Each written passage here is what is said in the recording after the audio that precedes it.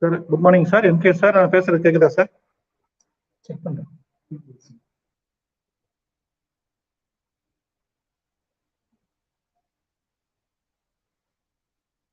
In case, sir.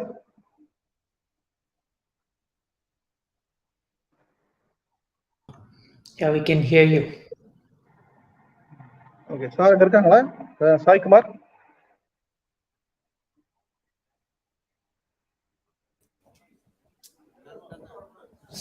Shall we start, sir? Amish sir, am I audible? Yes, sir. Yes, sir. Okay, yes, sir. Audible, sir. Audible, sir. Praveen, am I audible, Praveen? Yes, I can hear you. Yeah. Yeah, sir. Yeah. So shall we start? Shall we start?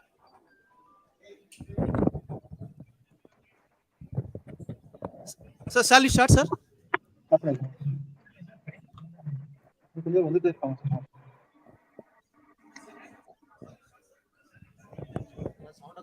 Sound okay.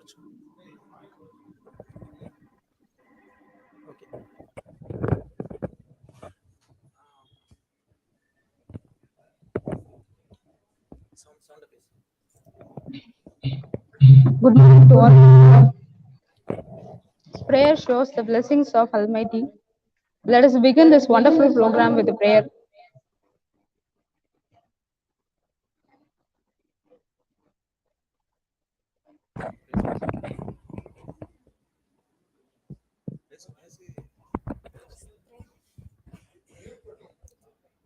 Vakradunda Mahakaya Suryakodi Samaprabha Nirvikram Guruve Devo Sarvakari Samaprabha Simha Kanadipate Namaga.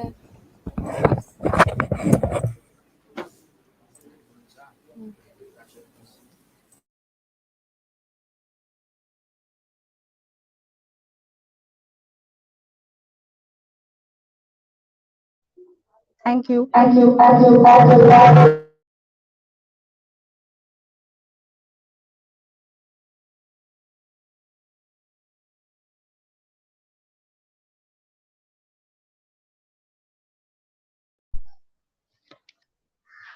Stars shine at night.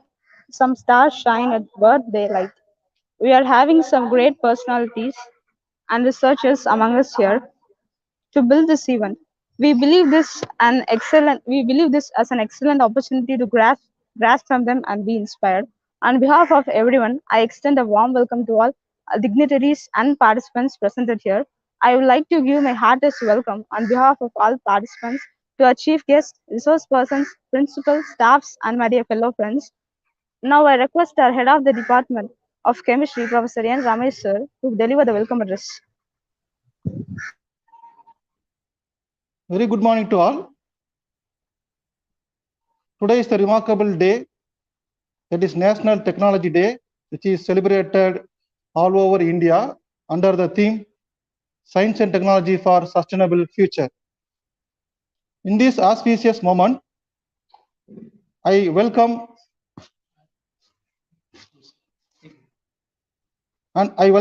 Dr. Venkateswaran, principal of our college, and I feel very proud to welcome all the dignitaries, eminent scientists, faculty, student participants from various states of India.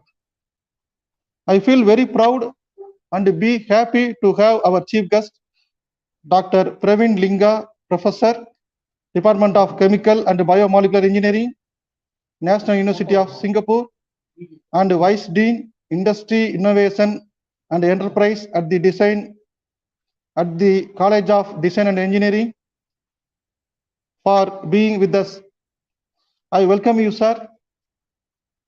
And I am very proud to welcome the senior scientist and eminent researcher, eminent scientist, Dr.G.N.K.Ramesh Bapu, former Deputy Director and Chief Scientist, Central Electrochemical Research Institute, Karaikudi. I welcome you, sir. I am very happy to welcome our prominent alumni and the eminent scientist, Dr. Ammayappan Lakshmanan, Principal Scientist, National Institute of Natural Fiber Engineering and Technology, ICIR, Kolkata. I welcome you, sir. And I welcome our one of the prominent alumni, Dr. G. Robin Wilson, Assistant Professor of Mount Carmel College, Bangalore. I welcome you, Robin. And I welcome Dr. K.P.Bhuvana, Senior Technical Officer and Head of the Department of Plastics Testing Center, CIPET, Institute of Petrochemicals Technology, Chennai. I welcome you, ma'am. And I very proud to welcome various researchers, faculty members, students from universities and colleges in Tamil Nadu and other states. And I welcome our department faculty and the organizing secretary of our this webinar, Dr. M. Kanagasabhavadi, and our department faculty and organizing committee members, Dr. G. Srinivasagan and Dr. T. Uma Sangareswari and Mr. Arun Kumar.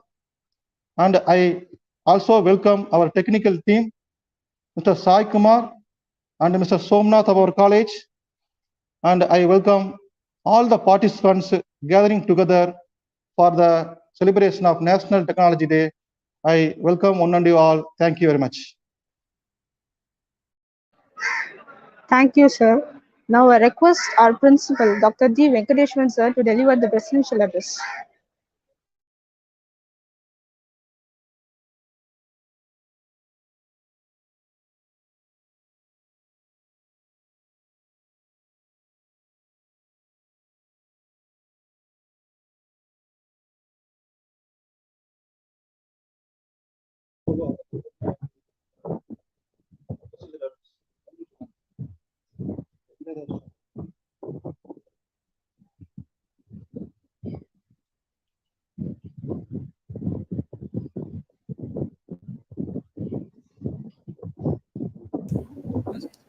So, Principal sir, you can start, sir.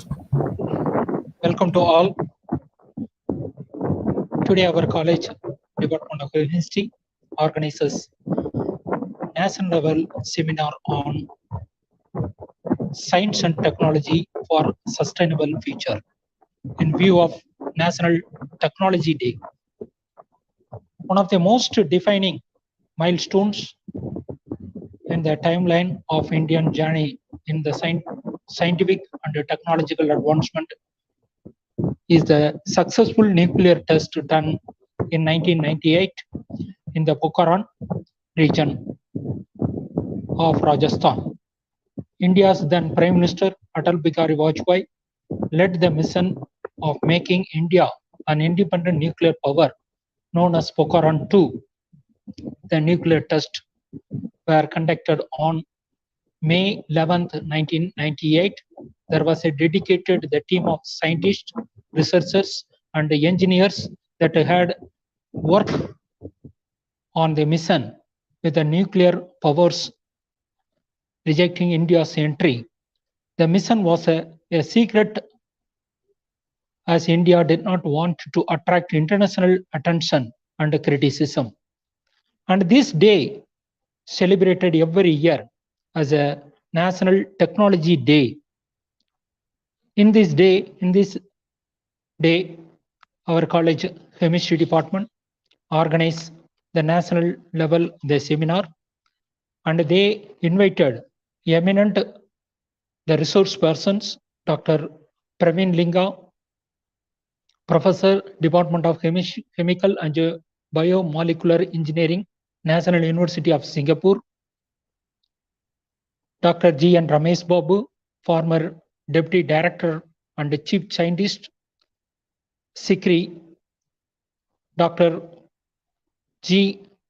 Robin Wilson, Assistant Professor, Department of Chemistry, Mount Carmel College, Bangalore, Dr. K.P.Bhuvana, Senior Technical Officer and HOD, Plastic Testing Center, Chennai, Dr. Ammayappan Lakshmanan,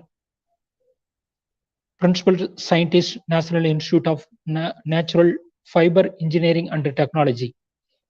On behalf of our college and my own behalf, I thank the resource person for accepting our invitation.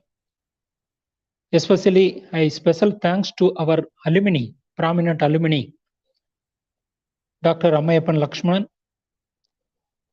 and Dr. G. Robin Wilson. A special thanks to the prominent alumni. I am very happy to inaugurate this national level webinar on science and technology for sustainable future. I thank for giving this opportunity to organizer Dr. M.K.S. and other staff members of the Department of Chemistry. Thank you.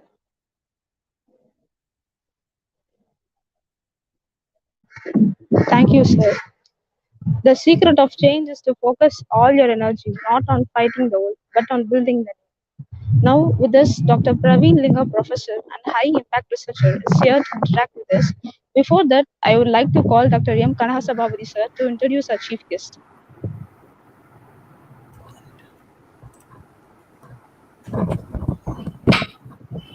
Good morning, Anand. Good morning to all. Respected delegates and dear participants, very warm good morning to all. At the outset, I am privileged to introduce Professor Praveen Linga. Dr. Praveen Linga is the professor at Department of Chemical and Biomolecular Engineering, National University, Singapore. He is currently serving as the Vice Dean for Industry, Innovation, Enterprise, College of Design and Engineering. And most importantly, he is also the co-founder for NewGen Gas Limited, company that specializes in solidified natural gas (SNG) technology via clathrate hydrates for gas storage and transport. He has been interviewed many reputed TV channels and Western media. He is so popular among the media.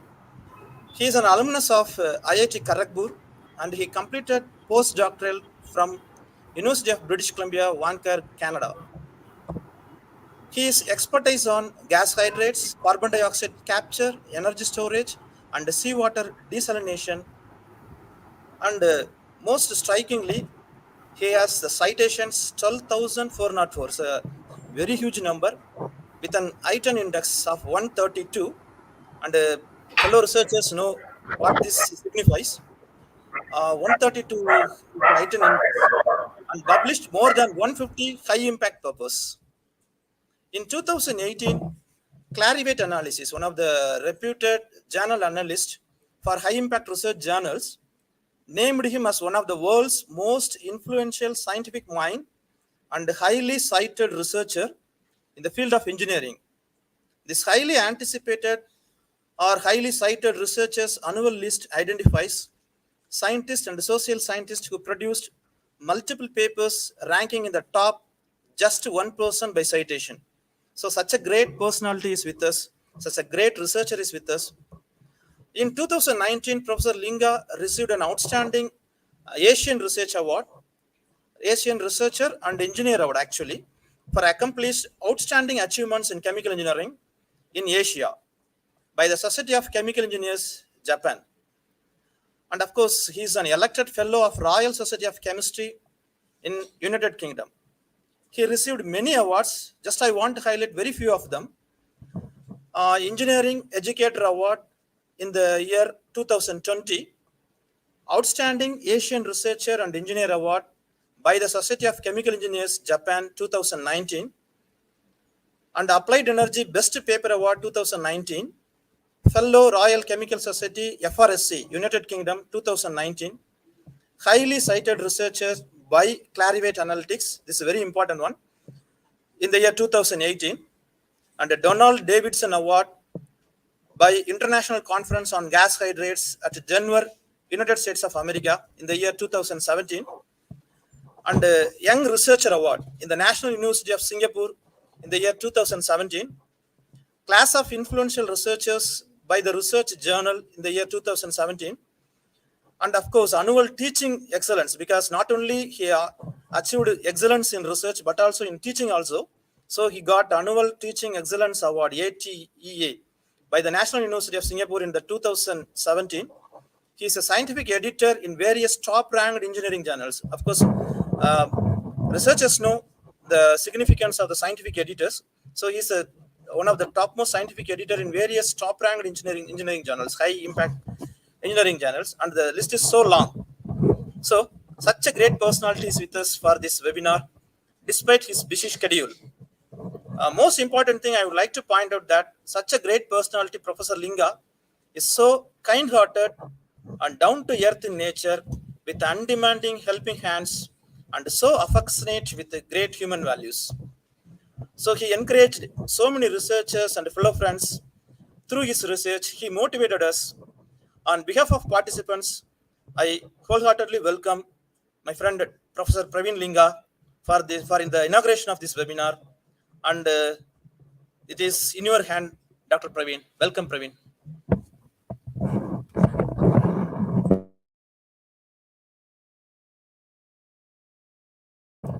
For the past 20 years nearly. It's my great pleasure to be with you all today. Very good morning. It's about lunchtime for me, so whichever part of the world we are in, good morning, good afternoon, or good evening to all participants, those who are live physically there as well as those who are online. I hope you're all able to hear me loud and clear. Before I start my presentation, I would like to thank the organizing committee, particularly Dr. MKS, for inviting me to grace this occasion. And it's also my pleasure to meet the Honorable Principal, Dr. Venkateshwaran, though live, though online, and not physically. Hopefully, I can visit the college sometime soon. And also, I would like to extend my thanks to Mr. N. Ramesh, the head of the Department of Chemistry. Right. So when Dr. MKS told me that the theme is going to be science and technology for sustainable future, and he said I have to serve as the chief guest, so he didn't give me much time to present. So I said it wouldn't be nice if I come and present an hour-long technical seminar. So I as a kind of an appreciation of the nature of the event, which is celebrated as highlighted by the principal as well, National Technology Day, celebrating the nuclear test done in 1998. I was an undergraduate student when this test was undertaken in Pokhran, so I vividly remember the events that unfolded thereafter.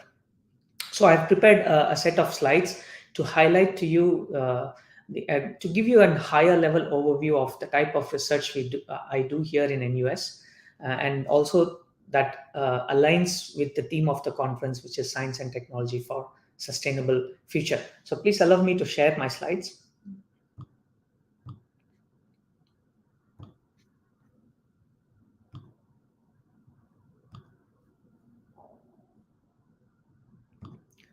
Okay, I hope you're able to see my slides. So yeah, the title of my brief summary as an opening remarks or as a chief guest is to highlight to the viewers kind of sustainable applications that we develop here in my lab with Clatrate Hydrate as a technology enabler, right? So before I start my overview about different applications that we develop, it is my duty to introduce what Clatrate Hydrates are. So actually, Clatrate hydrates are also called as gas hydrates. They actually look like ice.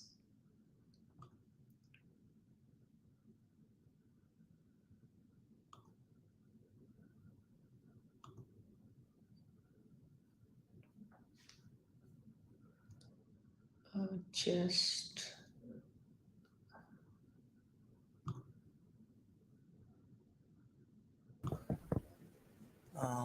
I think I lost this screen. No, Praveen. Praveen, you can go ahead. You go ahead. Yeah, let me share the screen again. Okay. Are you able to see my screen?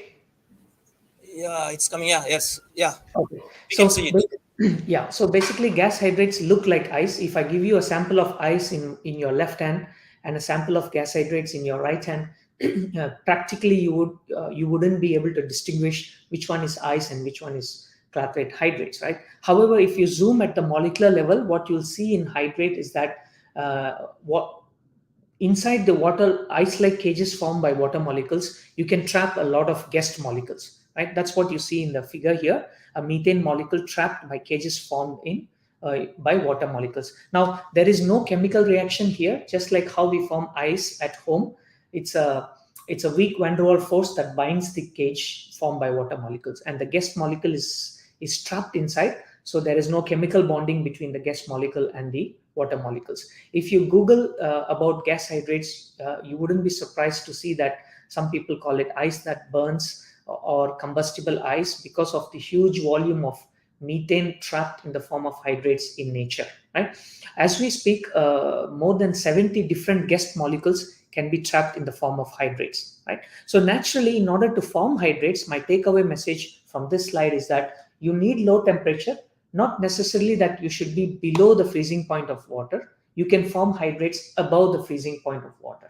So, however, in order to do that, one would require high pressure.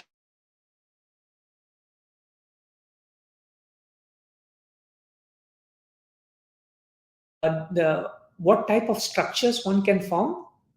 There are three different structures that one can typically form based on gas hydrates. When you mix water and a particular gas molecule, you are likely to form one of the three structures I've highlighted in my slide, right? Given that the majority of the audience has a chemistry background, so let me highlight to you what these structures are.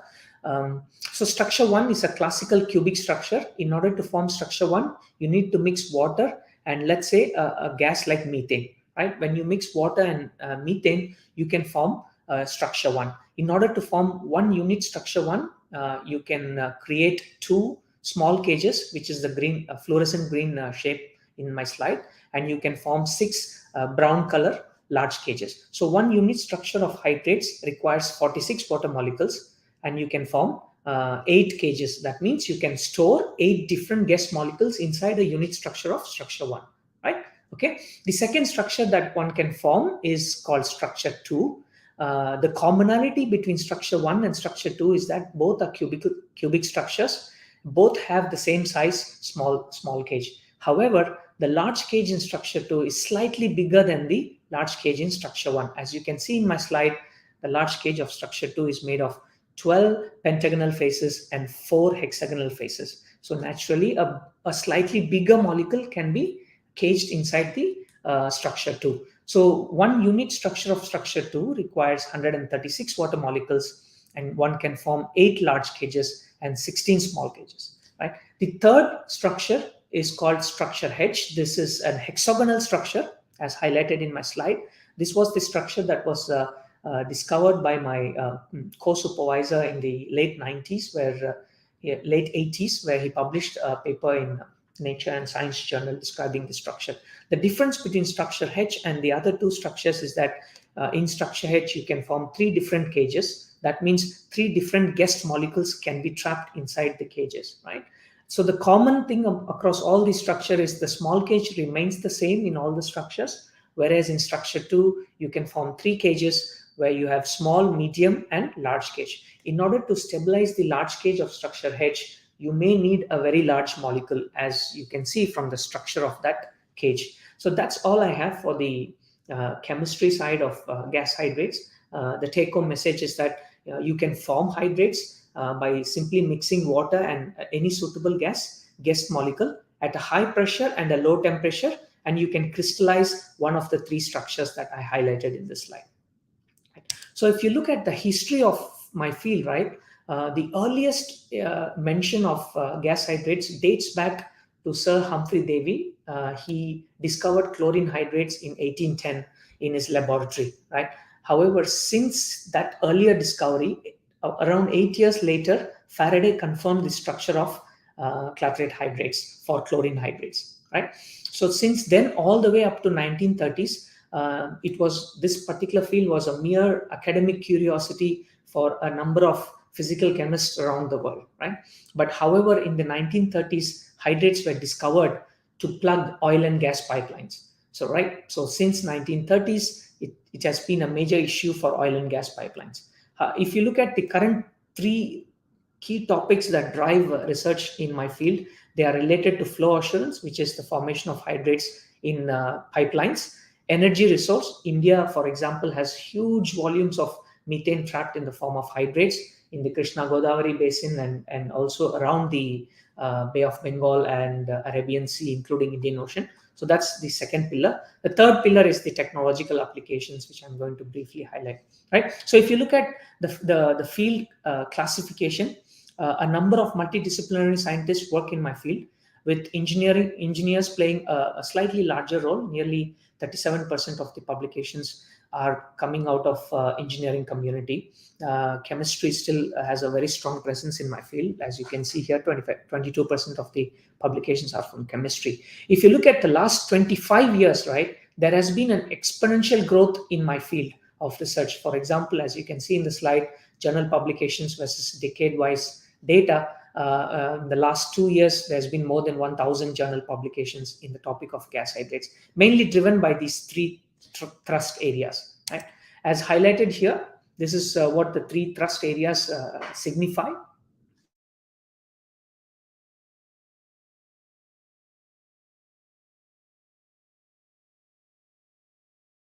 Gas hydrates as an enabler, technology enabler.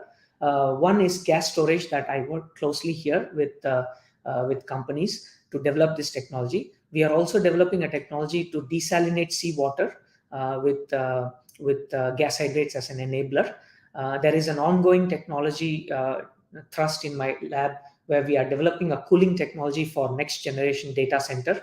This is a project I work very closely with Keppel Data Centers, and we also work on CCS, carbon dioxide capture, storage, and also in the future we would also continue to work on possibly storing hydrogen in the form of hydrates. Now, if you look at the guiding principles for technology development, it's kind of interfaces with chemistry and chemical engineering, thermodynamics, kinetics, and ultimately once you clear the challenges involved in the kinetics, you can get into process development. Right. So this is one application that we have worked extensively in the last 5 years with support from industry as well as government agencies to store natural gas in the form of hydrates. Right. Why do you want to store natural gas? Countries like Singapore import all the natural gas that is needed for electricity generation from abroad. Right. So we don't have any natural resources. 96% of our electricity is generated from natural gas. So there is a need for developing a technology that can provide energy security and resilience for Singapore. So that's where we come in. We simply mix methane and water. We can form what you see in my slide, SNG, as we have christened it as solidified natural gas hydrate pellet. Right? There are several advantages. It's environmentally benign because we are using water as a chemical to store natural gas. It's extremely safe to store gas in the form of hydrates. Compact storage can be achieved. You can actually compress 170 meter cube of natural gas into 1 meter cube of hydrate. So that's how much of a compact storage one can achieve. As you can see in the slide here, I have a video to demonstrate how extremely safe it is to store natural gas in the form of hydrates.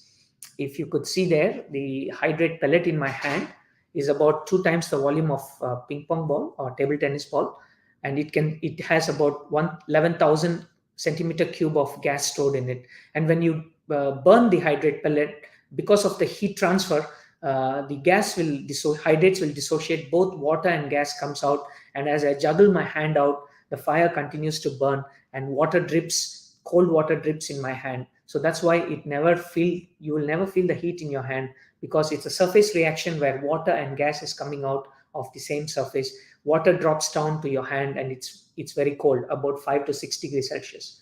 So as you can see, I'm a living example of how safe it is to store natural gas in the form of hydrates. So we have done tremendous work in the last 5 years on this technology space. In fact, I have trained more than 15 researchers in this technology space. We have published nearly 30 journal articles, out of which many of them are in the top journals with really high impact since their publication. And as highlighted by Dr. MKS, one of the spin-off company that we have started is based on this technology.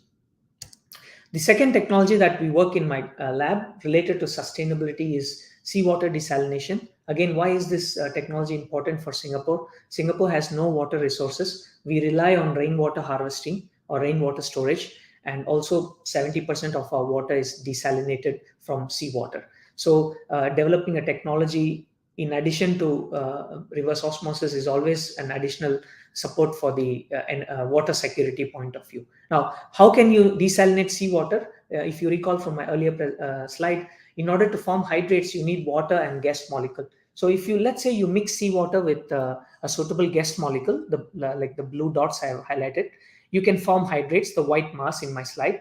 And if you remove the hydrates and if you melt the hydrates like how we melt ice, you can likely get the purest form of water, because salts do not form hydrates, so they get occluded when you form hydrates from brine solution or seawater. However, there are several advantages for doing so, because if you look at hydrates by mass, 85% of the mass is water.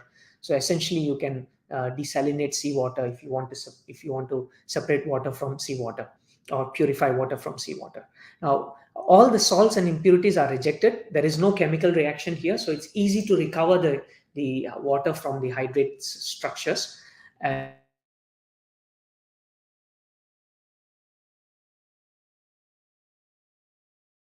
Important challenges to develop this technology. The hydrate formation rate is slow, so you have to speeden that up or fasten that up. The separation of hydrate crystals from brine is a challenge. You need process design, innovative process design to overcome that, and the requirement of cold energy is constrains the development of the technology. Over the last 5 years in my group, we have extensively worked on this process or the technology development. From a basic understanding, fundamental facility, we have now a patented prototype that can process 12 liters of water per day, right? A couple of years ago, we demonstrated the innovation both as a patent as well as a publication.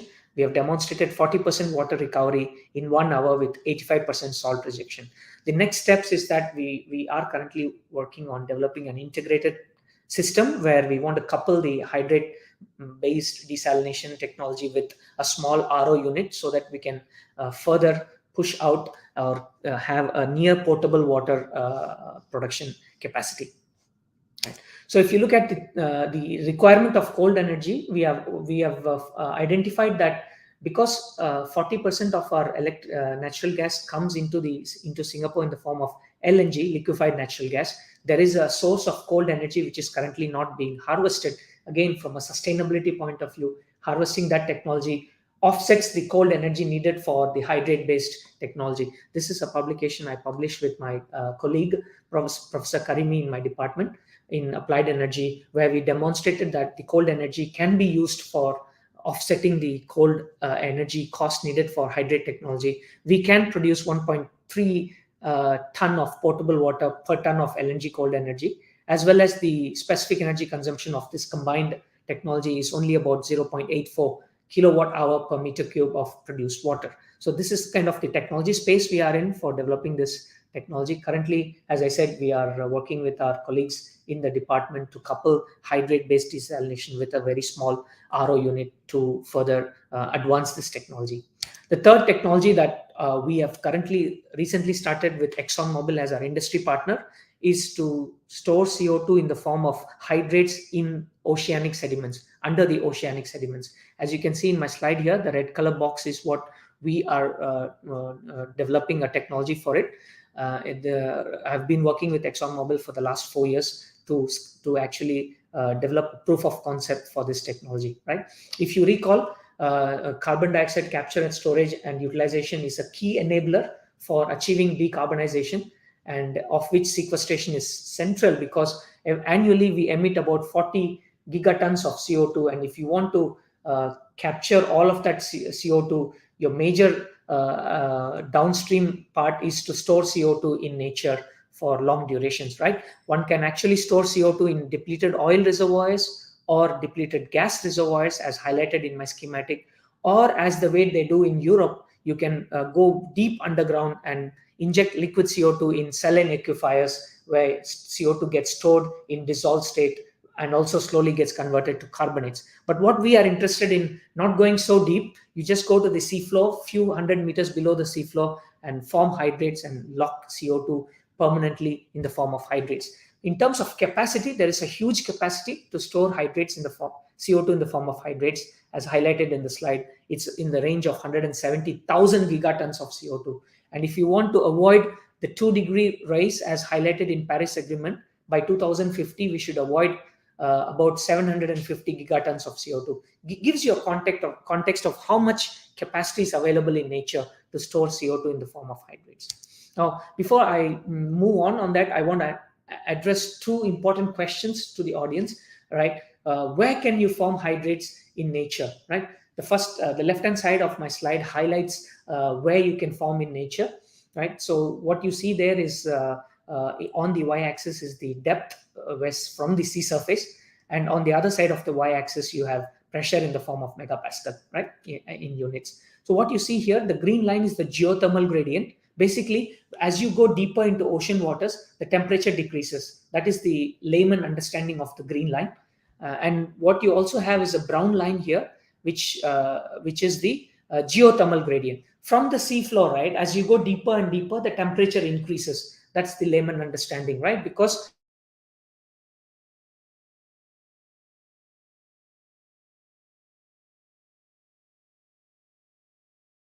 towards the Earth's surface. Now, where you can form hydrates is essentially the area A, B, C, D, and A, right? Because the blue line in the figure demonstrates the thermodynamic stability curve, or the three-phase equilibrium curve of CO2 hydrates, CO2 gas, and water. Right. So what we are interested in B, C, and D, the area B, C, and D, which is typically a few hundred meters from the seafloor. Right. So there are a huge number of locations one can identify in order to form CO2 hydrates. Right. Now, the second question that should be in your mind is, will CO2 hydrates remain stable? What if it comes out? Nature provides us the answer. I would like to highlight to you that methane hydrates stored in the form of hydrates has been ongoing by nature for millions of years, and the hydrates have been stable for many years. In fact, millions of years, they are already there. Now, how does it relate to CO2 hydrates? CO2 hydrates is nearly 2 times more stable than methane hydrates. Now, if you form CO2 hydrates anywhere in a chosen location around the world below the sea surface, it is likely to remain stable, similar to how methane hydrates are in nature. Right. So this is a technology space we intend to have more innovation coming out. Recently, we published a paper demonstrating the world's first stability test in a laboratory setting mimicking oceanic sediments. So this is a space that we will continue to innovate. Right.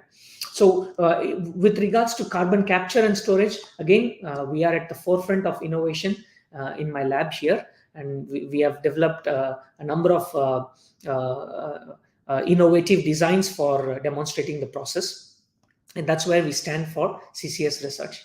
Right. So just to conclude my short summary, clathrate hydrate research has progressed from fundamental to translational and applied research with applications concerning energy, water, and environmental areas.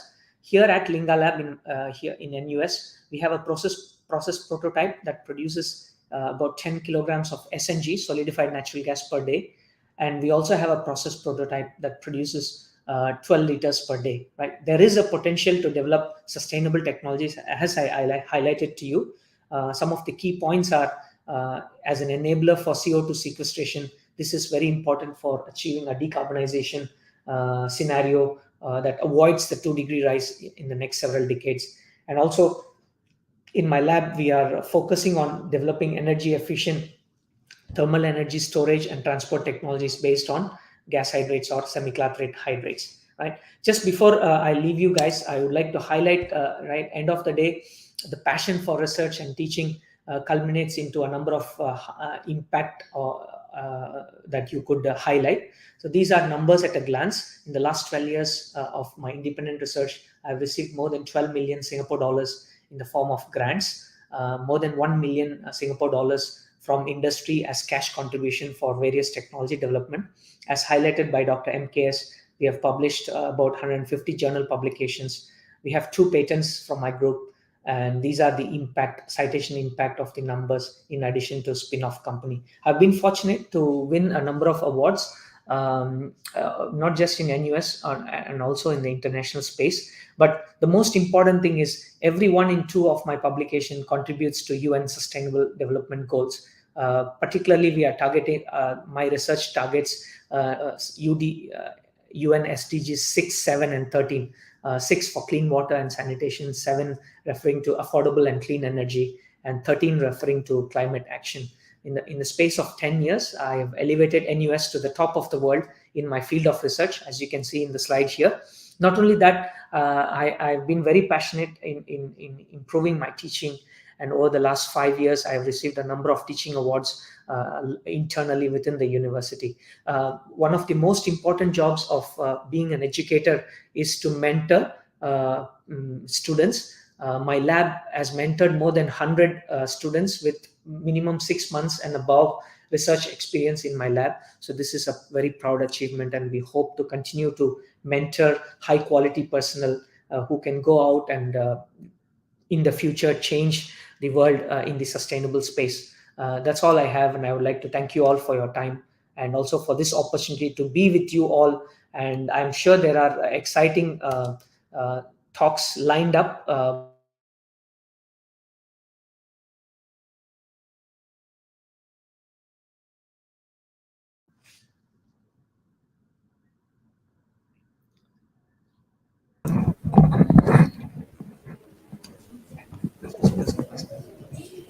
Voice over. Dr. M.K. Were you Oh, able? yeah, Was yeah, my talk?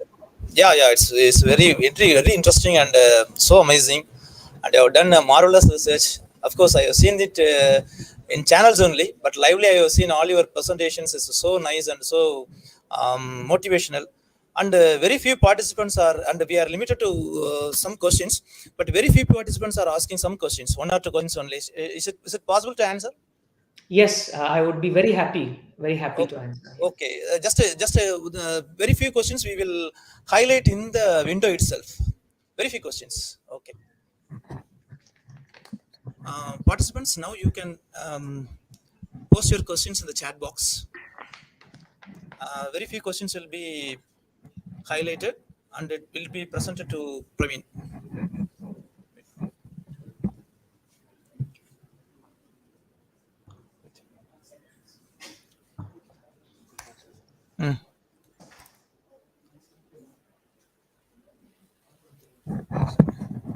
So this is a very good question from Chandra Bose. So actually, if you look at the structure of hydrates, right, each CO2 molecule is trapped in one cage, right? So essentially, it's like isolation of CO2, one molecule, on a molecule basis, right? So each cage nearby is trapping one CO2 molecule, right?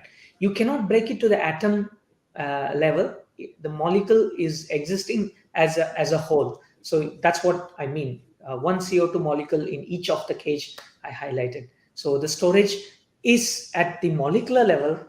Perhaps you may say it is at the atom level, but it doesn't break CO2 down into carbon and oxygen, for example, through a reaction mechanism. So it is at the molecule level. That's what the storage is. Okay. What extent desalination can be done in terms of ppm? Arun, this question is from Arun. It's a very good question. Now, if you look at potable quality, there are international standards, right? Your ppm level must be less than 500 ppm. You typically want the ppm levels to be as low as 500 from a technology standpoint. As I highlighted we are able to isolate or reject 85% in one throughput based on hydrate technology. However, if you want to move it to a potable means or drinking water quality, you have to couple the hydrate technology with a very small RO unit, right? So a combined integrated process would give you the potable quality water. Right now, what we are focusing on is, can we provide industry grade desalinated water for cooling, right? Because in chemical industry, there's a high level of need for chilled water in number of the unit operations, around the petrochemical complex and so on. So that's our approach. First, to develop the technology to a certain industry grade potable, what I call is industry grade water, and then gradually by integrating with the RO unit, we should be able to get into drinking quality. Drinking quality. That's how I would put it. I hope that answers your question, Arun.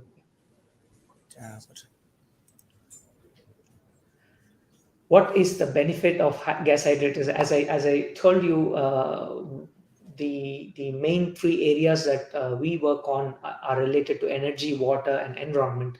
As I highlighted to you today, this is a question by Gokila. So you can see that I showed you the innovations we are doing in the energy domain with regards to gas hydrates, with regards to water domain, how we are extending the technology to desalinate seawater.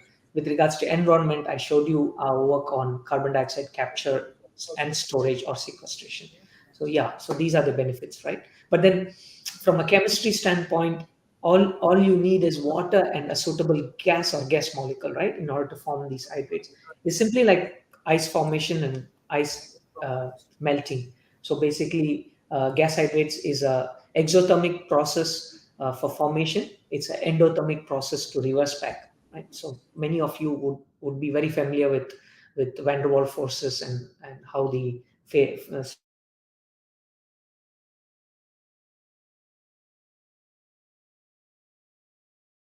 all the three areas of energy, water, and environment, as I highlighted.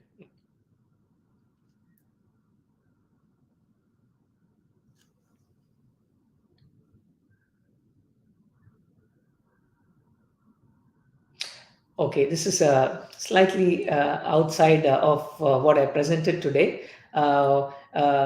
This is a question from Muthulakshmi Navadarshana.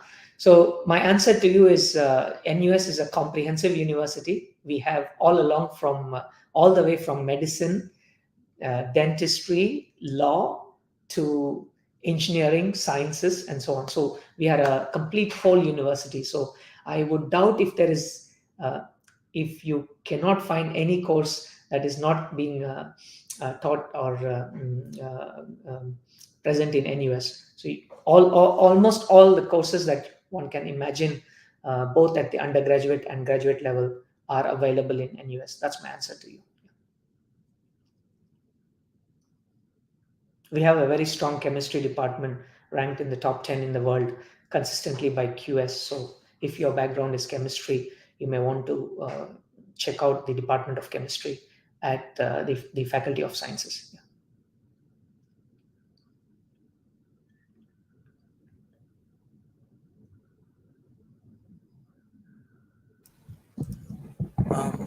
Dear Praveen.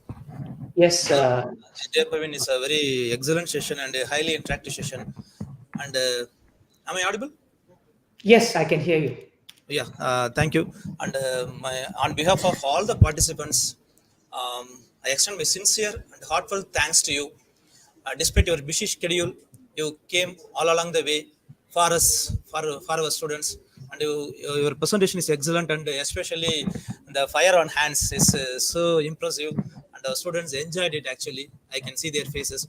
So the thing is, it's a very useful session, very wonderful session, and motivational session, and our students are also so willing to join in NUS, and they are asked such type of questions also. So probably, suppose if it's possible, on behalf of our department as well as of our college, I invite you in person.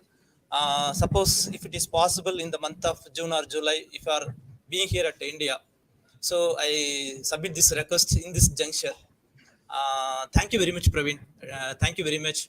On behalf of our department, our college, and on behalf of all the participants, I extend my sincere thanks to you. Thank you very much. Thank you very much. It's my pleasure, and I wish you all the very success for the rest of the day. There are some very exciting speakers lined up. I wish I could stay on to attend some of these talks, but in the interest of time, I will continue to spend some more time, perhaps as soon as the next speaker starts, sometime, and then I would excuse myself. But I wish all the participants and the organizing committee the very best for the rest of the session. And I can assure you that I will definitely visit the college sometime. but when it is, I wouldn't be able to point it at this platform, pick it up at this platform, but I'll work with you at the back end to possibly visit your college sometime soon. Thank you, Dr. M.K. Thank you, Praveen. Thank you. Thank you very much. Thank you very much.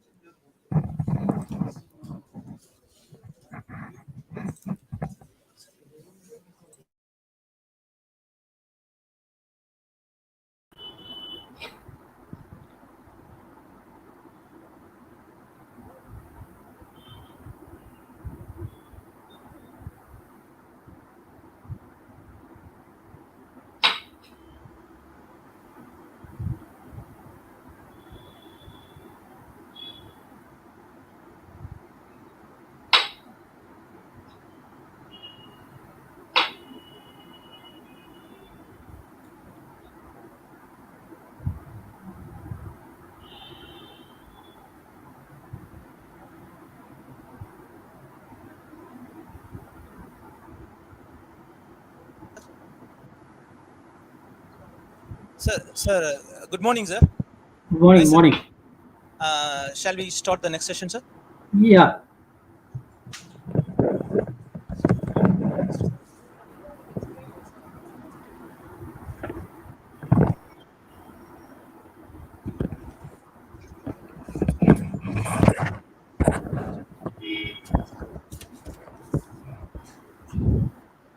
Everything you need to accomplish, your goal Yeah, is already with you. slides. What slides? In this first technical session, with us, Dr.G.N.K.Ramesh Bapu sir is present. He is a senior scientist with more than 35 years of experience. Once again, I request Dr. M. Kanahasababari sir for introducing a resource person.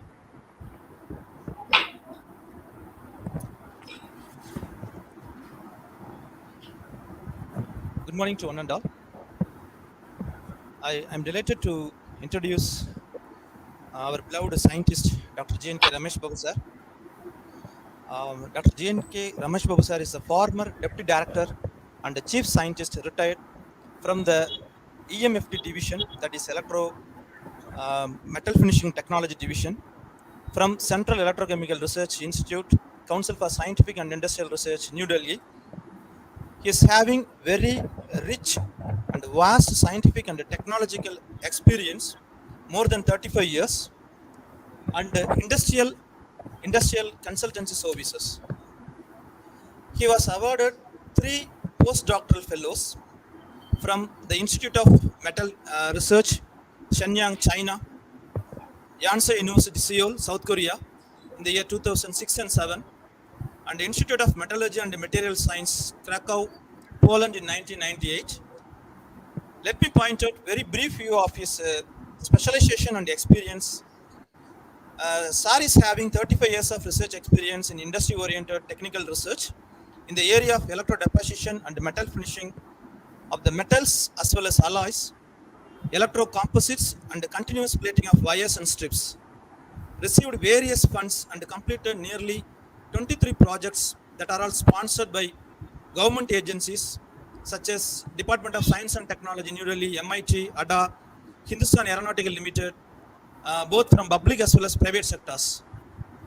SAR is actively engaged in the development of eco-friendly cyanide-free electrolytes and electrochemical process for the metallic foams for batteries and water treatment. Organized several electroplating workshops in different parts of India, coordinated several training programs and tailor-made courses for industries on electroplating. Nearly, SAR published about 75 research publications and having 3 patents. And he received many awards. Some of the awards are SAIST, honored with Best Electroplater Award. SAIST means Society for Advanced Electrochemical Science and Technology. In the year 2004, he is the Best Electroplated Award. It's a prestigious award. All India Industrial Exhibition Committee, Hyderabad, honored with Best Import Substitution Award in the year 2006. And Electrochemical Society of India, Bangalore, awarded N.M. Sampath Award in the year 2009. And similarly, he awarded with the Indira Gandhi Gold Medal Award for individual achievements and national development by JEPRA, New Delhi on 2015 at Bangalore. Still, the award lists are so long. Besides these achievements, Sir is one of the most beloved scientists by the students like me, because he is the real guru and real mentor with great human values and compassion, particularly for his PhD students, MSc students, MTech students, BTech students, as well as even BSc graduates also. So such a great personality is with us. And with this introduction, now I request our beloved scientist, Dr.G.N.K.Ramesh Bapu sir, for this technical session number 1. You welcome, sir.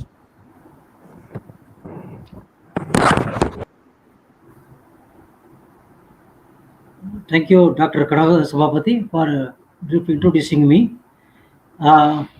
This is an occasion to share some of my views, some of the works carried out in the electrochemical Central Electrochemical Research Institute during my association of 33 years. So today is a very important day on National Technology Day, as pointed out by our principal. Dr. Venkatesh has pointed out about this importance of National Technology Day and how it came exist. So I just mentioned that respected principal, Dr. Venkateswaran, and salute Dr. Honorable Secretary, Dr. Singaraj, and Professor Ramesh, Head of Department, Chemistry Department, and my dear friends, teaching friends, Dr. Kadasa Babadi, Dr. Srinivasagan, Uma Shankeswari, and Mr. Arun Kumar, and our honorable speakers, Dr. Praveen Linga, Dr. Ammayappan, Dr. Robin Wilson, and other student friends. So a very good morning to all of you. And at this special occasion, I wish to share my views on before you about the surface engineering technologies for corrosion prevention. So this topic of this today's discussion is sustainable development for corrosion prevention. And in this aspect, I am aligning my electrochemical or electroplating technologies knowledge or the technologies those who so far have covered in this under the broad topic surface engineering technologies.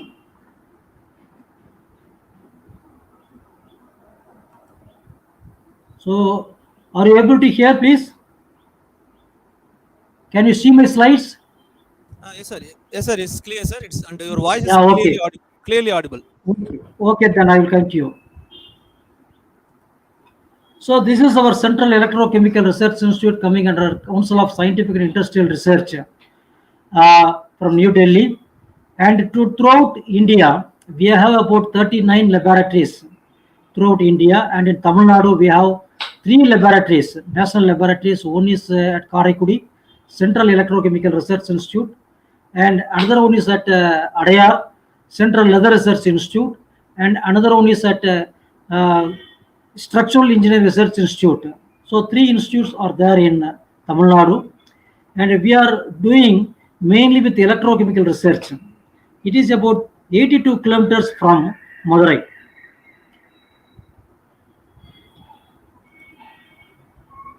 And coming to these aspects of metallic coatings for corrosion prevention, and in this brief lecture, I am discussing about the various basic aspects of corrosion, very brief aspects, and what are the basic principles of electrodeposition. What is the technology behind this basic electrodeposition techniques? What are the various applications of electroplated coatings? Why we are depending on this electrodeposition and electroplated techniques? And various electroplating techniques are available. For example, DC plating or direct current plating. This is a very most conventional plating, and it is going on for the last centuries. And the second technique, the recent technique is composite plating, and very recent technique is pulse plating technologies and breastplating. So we'll have a brief account of these plating technologies in the future slides.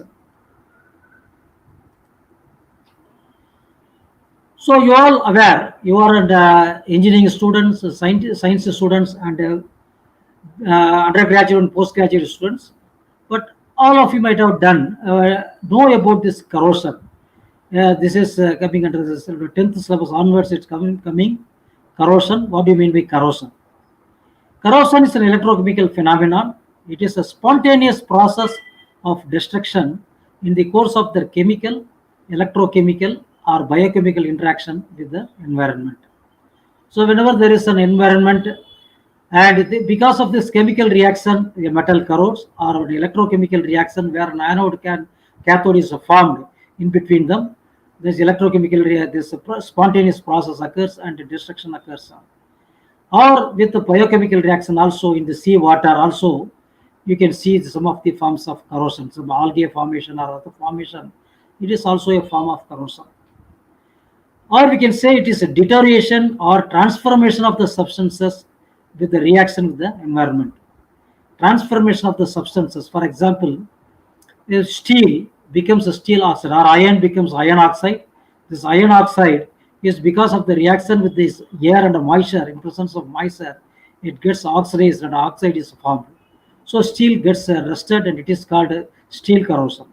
Similarly, for copper, when it is exposed to the atmosphere, you can see a green patches over the copper surface. Or if you see a copper vessel in your house, you just see some copper layers over the copper surface. So that is also a form of corrosion. This corrosion product is called green patina. So these are all reactions with the environment. So wherever there is a metal or there is anything is there, in presence of atmosphere or in presence of air and moisture, this corrosion occurs. This is an environment. This is a spontaneous process. So this is a very simple example of galvanic corrosion. Whenever there are two metals are joined, a more noble metal and a less noble metal like copper and zinc. So this zinc gives a sacrificial protection and zinc corrodes and copper is protected. The less noble metal goes corrosion, it gets corroded and the more noble metal is protected, which is the basic aspects or basic forms of preventing corrosion. So this corrosion prevention, so how we can prevent it, because it is a spontaneous process and it's an electrochemical process, or we can term it as a chemical process. How we can prevent it? We can prevent by various methods. There are various methods are there. One is called electroplating method, and this electroplating method we are preventing this corrosion by sacrificial protection and mechanical protection. The sacrificial protection is nothing but using a less noble metal like zinc and tin or cadmium. This another metal is protected. This is called a sacrificial protection. So join this more noble metal with the less noble metal.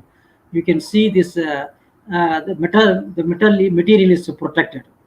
Similarly, if you want to protect it by mechanical, by some other coatings like copper, nickel, chromium, zinc, etc., that is called mechanical protection. You can see this nickel chromium surface like the cycle bumpers or car bumpers, automobile parts. Most of the parts are cylinders, railway engine cylinders. They're all protected by mechanical means. It is called mechanical protection. So by these two forms, this corrosion is prevented by use of electroplating methods. So sacrificial protection, it is mainly with the zinc and the cadmium. The zinc and cadmium protect the more noble metal. They cover it sacrificially, and as long as the zinc and cadmium coating is there, this more noble metal is protected. This example, copper or this aluminum, etc., can be protected. So they are more reactive than iron or copper alloys, and therefore corrode first, preferentially to those of the basis metal. So this corrosion occurs at the base of zinc and cadmium, and thereby the other metal is protected. So that's why it is called a sacrificial protecting methods. In the case of mechanical protection by corrosion prevention, we can use various techniques like copper plating, nickel plating, chromium, tin, and most other metals like brass, etc., can be given for giving mechanical protection. You can see a lot of examples in our day-to-day life regarding this copper, nickel, chromium, because this nickel chromium is the most important industrial coating applied for protecting the base metals by mechanical means. So as long as the coating like nickel, chromium, copper or tin is there, as long as the coating is there, the material is protected. If the material gets exposed, then the base metal gets corroded. So this is called mechanical protection methods. So in the case of surface engineering, or broadly called as a metal finishing, what do you mean by metal finishing, or what do you mean by electroplating? So metal finishing or surface engineering is defined as a process uh, done to protect or beautify or insulate or increase the corrosion resistance, conductivity or solderability of metal objects, generally of iron, aluminum or copper alloys. So most of these materials are mostly we are using in our day-to-day life, iron materials or this steel, various types of steel we are using, and aluminum utensils we are using, and copper alloys like brass, etc. So over this, if you give coating, a small, very thin coating, like in terms of microns, about 5 to 10 microns or 15 microns, they protect the base metals. Or sometimes we can beautify the materials, base material. If, for example, if you take iron, iron gets easily corroded. So to increase the longevity or increase the life of the corroded this iron parts, we can give this coating, the copper, nickel, chromium coatings. We can give some we can give some insulated coatings, or increase the corrosion resistance. We can give zinc and cadmium coatings, or conductivity we can give silver coatings or gold coatings. Solderability for we can give this tin coatings, etc. So for many aspects, so that's why it is called surface engineering coatings. So for many of the applications of this physical or chemical applications, this coating is mostly used. This metal finishing in previous days, it is termed as a haphazard process. It is a very customary process, but it is not like that. It is a very skilled operation, as other many other manufacturing process. Only a skilled operator can give the very thin, very correct thickness of the coatings to achieve our requirements. So in case of this metal finishing, there are three general categories. One is called the electroplating aspects, and another is the anodizing, and another one is the organic and non-metallic coatings. So this electroplating, you can see, we see the detail in other coming slides. Anodizing is another process, whereas in anodizing, most of this anodizing process is done on aluminum, because aluminum, when you just expose aluminum, aluminum gets oxidized in the air and gets aluminum oxide is formed. So this is a very superficial layer, and it this so because of this nature of this aluminum gets corroded, and uh, some of the applications it is not used. It has a very this abrasion resistance is poor, and this corrosion resistance is also gets poor. So to improve this solderability and this abrasion resistance of this aluminum, nowadays we are giving a coating called anodized coating. It is nothing but thickening of the oxide layer over the aluminum surfaces. So for this anodizing process, there are various anodizing processes are there, cold anodizing, hot anodizing, etc. So there. The another important aspects of surface finishing is organic or non-metallic coatings.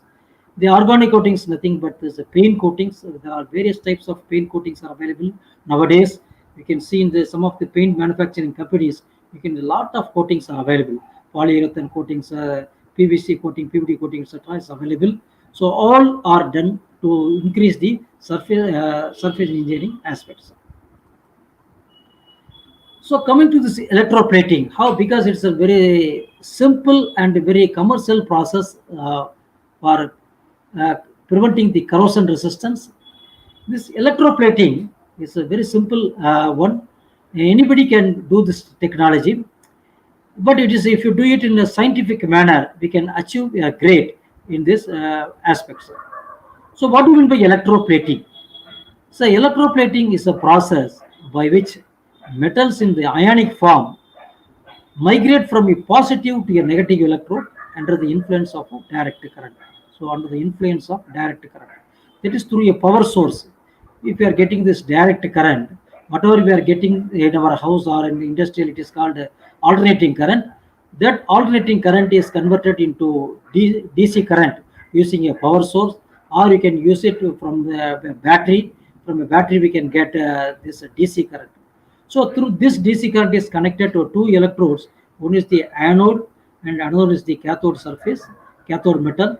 And if these two metals, anode material and the cathode material, are connected to a wire through a power source, even if we start the process, then the electrons migrate from the anode to the cathode. The anode is a material which we have to coat.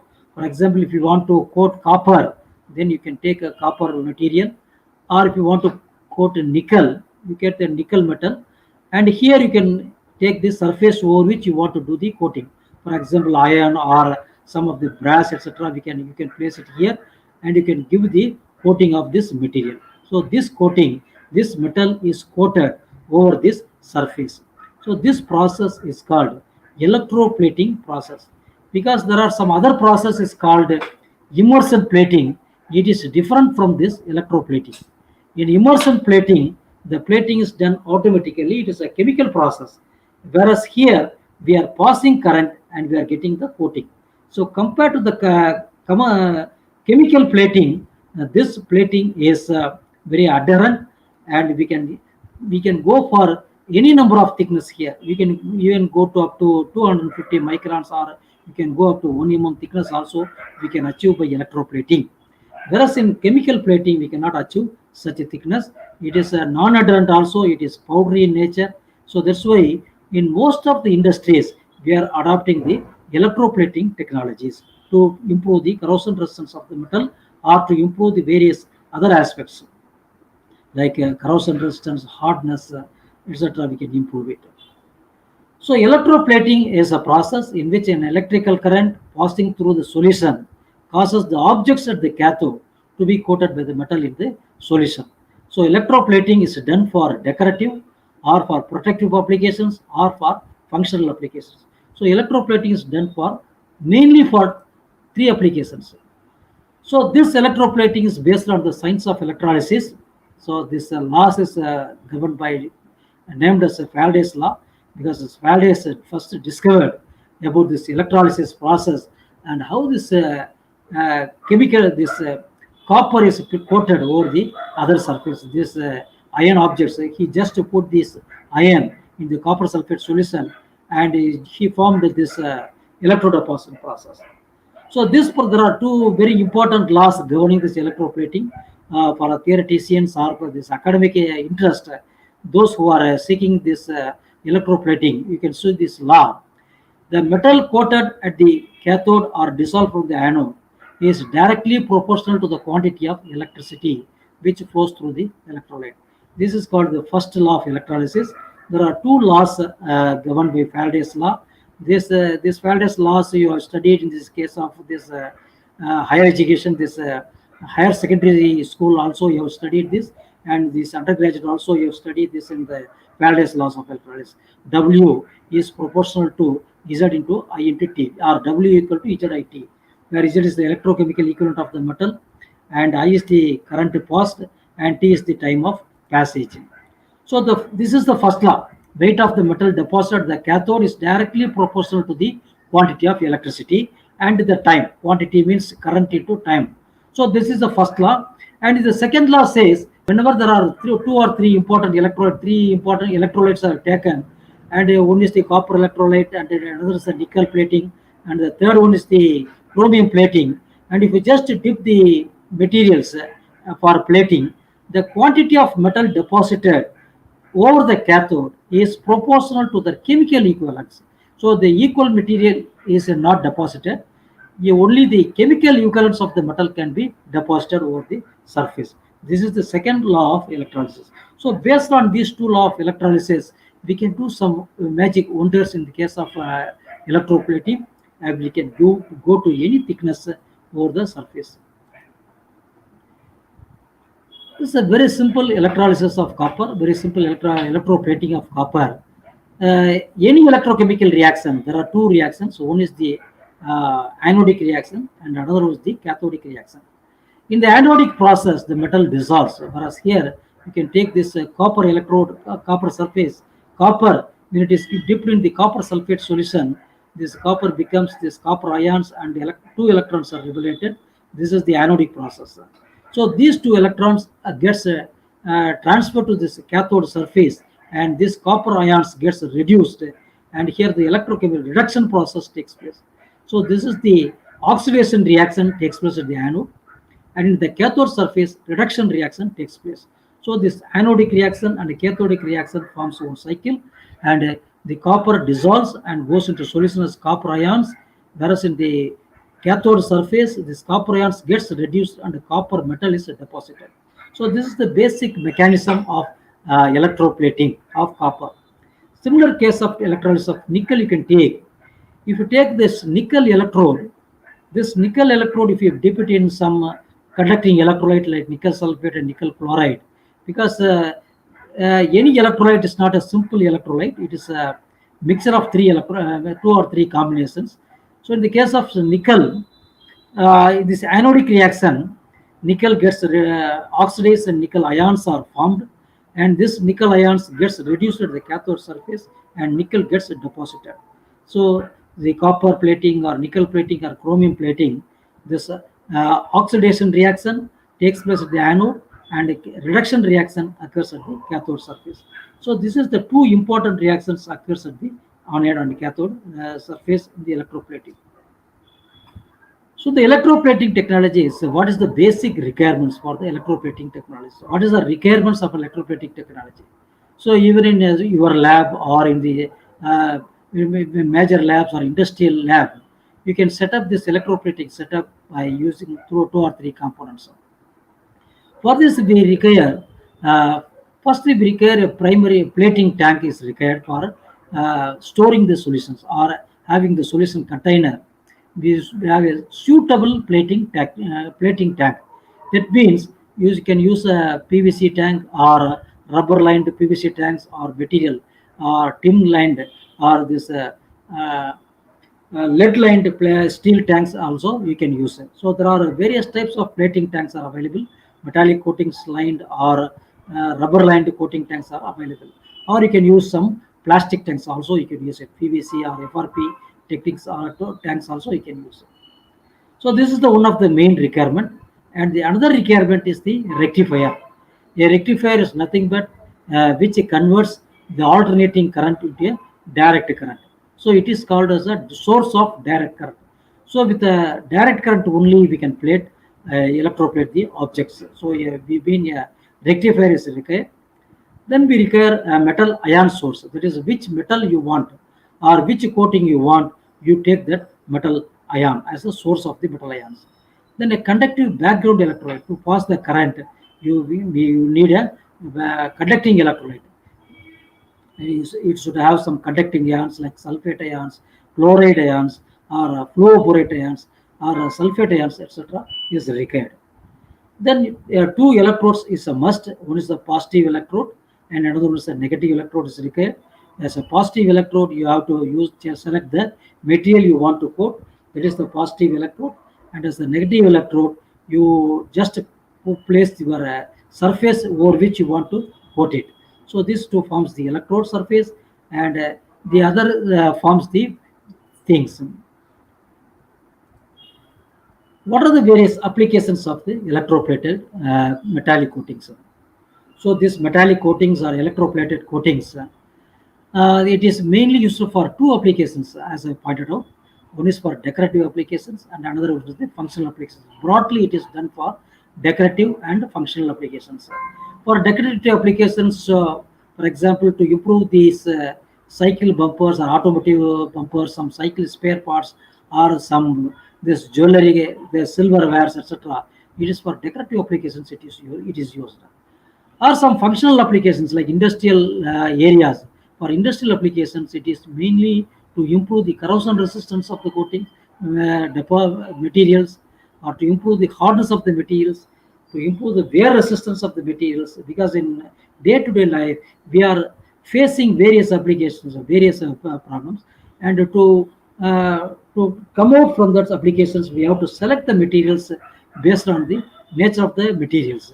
So based on the nature of the materials, whether it is a hard material or a soft material, we can play it for corrosion resistance, hardness, wear resistance, oxidation resistance, and also for improving the strength of the materials. So it is mainly for decorative applications and for functional applications.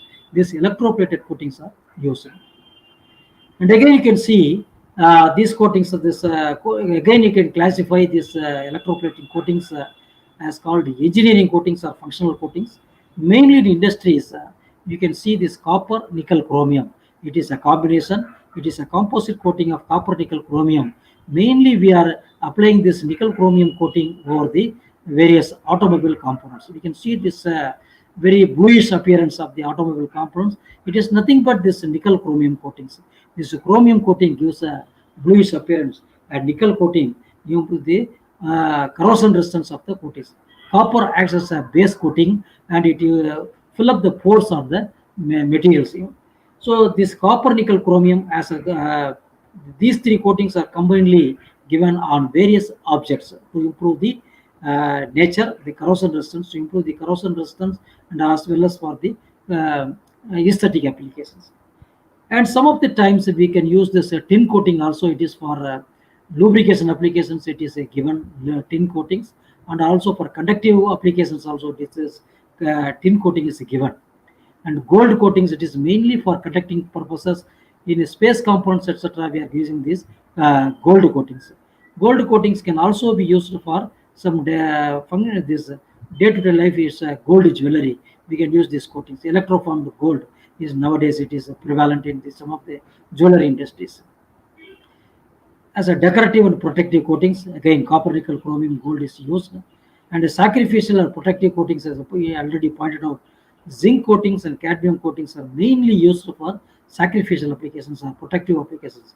For the corrosion, wherever this corrosion is there, to improve, to nullify the corrosion or to overcome this corrosion, we are giving this zinc and cadmium coatings.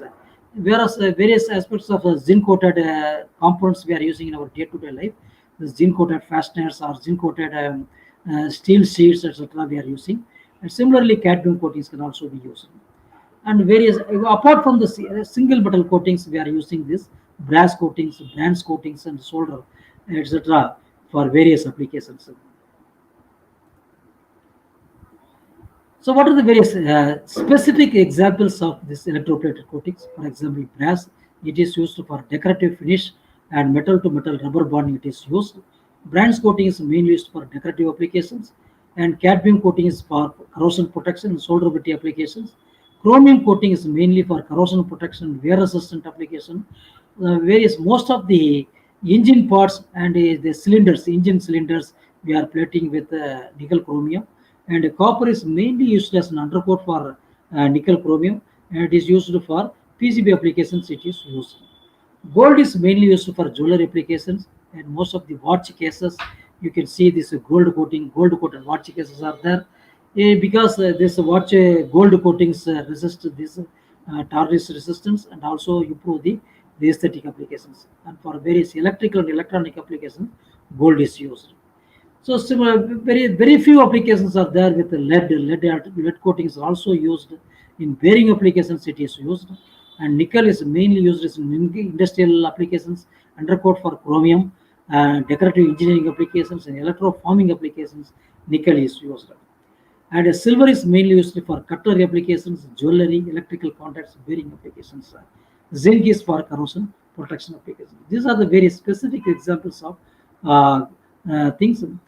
This copper, nickel, etc. We have just discussed about these various applications here, and you can see this some of these applications where you can see this nickel chromium. These are the various examples in coinage metals. Are there some electroforming applications? We can use it. Some of the buses, fan motors, and rubber. Some of the components. We can see this nickel chromium coatings. The chromium is also used. So this is the nickel chromium plated steel pistons. In all these pistons, we are giving this nickel chromium coatings. It is used in these various aerospace applications. These coatings are used. These cylinders are. And this is also one of the space engine where you can give this coatings. Nickel chromium coatings are given over the fans. Zinc coatings. Zinc coatings, you can see some of the various zinc coated fasteners or zinc coated tubes for water line purposes, etc. This zinc coating is mainly used in our day-to-day life. This zinc coated fasteners like screws, irons, nails, etc. mainly to improve the corrosion resistance of the applications. Some of the automobile corrosion is prevented by giving some paint coatings or by improving it with zinc paints. Nowadays, the zinc paints are available. Just with coat it with the zinc powder. You can by some sterilizing applications, you can improve the corrosion resistance. Silver applications and gold. So this is with respect to this electroplating techniques. In summary, we can see this electroplating is a very simple technique, and we can use it for our various applications.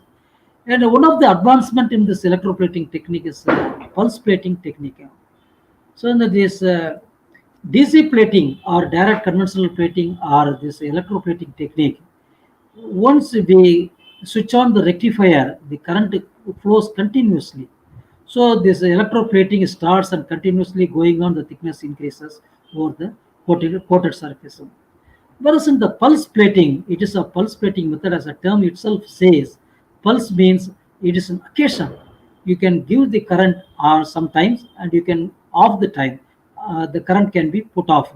So by on-off method, it is also called an on-off method. So the pulse plating technique or pulse plating, it is also it is an industrial technique, because this compared to the DC plating, in pulse plating we can good very thin coatings also we can achieve, and also some non-crystalline coatings can be achieved with the pulse plating. This is the most important advantage of this pulse plating technique. That's why it is now it gets uh, most advantage after 1960s. This pulse plating technique has emerged.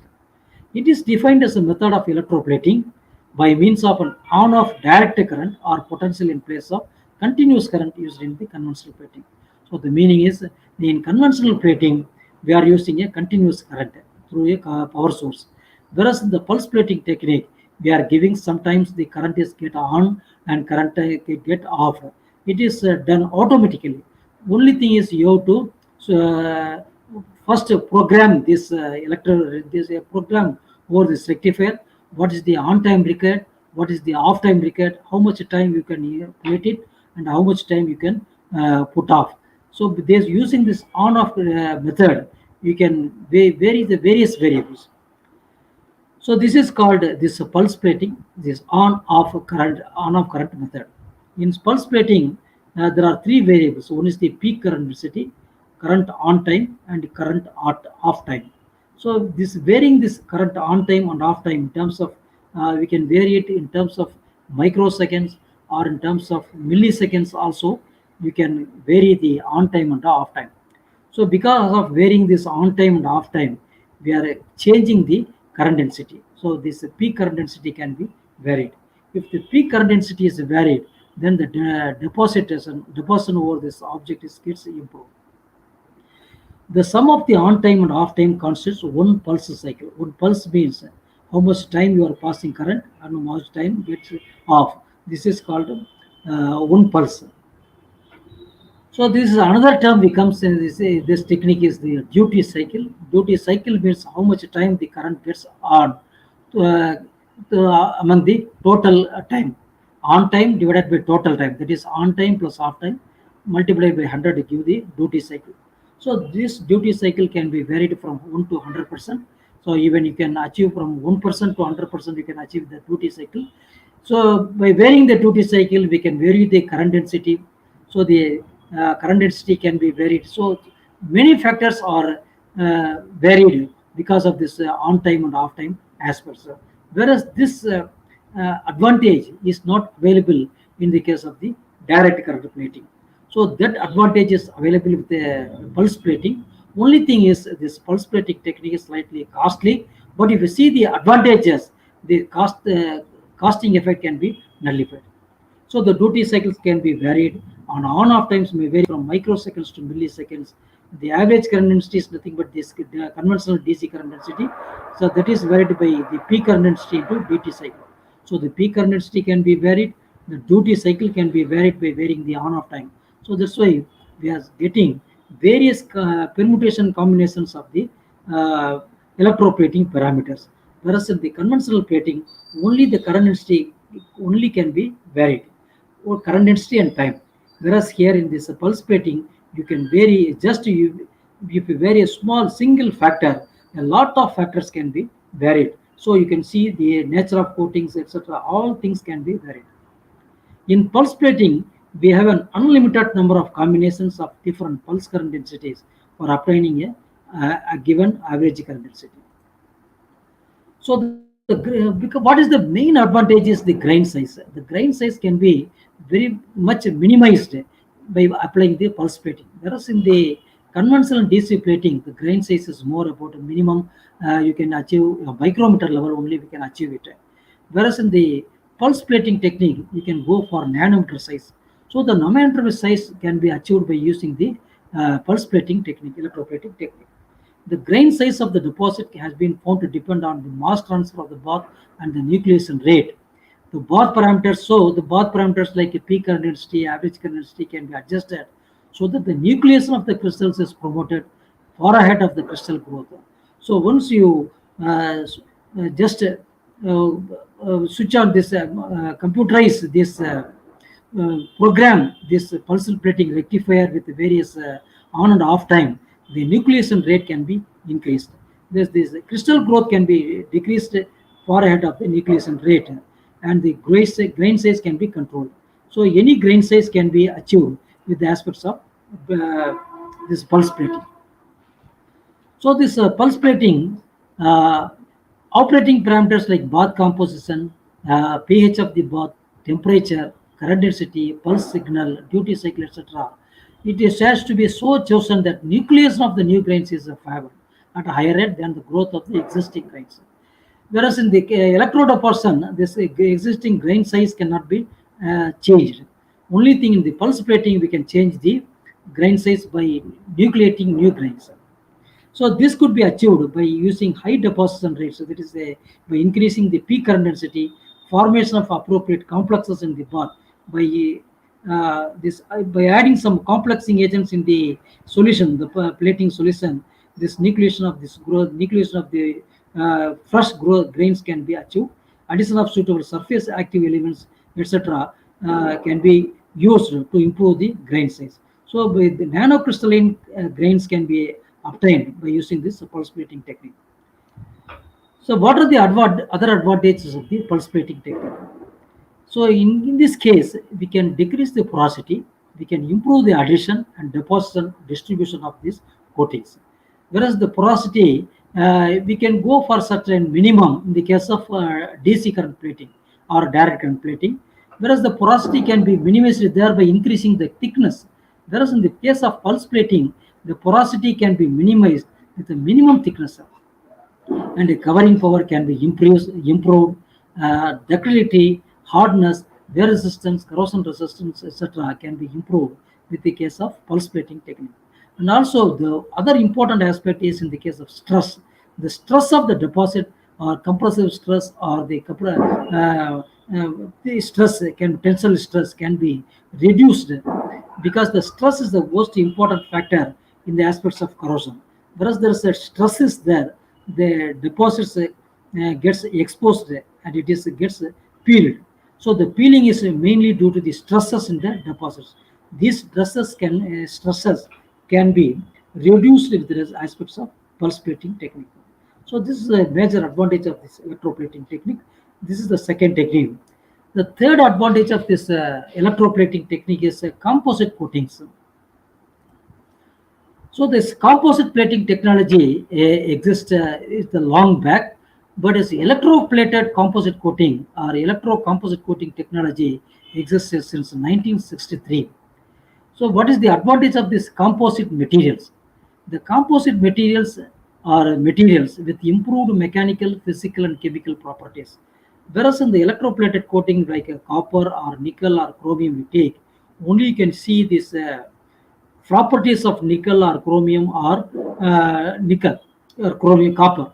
Whereas in the case of composite material, this composite material is nothing but a combination of two or more materials. It is called a composite material. If you unite two materials like A and B, then the properties will be improved because of the additions of material A and B. So materials with improved mechanical, physical and chemical can be achieved with this composite plating technology. It's a very ideal material for industrial applications and fabrication purposes because no one single material can be used for all other applications. So this industrial materials mostly they are made up of two or more combinations like FRP, fiber reinforced plastics, or for FRFMC, this fiber reinforced metal composites, etc. So there's fiber is one material and another is a metallic composite. These two are united and you are getting the composite material. So these composite materials are finding applications in the field of mechanical, aeronautical, marine engineering applications, mining, agriculture, nuclear sector, etc. So in all sectors, this composite coating technology is applied. It involves the combination of two or more constituents, the matrix and the distributed phase. In the terms, we can call it as a matrix. This is a major material, and the distributed phase, it is a minor material. So if you incorporate this minor material or the distributed phase into the matrix surface, you can see you can obtain the composite material. The constituents had complementary properties, but the resulting composite material had properties better than those of either components. So if you unite two materials and the third material will have a better constituent material. It is just like a alloy plating, but in the case of alloy plating, both are metals. But in the case of composite material, anything you can apply. Either you can take it in the form of fibers, or you can take it in the form of plastic materials or powders also you can use. Depending on the choice of the matrix chosen, either plastic matrix composites or metal matrix composites are resulted. If you use a plastic matrix, it is called a PMC material. It is called, if you use metal matrix composite, it is called MMC materials. Here you can see the various broad classifications of matrix types. You can use this plastic matrix like FRP, epoxy materials, you can use it. And the metal matrix also can be used as copper, nickel. These electroplated coatings like copper, nickel, chromium, zinc, cadmium, tin, gold, silver. These can be used as a metal matrix. So either you can use this metal matrix composites or you can go for plastic matrix composites depending on your applications. And the distributed phase, that is the second phase, may be of fibers or in the form of particles. You can incorporate fibers or you can incorporate particles into the matrix. If you incorporate these fibers into this, then it is called fiber reinforced metal matrix. If you incorporate particles into the metal matrix, it is called particle dispersed metal matrix composites. When fibers or particles are dispersed in a metal matrix, fiber reinforced metal composite or particle dispersed metal composite will be formed. FRMC or PTMC will be formed. The composites can be formed on all substrates over which electroplating is done. So that is why it is called an auxiliary technique of electroplating. It is more or less same technique as the electroplating technique. Only thing is here we are changing the electrolyte. In the electrolyte we are taking the dispersed components also, whether mixing these fibers or powders into this. Any metal or alloy which may be obtained by electrolysis can be used as a matrix, such as copper, nickel, chromium, zinc, cadmium, tin, etc. can be used. So these metal matrix composites are playing a very important role since 1963, and it is almost it has occupied all areas of industrial sectors. So what is the characteristics of a dispersing particle at the metal matrix? The dispersing particles, that is the second phase particles, it has to be insoluble and wetted in the plating solution. So any particle which is insoluble in nature can be used. For example, there are various particles are available. For example, these are the particles we are using for industrial applications: oxide material, oxide particles, or carbides, nitrides, borate particles, sulfides, sulfates, graphite, mica, stearates, PTFE particles, or diamond particles. So these particles can be incorporated to the metal matrix. So any oxides can be used: aluminum, titanium, or zirconium. These oxides, carbides, nitrates, etc. in general, they are insoluble in nature. Just they will get, they will not go into the solution. They will be suspended. They will be in the suspended form, and during incorporation, they get incorporated into the deposit. Though it is just occupying some of the spaces available to the matrix surface. So it has to be insoluble and wetted in the plating solution. The particles should be available at the powder or fiber form. and about 1 to 3 microns can give smooth deposits. And some nowadays we are getting some nanometric particles also. This nanometric sized particles also can be incorporated into the composites. If you incorporate this micron sized particles, it is called metal matrix composites. If you incorporate less than 1 micron or nanometric particle, it is called nanocomposites. So nanoparticles, nanocomposites also available.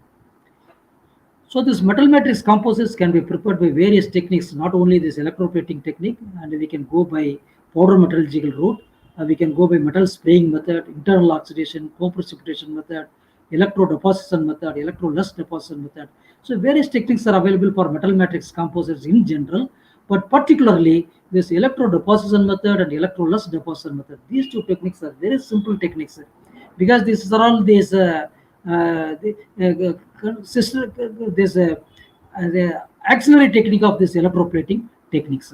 Whereas this other technique like powder metallurgy, metal spraying, internal oxidation, co-precipitation techniques are very costlier techniques, and we cannot go very precisely over this. Only some few components can be can be obtained here. Whereas in the electro deposit, electroless deposit technique, we can achieve over a very bit surfaces also. So the electrodeposited composites, as I told, it is coming since 1963. In this method, the particles to be dispersed in a metallic matrix are maintained in the bath by agitation, and during electroplating become incorporated in the deposits. It is just like an electrochemical process.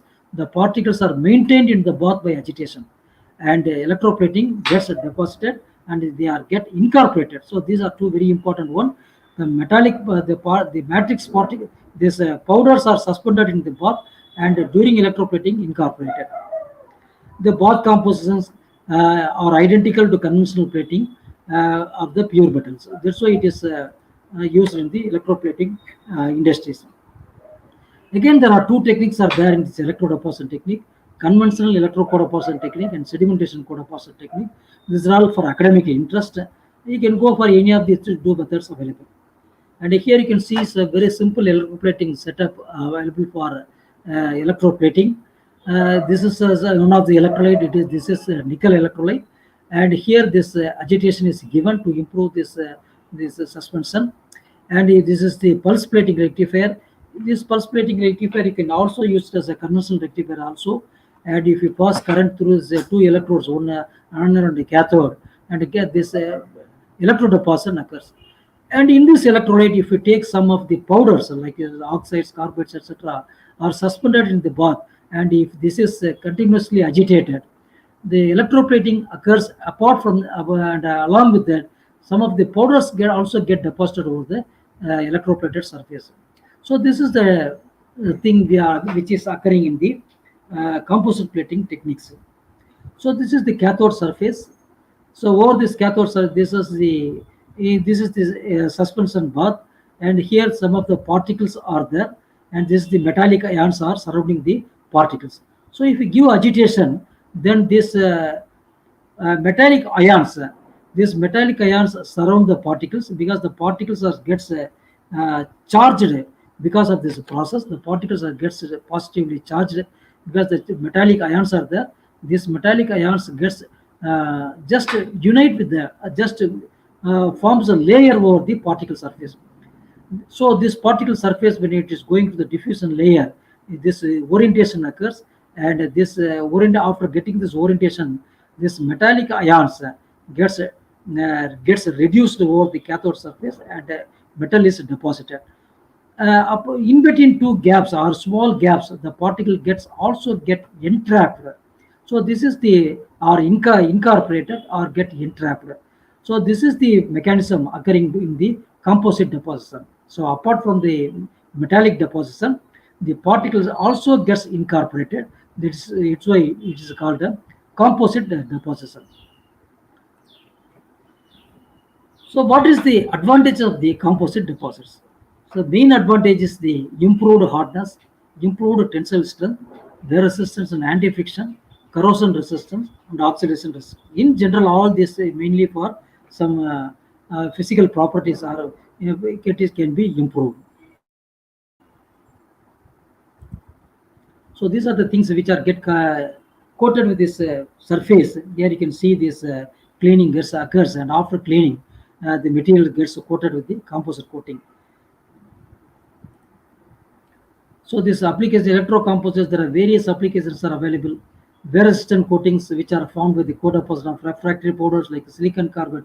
So depending the selection of the powders determines the end use, end applications. So if you use this refractory powders or this oxide at wear-resistant powders, oxides or carbides or borates, then you can get wear-resistant coatings. If you use some lubricant powders like molybdenum sulfide, mica particles, graphite, barium sulfate, etc., you will be getting for lubricant applications, some of the coatings can be achieved. And some of the nuclear control coatings can also be achieved. And for corrosion resistance applications also, this composite coating is used. So this is the another technique. And the next technique or the another important technique which is emerging or which is ongoing in the industry is the breastplating technique. So breastplating, so far you have seen this electroplating technique, and this advantage of the electroplating technique, one more advancement is the pulse plating. Over the pulse plating, again, we can modify this electroplating tank, and we are getting the composite plating. And now the another technique is called the breastplating technique. As the term itself implies, it is done by using a brush, or it is what is called a stylus, or it is called a brush. By using this brush, this plating is done. And small components are some of the worn-out components, are some of the worn-outs for doing the repairing of the coatings. This brush plating technique is mostly used, but it is a very useful technique because the space applications where in the space engines are gets there, after launching during this launching, if you find very small problems are there, then using this breastplating technique you can modify it, or you can mechanically plate it. This technique is also known as contact plating or selective plating or swab plating. So this term itself implies the meaning. Swabbing means just swabbing over the surface, or some of the selective applications, some of the components very selectively we can plate over a surface.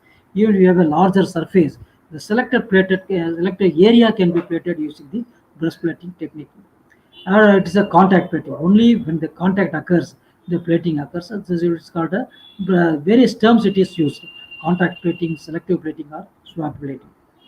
So electroplating process, it is performed with a handheld or portable plating tool rather than a tank of solution. Here they doesn't require tank solution is not required. The anode cathode is not required here. Only thing is it is available. It is, very small things can be required. Here you can see this breastplating technique. It is called a breastplating rectifier. This rectifier is it is called a power pack. So in this conventional plating, it is called rectifier, and in the pulse plating, it is called on-off current, on-off rectifier, and pulse rectifier. And here it is called power pack. And here this on-off current, because this is this anode, and this is the cathode surface. This is the cathode surface, and this cathode surface is connected to the power pack, and this anode, or it is called a stylus, or we can, this is called stylus, and this just it is immersed in the plating solution, and it is just swabbed over the surface. So you can take the solution in a small beaker or any other container. You can take it. You just dip the brush in the solution and apply over the surface over which it is required for coating. So doing this, if you just touch over the surface, this cathode surface or this surface, the contact occurs. The circuit gets closed, and the electron flows from the anode to the cathode, and gets the material in the solution gets deposited on the cathode surface. So it is called. So it is a very simple technique, but it is a very skilled technique. Wherever you just see some of the flaps or some of the coatings gets discarded, you can just by using this stylus or just this brush, you can modify the surface. So this is the advantage of the breastplating technique. This technique is also mostly used in various industries because it's a very simple technique. It is a portable technique also. So this technique is similar to a painting operation. So what you are doing in a painting, just soaking the brush, painting brush on the paint and applying on the surface, coated clean surface. Similarly here, you are just soaking the tool, the brush in the solution. The operator soaks the plating tool in the plating solution. The tool is nothing but a graphite surface or any conducting surface. It should be insoluble in the. It should be insoluble.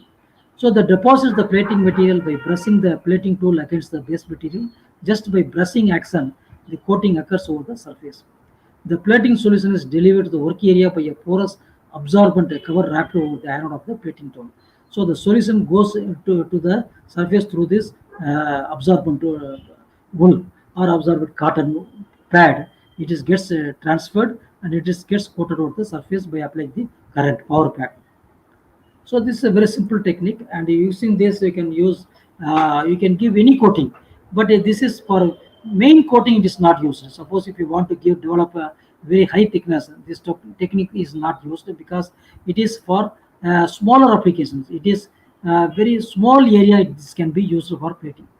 Proper selection of equipment and materials are important in achieving optimum quality deposits because this power pack is very costly. The breastplating equipment includes power packs, solutions, plating tools. This is available commercially, so any operator can supply this material. It is available with the power pack, solutions, or plating tools. So anything you can, using this, you can plate it on the surface. So the breastplating technique is this equipment is compact and it is portable. No special surface preparation is required, and the part plating is not heated significantly. The process can be used on most metals and alloys. The thickness of the plated deposit can be closely controlled because it is in our hand only.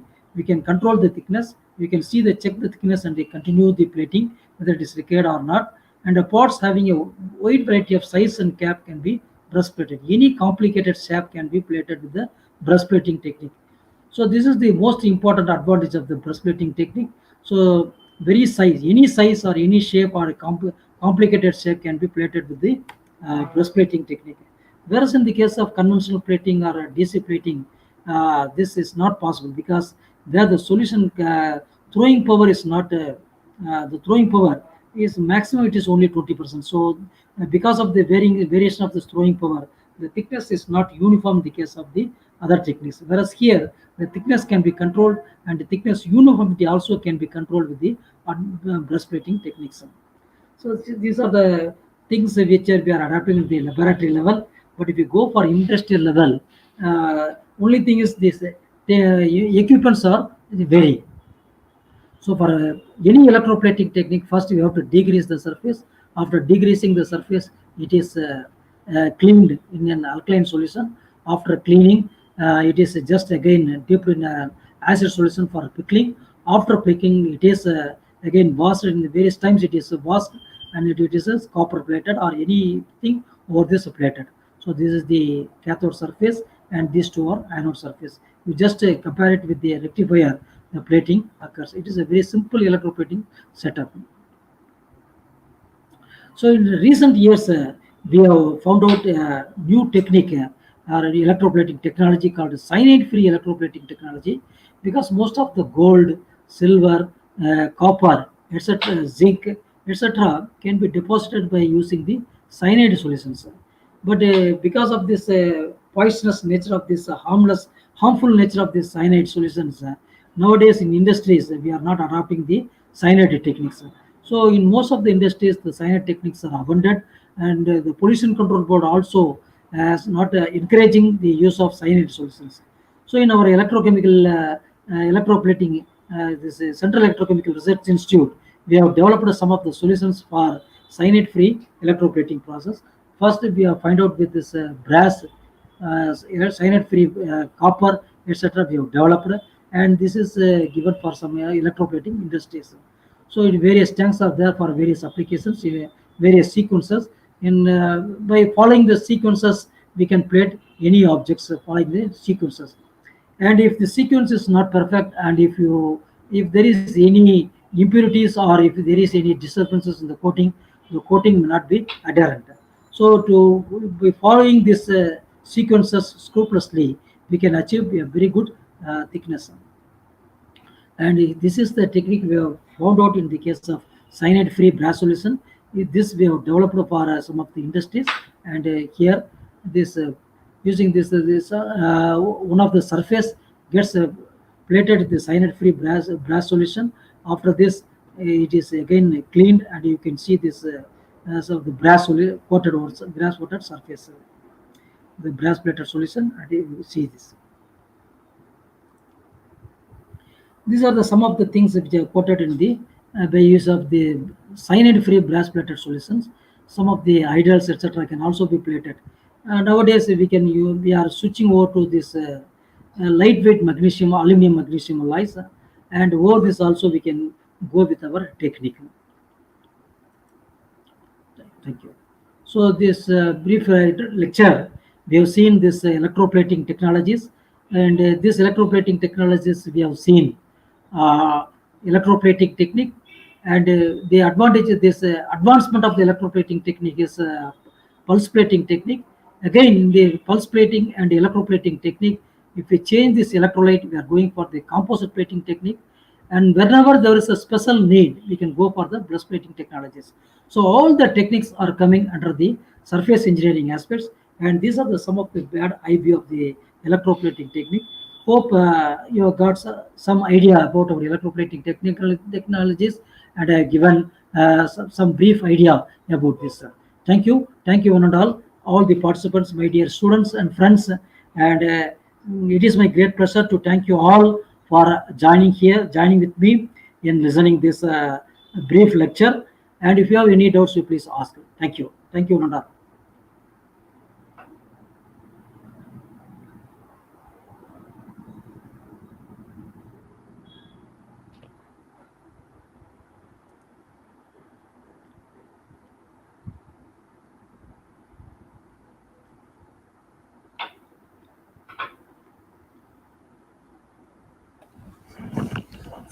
Dear sir, am I audible? Ramesh Bapu, sir? Yeah. Right, sir. It's an excellent eye-opening session, sir. You have shared your vast experience and your expertise. Since I know your expertise in the continuous wire plating as well as in the push plating, so it is actually eye-opening session, especially for those who are interested in the industrial point of view. You have shared technical aspects of the electroplating also. Of course, I would like to point out that we also transferred the continuous breastplating technology from our college to Ramco, sir. That I learned from SICRI itself. That is under variable guidance. We know something about the breastplating. So they asked for the this breastplating technology. So we transferred the technology to the Ramco Industries here, sir. That we learned from the SICRI itself, sir. And it's a very wonderful session, sir. Thank you very much for your eye-opening session. So very few questions students are asking, and the first one is with the research scholars. Anybody can ask. So one of the research scholars being here, sir, he is going to ask one of the question related to the electroplating of nanocomposites, sir, because he is doing research in the electroplating of nanocomposites.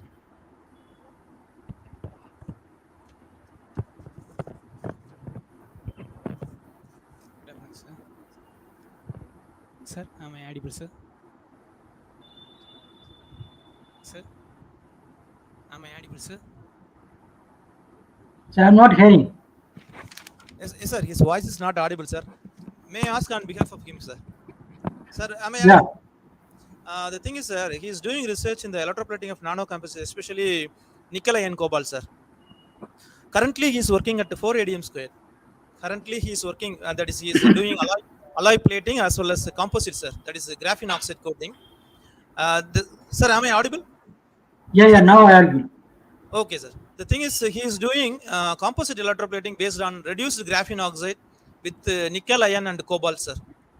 Nickel iron cobalt ternary alloy and composite RGO, sir, reduced graphene oxide. But he is doing electroplating at normal current density, say 4 ADM squared, sir. Suppose if you want to do by using pulse plating, if you want to do pulse plating, what is that current I have to give, the maximum current I can give, sir, in the case of composite plating, sir? Composite plating. First you try with this conventional current density, 4 ampere per dm square. This is the average current density.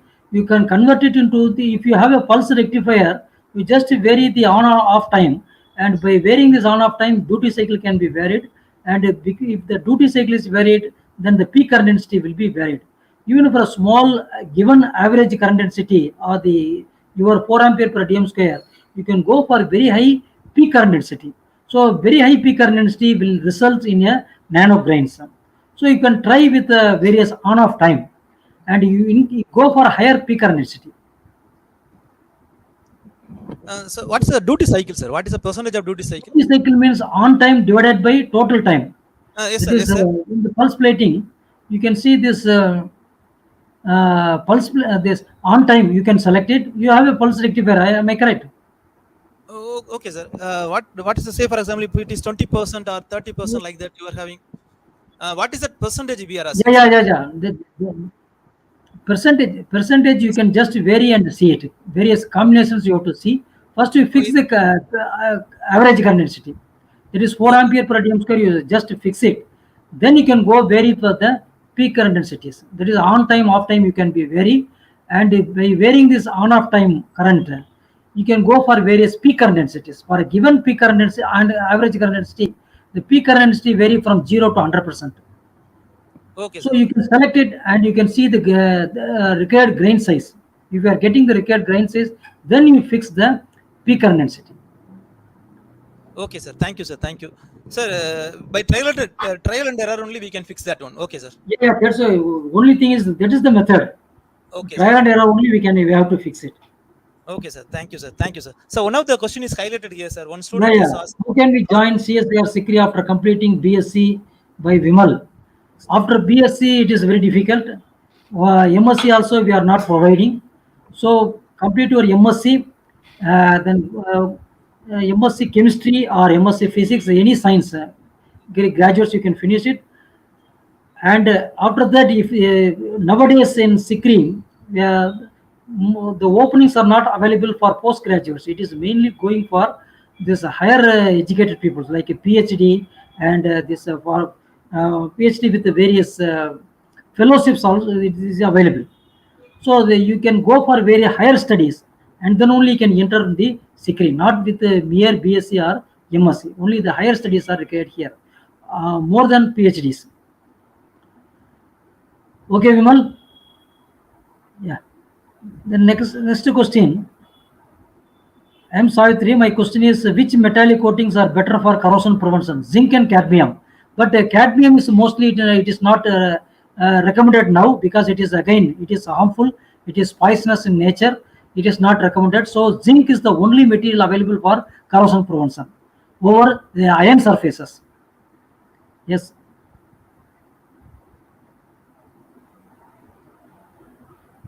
Next. So question is displayed, sir. Question is displayed. Which is the best non-cyanide complexant for electroplating bath, sir? Best non-cyanide complexant for the Yeah, electroplating which is bath. the best non-cyanide complexant? That is trisodium phosphate. Trisodium phosphate is mostly used as a non-cyanide complexing agent.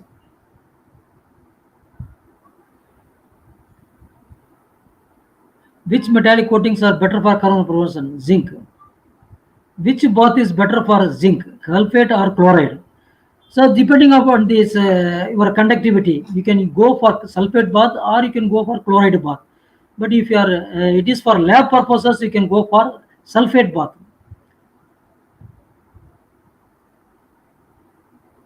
What is the difference between pulse and ordinary plating? In ordinary plating, we are using direct current. That is, the current is totally we are passing. That is, there is no shut off in the ordinary plating. Whereas in the pulse, we are able to maintain the current on time and off time. So there are off time provision is available in the pulse. Whereas in the conventional, the DC plating or ordinary plating, there is no off time. Throughout, we are passing the current. The rectifier is continuously going on in the ordinary plating. What is meant by duty cycle? Duty cycle is the ratio between the on time to the total time. the ratio of the on time to the total time is called the duty cycle. That is how much current you are passing the current, how much time you are passing the current through the electrolyte. That is called duty cycle. Duty cycle means duty time, how much time you are passing. That is the ratio between the on time divided by the total time. For example, if you are passing 1 microseconds, 10 microseconds for on time and 100 microseconds total time, it is called 10% duty cycle. On time is 10 seconds and off time is 90 seconds. Then the total time is 90 plus 10, 100. 10 divided by 100, it is called 100%. Duty cycle is 100%, 10%.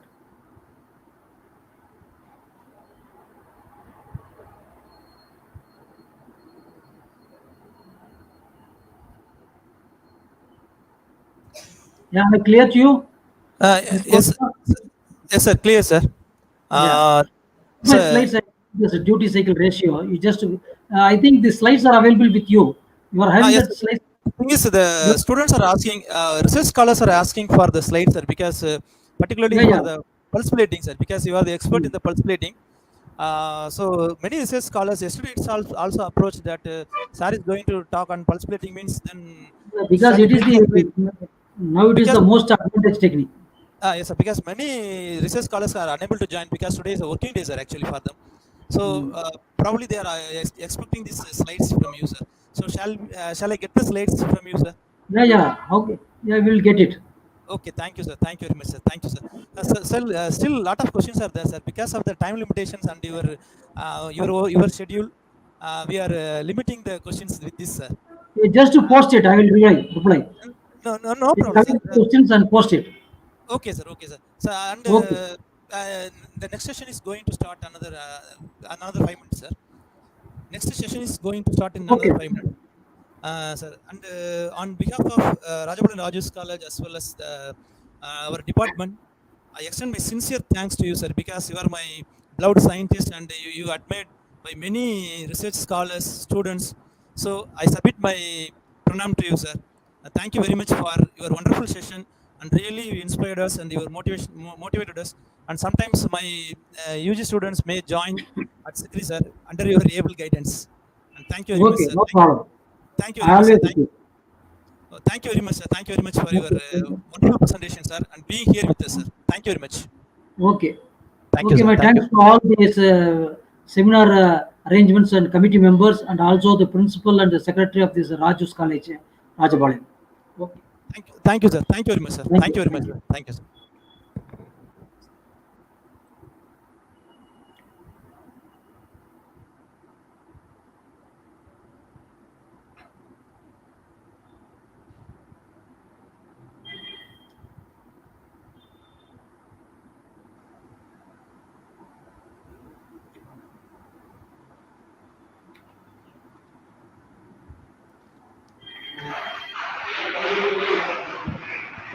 Robin?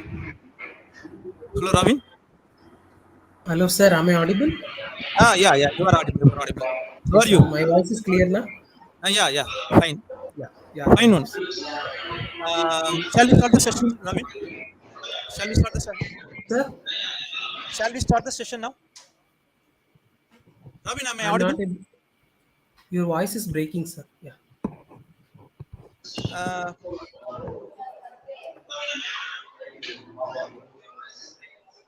Robin, am I audible now?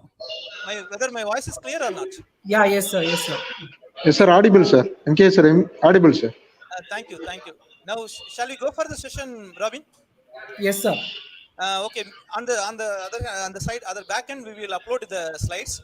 Already you I'll share it to our WhatsApp. So, and your juniors are being here with us.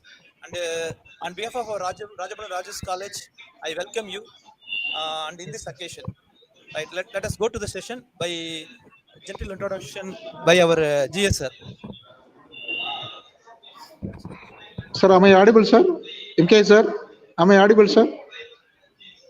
MK, sir. Just a minute. Just Pauline is going to say something about the Robin, sir. Yes, sir. Fruits of all goodness. The roots of all goodness lie in the soil of appreciation. Everyone is aware of technology, but the emerging types of technologies and their types are new to us. We have Dr. Robin Wilson to talk about recent advances in chemical science. Before that, I would like to call Dr. G. Srinivasakan sir for introducing our resource person. Dr. J, sir, please introduce our Robin. Very good morning, sir. Very good morning, all of you.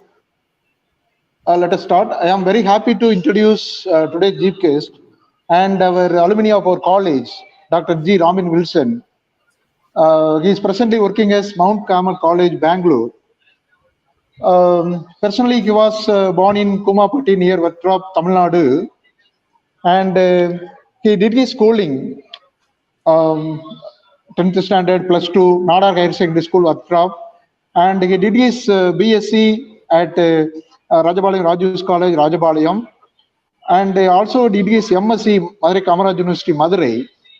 And after his post graduation, he did his PhD at Maulana Azad National Institute of Technology, Bhopal. He has done his topic, organic, inorganic, functionalized, ordered mesoporous silicon nanoparticles for catalytic and adsorption applications. He has done his PhD under the guidance of Dr. Amit Dubey, Professor, Department of Chemistry, Maulana Azad National Institute of Technology, Bhopal. And he has a research area of interest, heterogeneous catalytic transformation, preparation of functionalized mesoporous silicon carbon, and then catalytic preparation of medicinally and industrially important compound.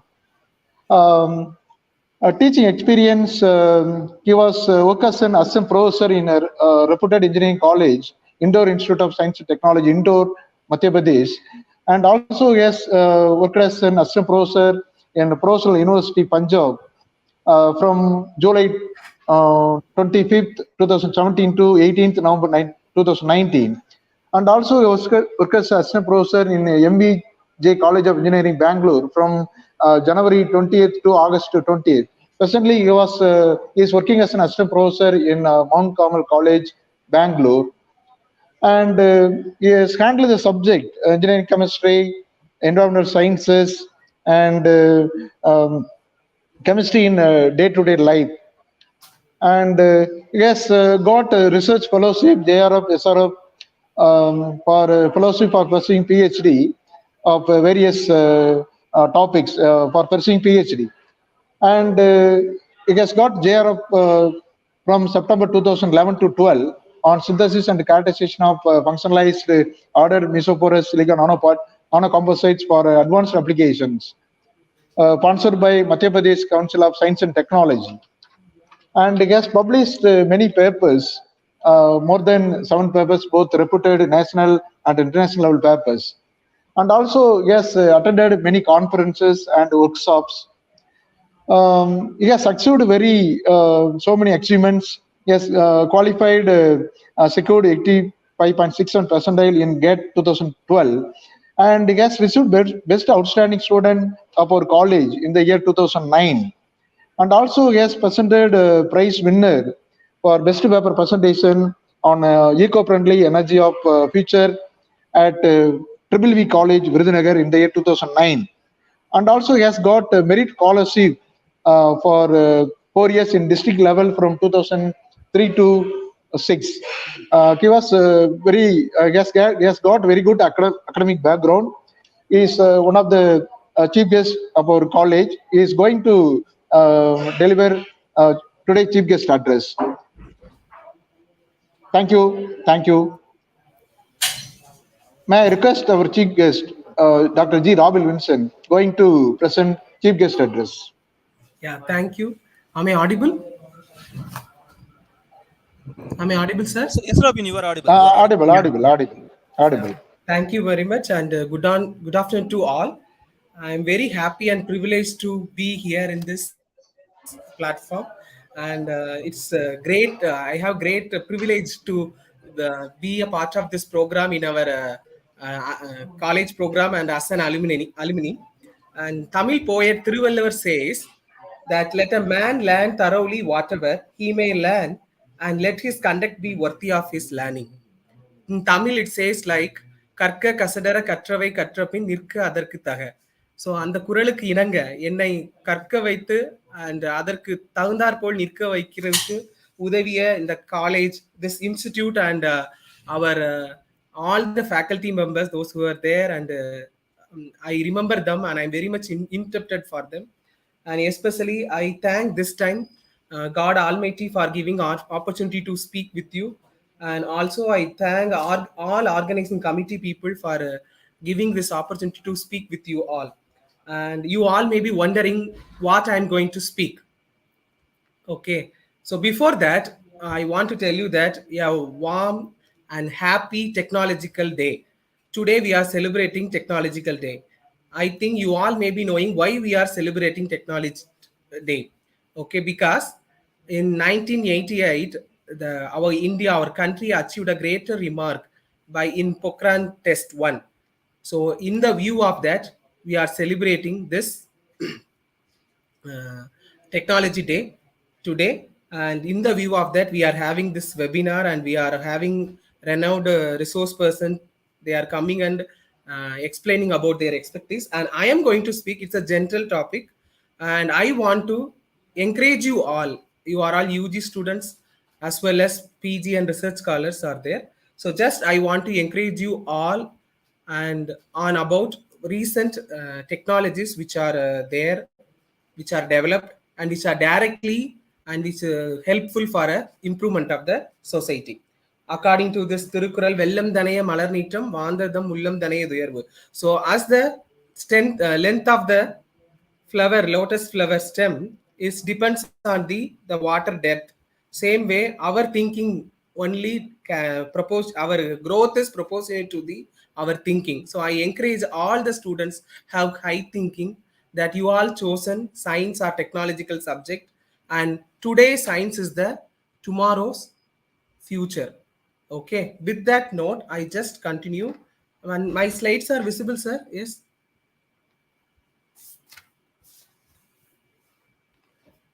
Am I audible? Yes, Rabin, you are audible. You are audible, and slides are visible now. Yeah, yes. Thank you, sir. Shall you move the slides, or here we move the slides? You remove it will be better, na sir? Okay. No problem at all. No problem at all. Okay, yeah. we will take care of it. Yeah. Yes. Okay. Yeah. Yes. Next. Yeah. Next, sir. The next one. Yeah, the science of today is the technology of tomorrow. Indeed, whatever we are having in technology in our life daily, whatever we use it, it's the advancement of science which developed earlier. Next.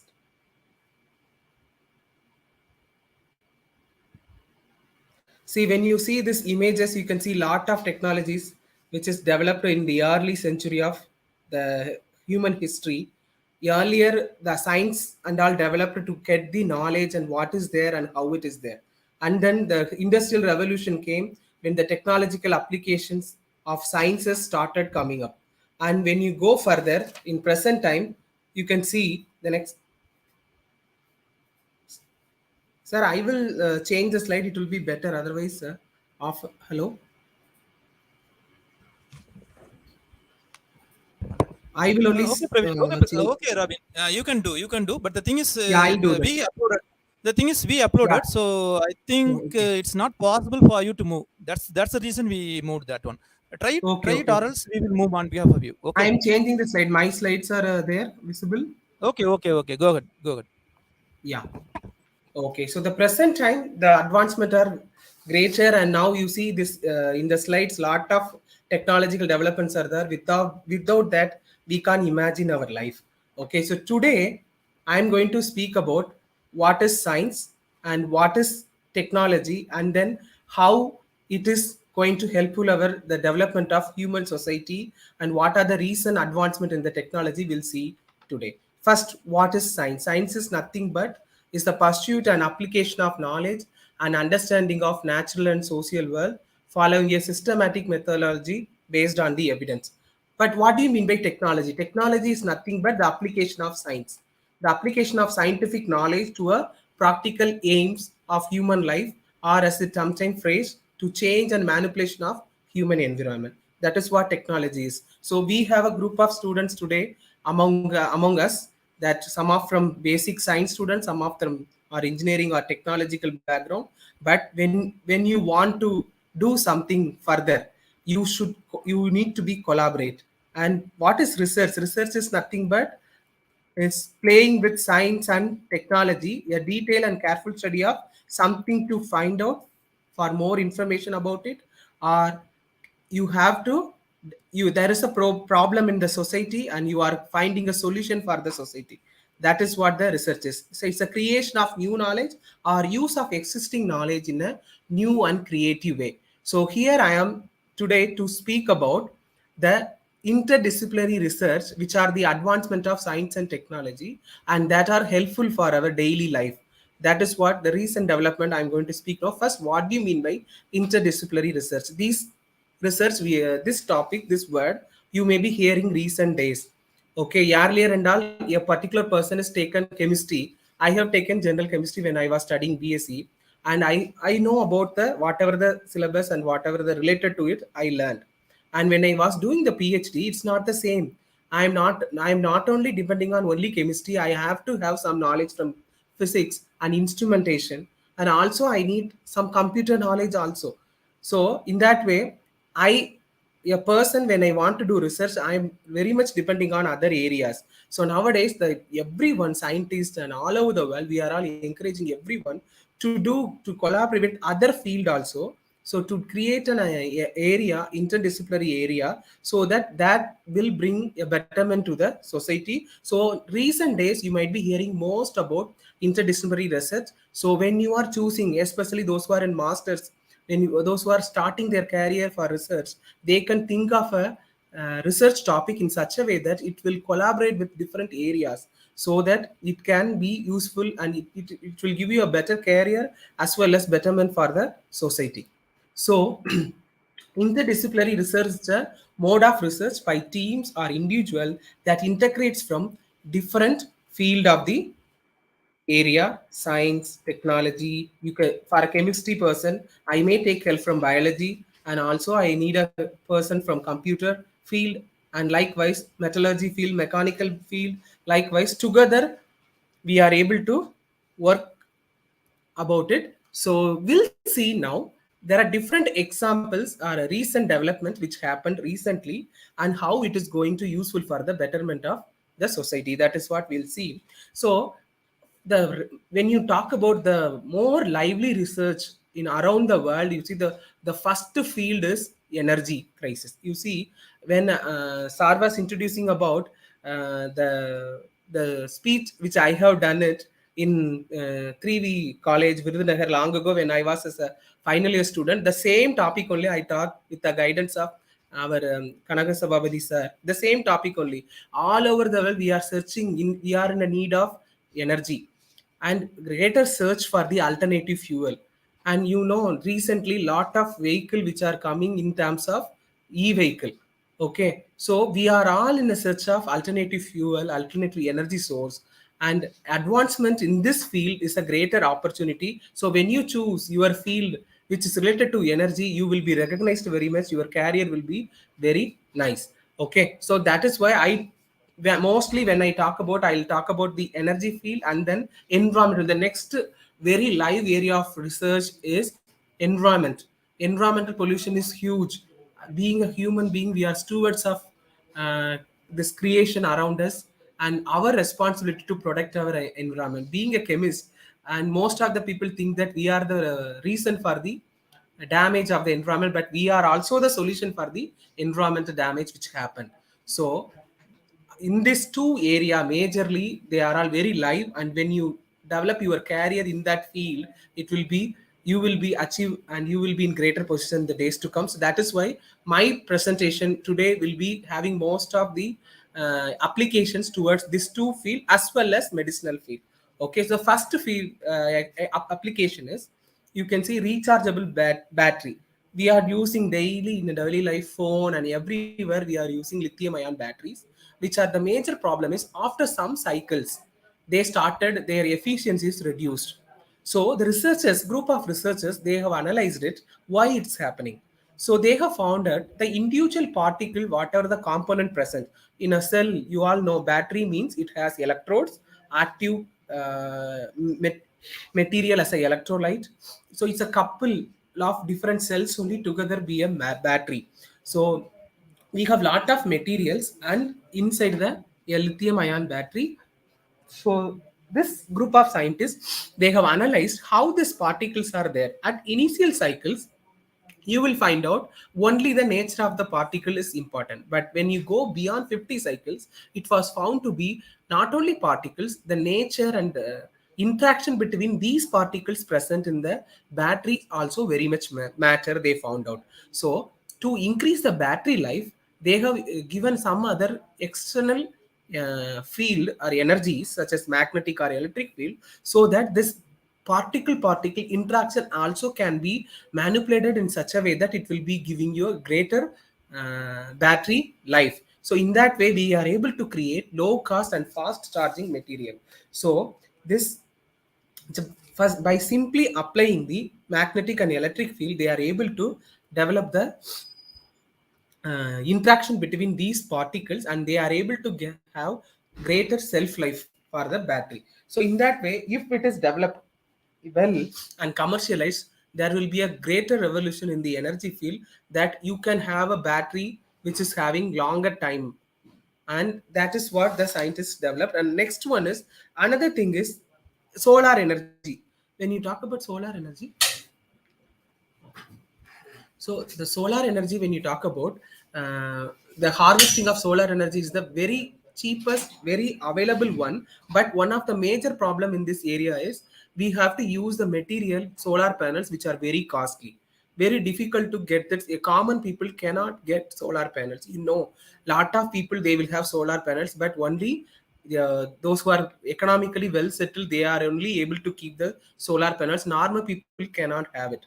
Okay, that is the one major problem, but it is a very greener technique to harvest the energy from sun.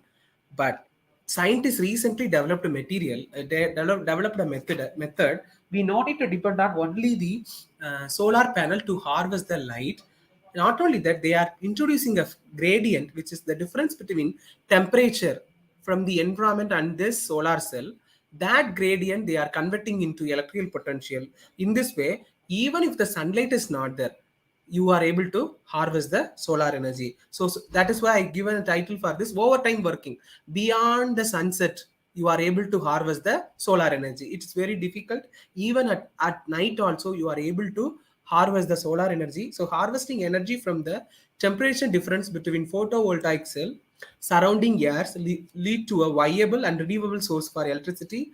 And they have developed this method, and if it is commercial, it will bring a greater revolution in the field of solar energy harvest. So the device and the development uses a thermoelectric model to generate voltage and current from the temperature gradient between the cell and the air. Okay, so this step is very inexpensive, because we are not only depending on the solar materials, we also absence of sunlight also will give you the solar energy. So the efficiency is increased. So simple construction in remote locations with limited resources, also we can set up this kind of setup to harvest the solar energy. So it aims to optimize the thermal insulations and thermoelectric components of the devices. And the next major problem you see, though earth contains is huge amount, so 1/3 of part of our earth contains water, but the available form for water is very little, and that is why water crises are coming. People are guessing that in 2050 world war comes because of water. Earlier, now presently, the war and every issues which is happening around the world majorly because of the fuel crisis. But in the future, you will find out the crisis and the issues because of the water. So that is why alternative way of getting available and purified form of water is one of the live area. And recently, scientists developed a system in which directly taking salt water, which is seawater, and then when you put the button, when you press the button, you will get the portable drinking water. So it's like a suitcase shape material, instrument, which directly convert the seawater into drinking water. So what they are doing,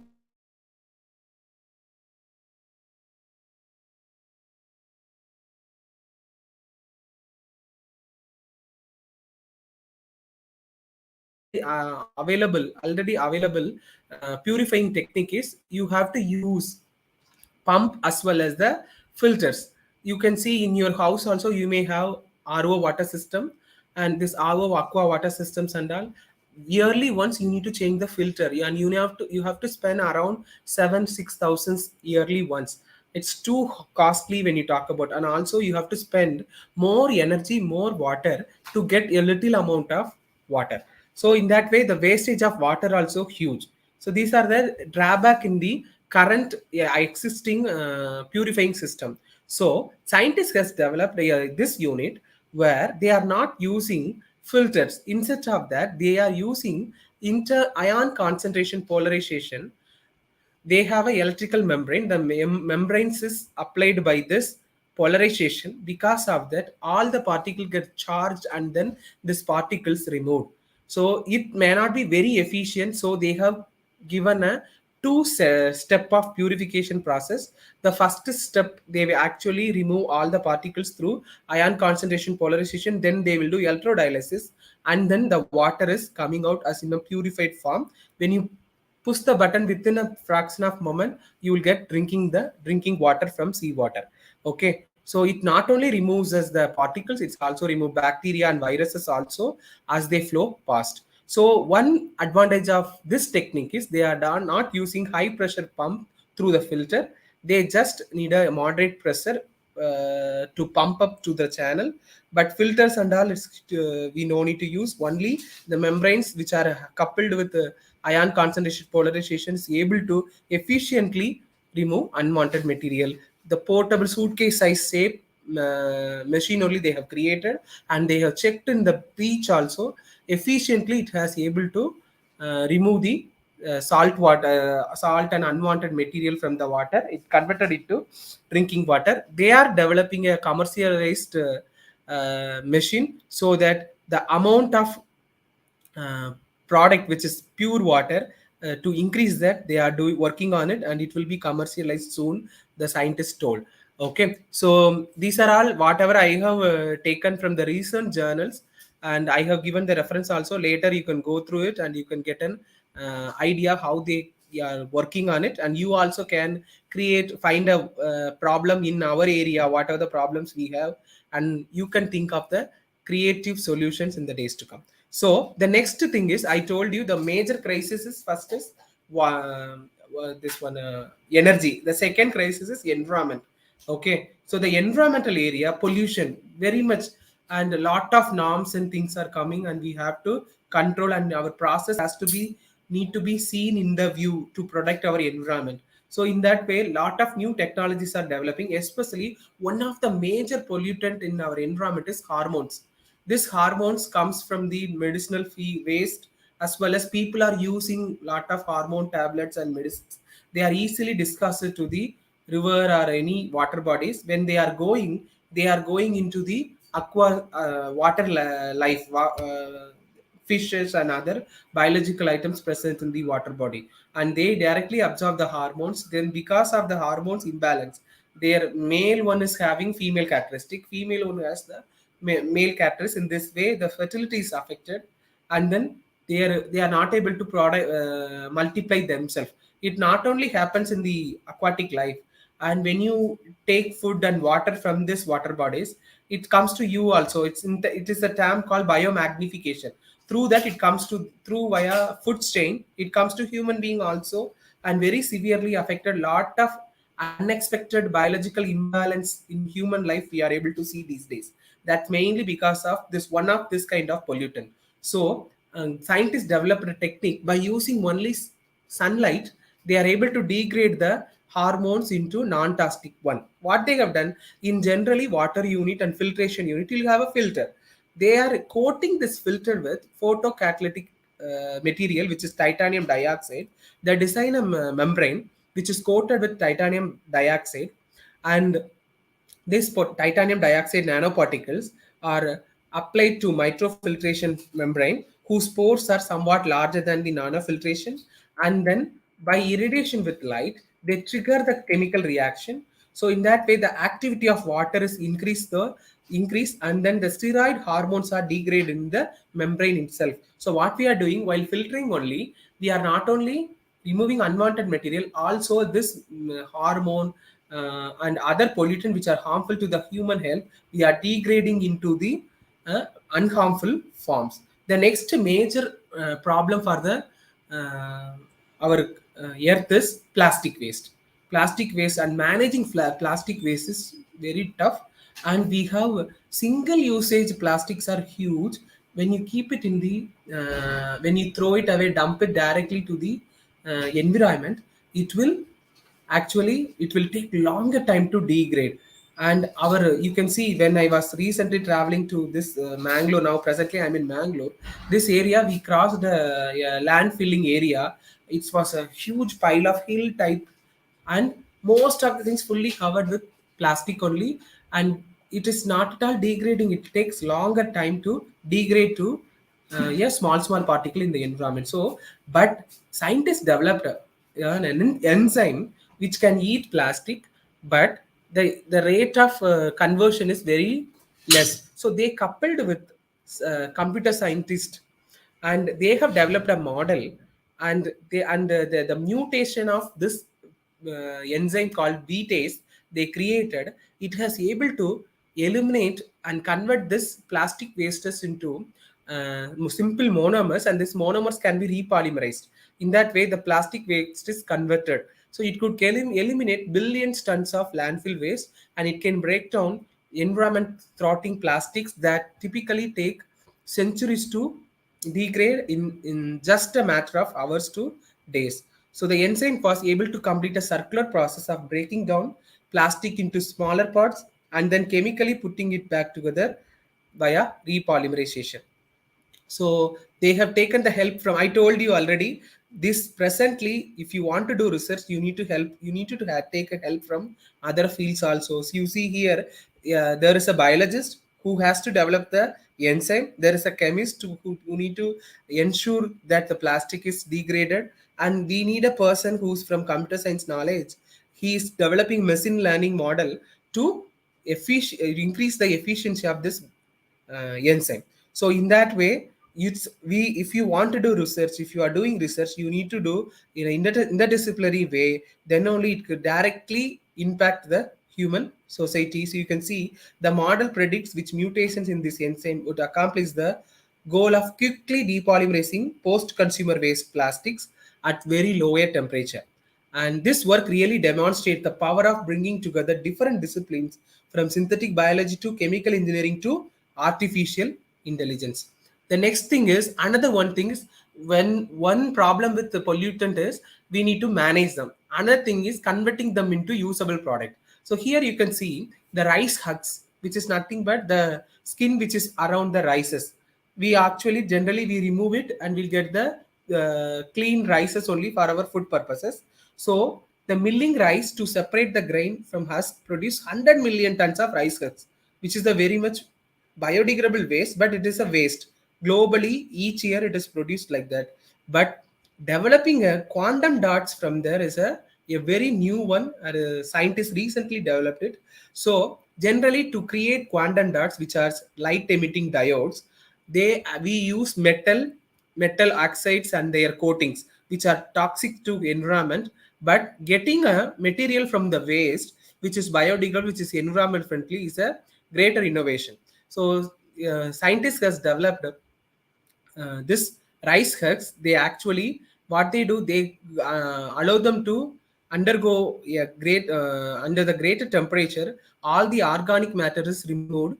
Silica oxide SiO2 is produced from the rice husks, and then further it is converted into silica powder. This silica powder is chemically etched to have nanoparticle size, and then quantum dot nano range, and automatically their optical properties changes. It become light emitting diodes. In this way, by using waste from the environment, which is rice huts, we are able to develop a light emitting diode without using any harmful metal oxides. And next thing is also using sunlight, use creating from the plastic, we are able to develop the benzoic acid. So benzoic acid is a very common organic compound which we use in our labs, and also benzoic acid is the starting material and point for lot of dyes as well as perfumes and different industries. They start with this small molecule which is benzoic acid. So getting benzoic acid from the plastic is a very innovative idea. So they used photocatalytic reaction to convert plastic into benzoic acid. So what they have done, they have taken polystyrene waste and then they have used catalytically controlled photo oxidation that is converted the plastics into benzoic acid. The advantage of using light is to get execute control over the chemical processes based on some of the catalysts developed to harness the white light from the sun. The next thing is I want to give a break here and I want to tell one thing. You all know about our former president, Dr. APJ Abdul Kalam, and who's a who was a great personality and very much liked by student community. So at one meeting, the one student asked to Dr. APJ Abdul Kalam that what was the greatest and happiest moment in your life.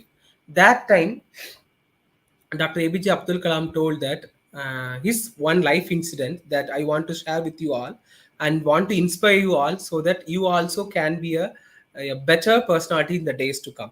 So once like he was developing lot of materials, composite materials. You all have heard composites. The previous session, Sar was using lot of time composites, and we may hear about this word called nano composites, mixing together and getting new material properties. So that is called composites, and nano size means it become nano composites. So APJ was developing lot of nano composites for military purposes and defense ministries, where he developed lot of missiles. So missiles need to have a material, the surface material need to have very strong material. When you want to have strong material, automatically the density will increase, they become very heavy also. But APJ was developing a nano composites in such a way that it has a greater strength, also lightweight, because it has to be used in the missiles and jet and all, so that it can go very fastly. So one of his friend who was a doctor in Hyderabad, and he came to him and asked him that you are developing lot of material, and he sold his hospital, which is a rehabilitation center for physically challenged people. They were using lot of walking aids to walk properly. Small childrens, they are carrying this walking aids which are very heavy, plus 2+ kgs. Already they are not able to walk, but they are using a aid which is very heavy for them. So this doctor asked to APJ, can you do something for this? Like that, the doctor asked to APJ, and that inspired him, and he developed a material in such a way that it is very light. Also, it has a very greater strength, and the weight has reduced to some few grams. And he has given to the this children's as the helping aid. And when the little children, when they got that this one helping aid, they were able to jump and walk with their happiness. So Dr. APJ Abdul Kalam was saying, when I saw that smile, and that was the most happiest moment in my life, he shared. You can see from the YouTube and Google also, he told this. So why I told this, you all know that we may study science, we may be studying technology, and we may develop a lot of technology. The science and research which we do, it has to directly impact to the human society. When we do that only, we are able to, we are a greater scientist and more than a greater human being. So this type of applications only I was speaking. And let us continue that. One more thing is, from the nature, scientist has inspired sea cell.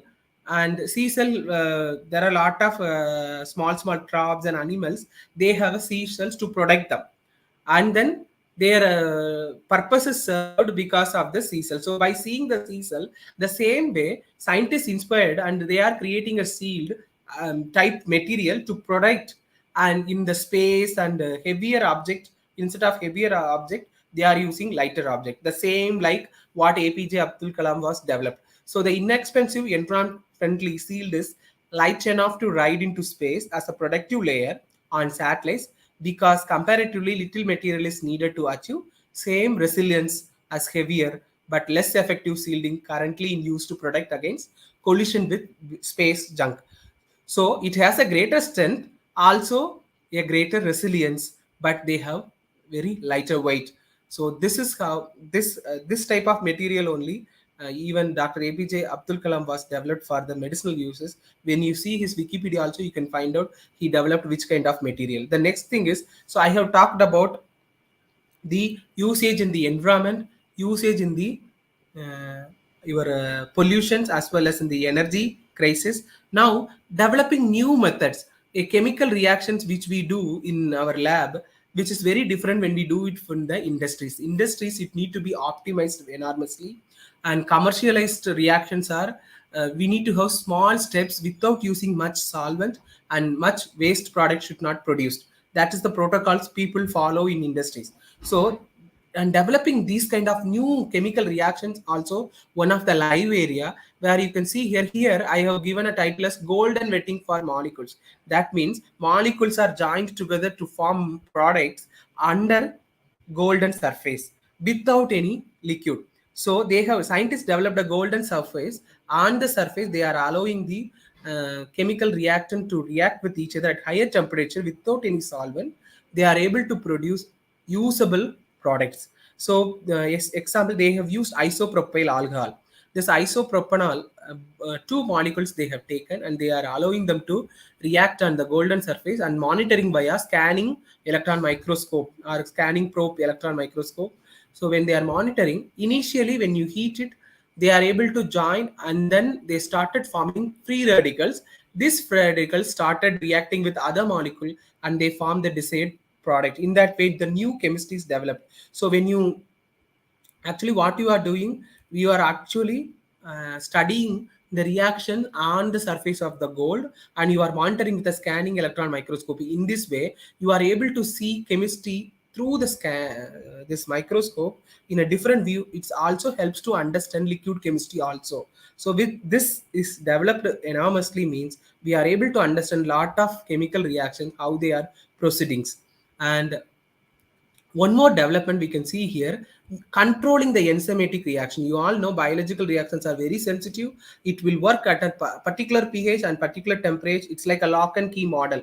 Okay, a particular lock has only one key. Same way enzyme can react with one particular substrate in particular structure and shape and fashion only. If something is changed, the reaction may not happen. So the crucial enzymatic reaction which can be controlled only via sound.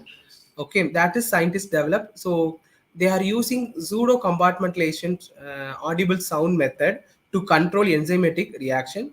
And now I'm slightly shifting to medicinal field. There are a lot of advancement happen in the medicinal field also, where chemists and technological persons play a vital role. When you see here, persons always want to be feel young. And you know, even earlier and all, only the set of in our female gender only, they are very much conscious about their appearance.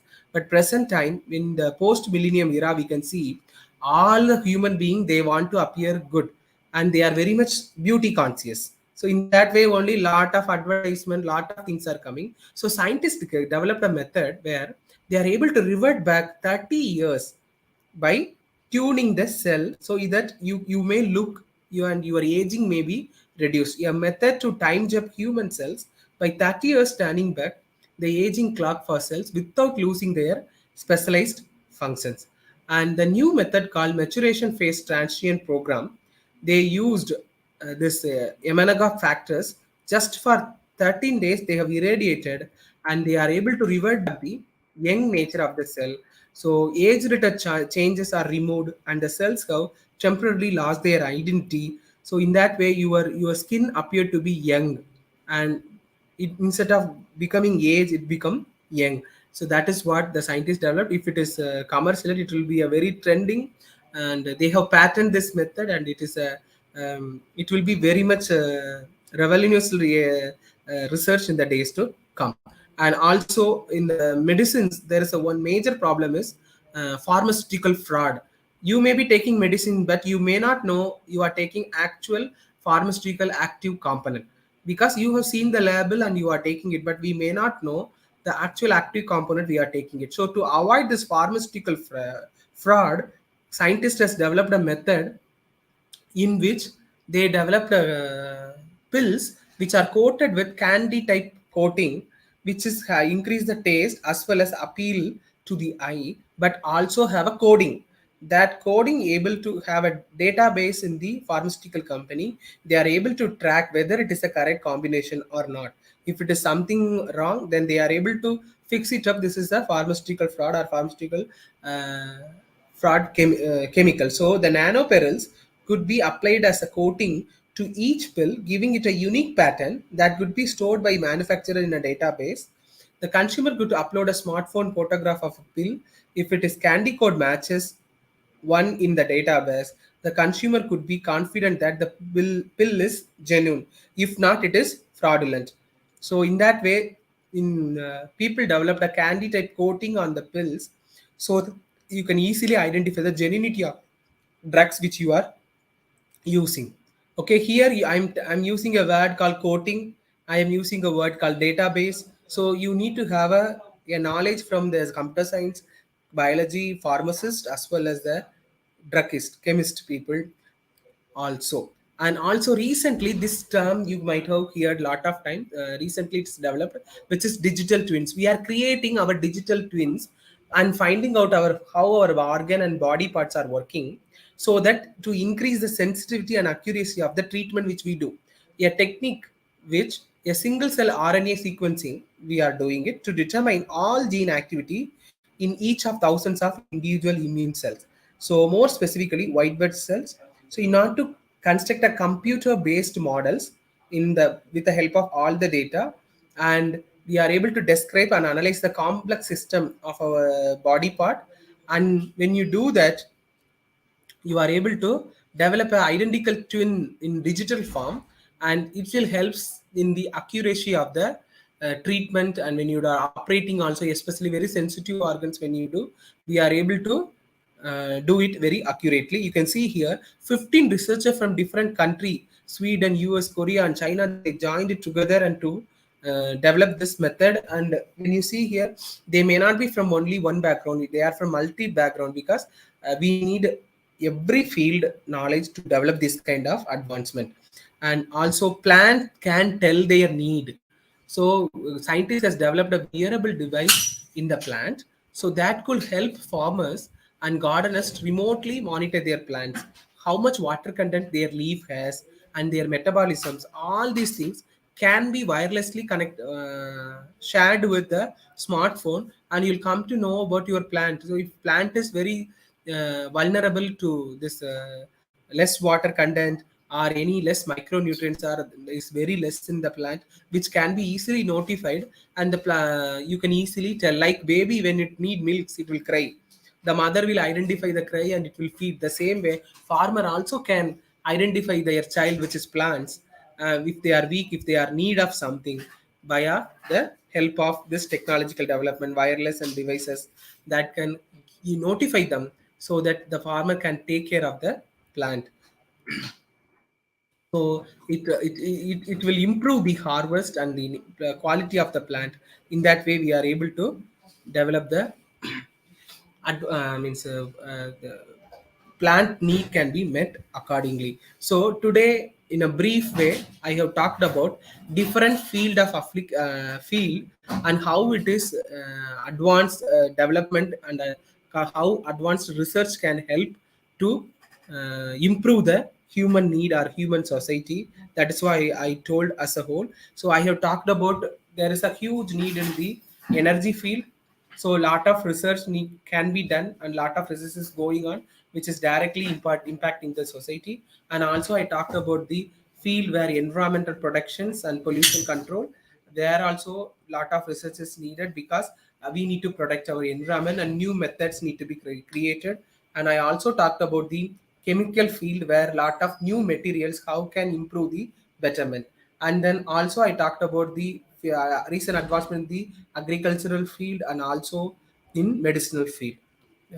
Thank you all. With that, I'll conclude my session.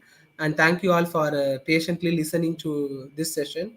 And also, I thank all our organizing committee for giving this opportunity. It's a great joy and pleasure to be with you all. If you have any queries, you can ask to me. And over to Sir. Thank you all.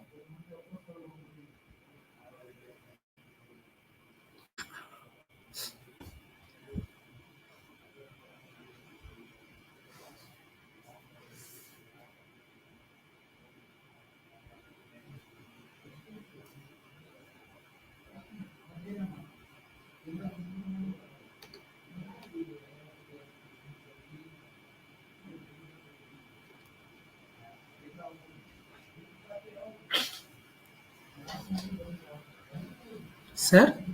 Hello?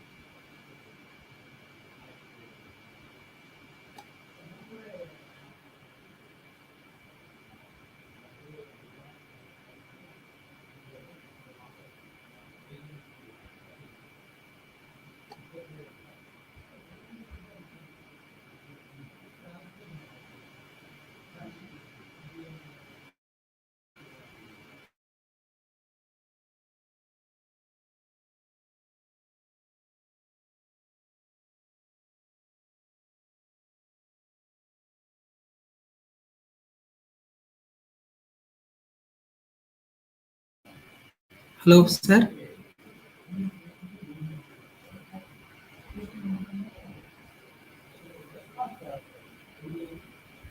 See, one question I am able to see it is what is the development scenario present in technology in chemistry.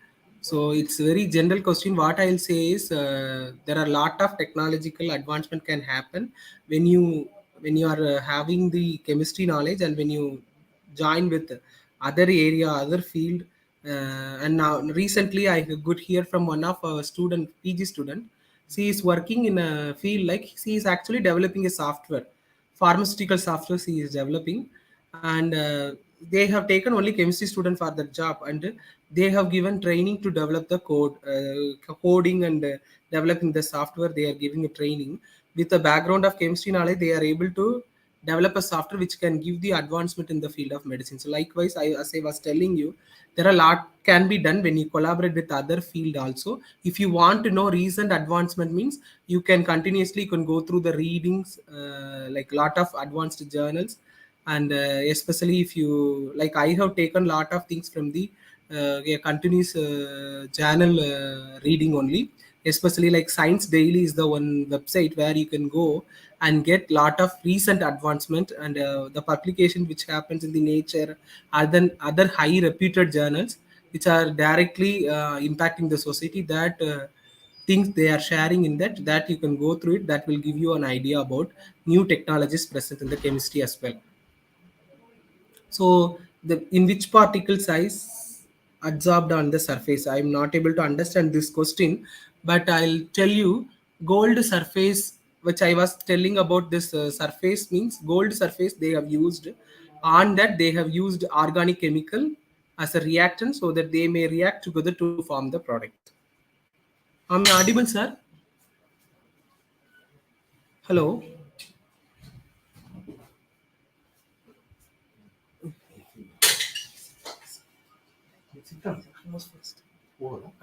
Just question answer.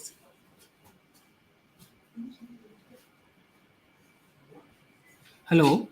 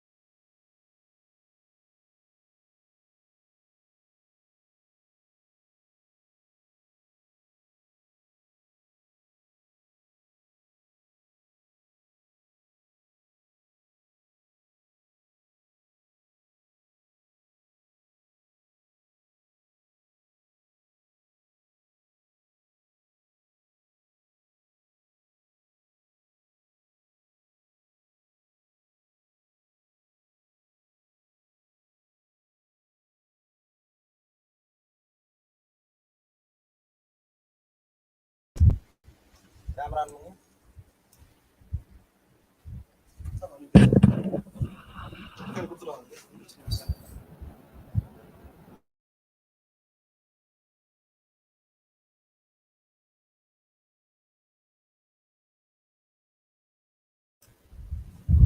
afternoon, ma'am.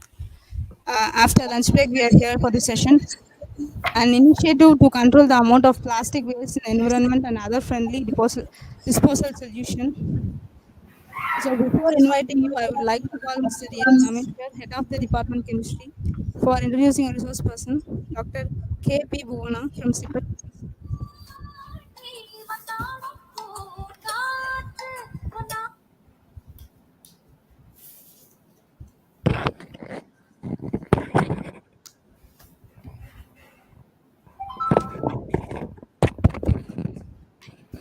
Good afternoon to all. Good afternoon, ma'am. Good afternoon. Audible, madam?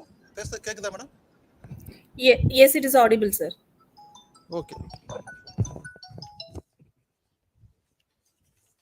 Good afternoon. Department of Chemistry, Rajabalayam Rajus College, organized a national webinar on science and technology for sustainable future. The afternoon session, Dr. K.P.Bhuvana will be acting as a resource person. So I am very proud to introduce our resource person, Dr. K.P.Bhuvana. Dr. K.P.Bhuvana is presently working in Central Institute of Petrochemicals Engineering and Technology, CIPET, Chennai, taking the role of Senior Technical Officer and Head of the Department, Plastic Testing Center. She has completed her master degree in physics from IIT Chennai and Ph.D. in material science from National Institute of Technology, Tiruchirappalli. Her research focuses on conducting polymers, polymer composites, optoelectronics, biomaterials for tissue engineering, etc. She has undertaken more than 10 sponsored projects and around 100 consultancy projects to the industries. She has published around 40 international journals, filed 3 patents, and authored 2 books. She is the member of various subcommittees for framing IS and ISO standards. We are so happy to welcome you, ma'am, on behalf of the college and our department. We are welcoming you for this session. I hand over this session to Dr. K.P.Bhuvana. Thank you all. Thank you, ma'am.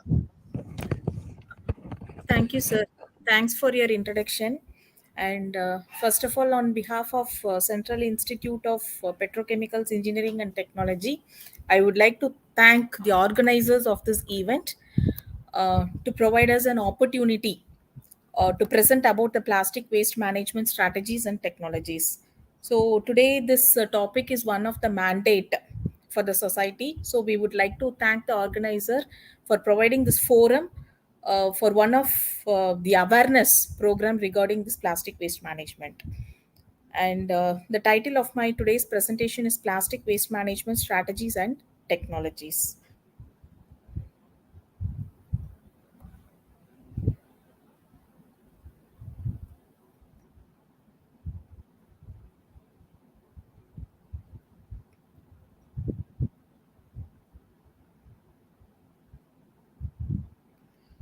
Hope my screen is visible to everyone.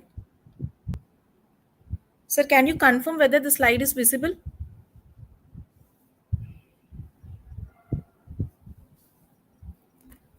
Sir, can you confirm whether my slide is visible? Yes, ma'am. The slide is visible, ma'am. Yes, thank you, sir.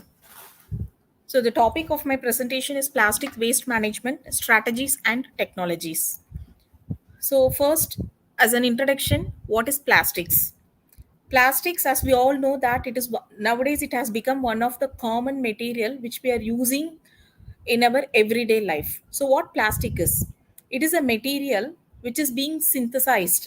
It's a man-made material synthesized using a chemical reaction. It is an organic material which has an ability to flow. so that it can be molded into a desired shape and we can obtain the product in a specified form. So it is composed primarily of several materials such as the plasticizers, fillers, pigments, and other additives. So these are all the composition of the material of plastics.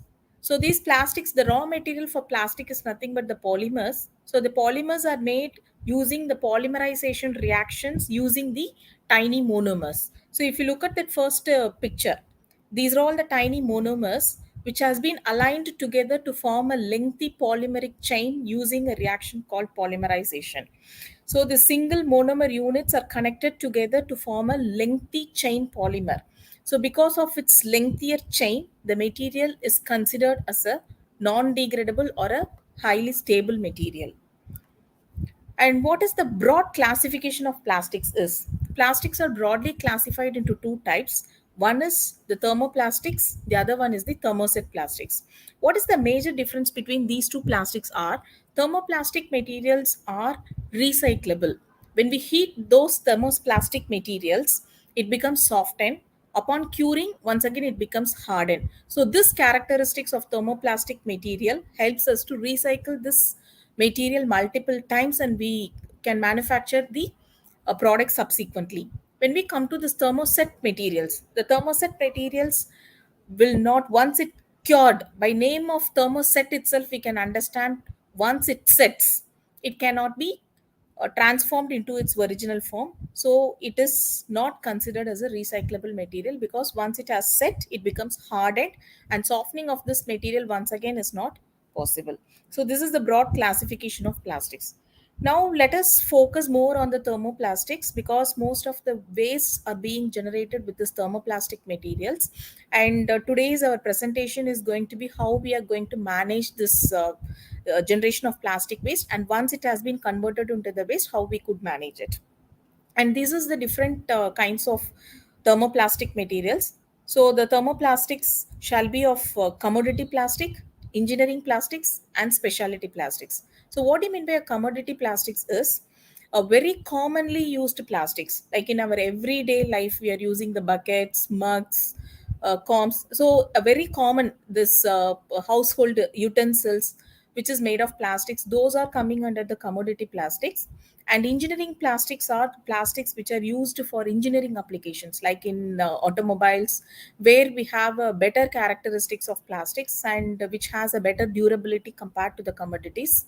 And then the third class of plastic is a specialty plastics, which is also termed as a high performance plastic. The reason is generally there is a vision that the plastic materials will have a very low melt temperature, so it cannot withstand to the high temperatures and all. But the specialty polymers are having a better rigidity and high thermal stability, and that's why it's termed as a specialty polymers. Also it is called as a high performance polymer because it is being used in very exclusively in the automobile and aerospace applications. And this is a common recycling codes. So we might be seeing in most of the plastic components that these codes are being marked. So what exactly this code is, whenever we see this symbol, then we can understand that these plastic materials are recyclable. And the numbering inside this recycling code represents what kind of material is this, because when you look at that rack pickers, they will be collecting and segregating based on the numbers provided in this recycling code. So what they are exactly doing is, without even understanding what they are doing, they are just segregating the plastics depending upon this coding of numbers. So this is how it would be looked in the products. So whenever you see that this recycling code which represents with 1, then you can term that this is a PET, polyethylene terephthalate material. If it is marked as 2, you can decide that it is a high density polyethylene. So like that you can classify your materials based on this recycling codes. And if you look at the consumption of plastics, so today everywhere we are consuming the plastic materials. So let us discuss each sector where we are using the plastic materials. So the first one is the plastic materials in packaging industry.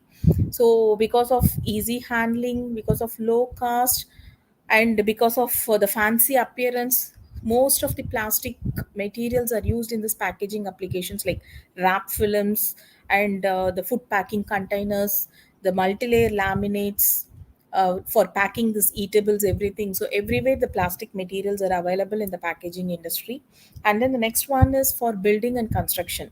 So earlier for doors and windows, we prefer that wooden frames and wooden doors.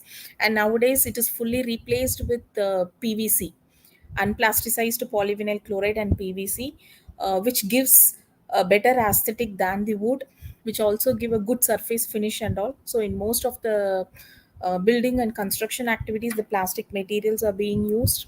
And in electrical and electronics, everywhere, all enclosures of this electrical and electronic equipments are made of plastic materials. And when you come to this furnitures and the housewares, of course, if you have two different products made of metal and plastic, our attraction would be towards the plastic because of multiple colors and the aesthetic appearance of those products. So it is available in the furnitures and household industries also. And when you come to this agricultural industry, then you have the mulching films are made of low density polyethylene and linear low density polyethylene. And all irrigation equipments are made of plastic materials only. Of course, the kids are more attracted towards this toys, and all those toys with the beautiful colors are made using this toys, I mean plastic materials. So the plastic has taken its role in this sports and toys industries also. And when you come to this medical industry, where we are using a very wide range of plastic materials, because most of the components are use and throw, so the plastic plays a vital role in that. And apart from the materials which are using outside our body, there are now plastics has started entering into our body also as an artificial organs. So the polymer based artificial organs are also uh, I mean the technologies is being developed, so where you can through this additive manufacturing technique, you can develop the functional artificial organs using polymers. And the self-healing hydrogels, which maintains the moistures and heals it automatically. And what is the advantages and disadvantages of plastic materials? First, let us look into the advantages. uh, Plastic materials, as we all know, the density of the material is less, so it is lightweight. At the same time, it is strong also without compromising the strength. It maintains its lightweight structures also. And the next one is the aesthetic appearance. It does not require any post processing like painting, coloring. So without even any post processing, we'll get a better aesthetic appearance like shining, matte finish, whatever the appearance shall be achieved using this plastic materials. And the properties are suitable for various applications, because plastic is not a single material. We have wide range of materials, so because of the wide variety, the suitable plastics can be opted for the applications. And easy to convert into products without post processing, so it does not require much energy for converting into a product. And the mass production is also highly feasible with this plastic materials. And the properties are easily tuned as desired for any applications. So if this is what the performance requirement is, and that property can be easily achieved with the plastic materials. The only thing is the material needs to be modified by adding an appropriate fillers or additives. These are all the major advantages of plastic materials. And when you come to the other part of the plastic material, there are several disadvantages. But the disadvantage of a plastic material is non-degradable. Why this non-degradability has come under this disadvantage of the plastic material is because of it is just accumulating in the waste garbage, and it is retained for a longer period. That's why it is being considered as a disadvantage of plastic material. But non-degradability is not a property of disadvantage, because for any particular applications we need to have a material with higher durability. So plastic would be the better option for having for such applications, so it cannot be considered as a disadvantage. And then the next one is toxic. So people may have a vision that plastic materials are toxic in nature, but as such the plastic is not toxic. The way which we are disposing or improperly using it makes it a toxic element. And then the last one is the creation of the pollution. So plastic as such is not creating a pollution. Due to the improper disposal procedures, it has end up into the pollution. So there are several threats with the plastics. One is the environmental pollution. So when it is thrown to the environment, obviously this being a non-degradable material, it gets accumulated into a garbage and it is creating a pollution. And now the researchers are revealing that the microplastics are mixed into the drinking water and it has entered into the food chain also. And the other thing is it is harm to animals and the aquatic lives. And when it is burning without any preventive measures, it releases some toxic fumes also. So this is one of the survey where it has given that the plastic debris entering into the world oceans from India is around 0.24 million metric tons per year. And what are the sources of plastics waste? So the first pie diagram shows that which are all the waste that has been generated, out of which the polyethylene and plastic wastes from the shopping bags is around 10.5 percentage. And out of this 10.5 percentage, you come to the second this pie diagram where the different category of this packaging materials or provided. And this is what the top five states, as per one of the survey during the year of 2015 to 16, the top five states generating the plastic waste in India is the lowest one is Karnataka and the highest one would be the Maharashtra. And these are all the few products which is creating plastics wastes. So all are almost the single time use plastics like carry bags, paper cups. We might be thinking that paper cup is just a paper only, but the inner layer which was laminated with polyethylene, so that would be considered as non-degradable material.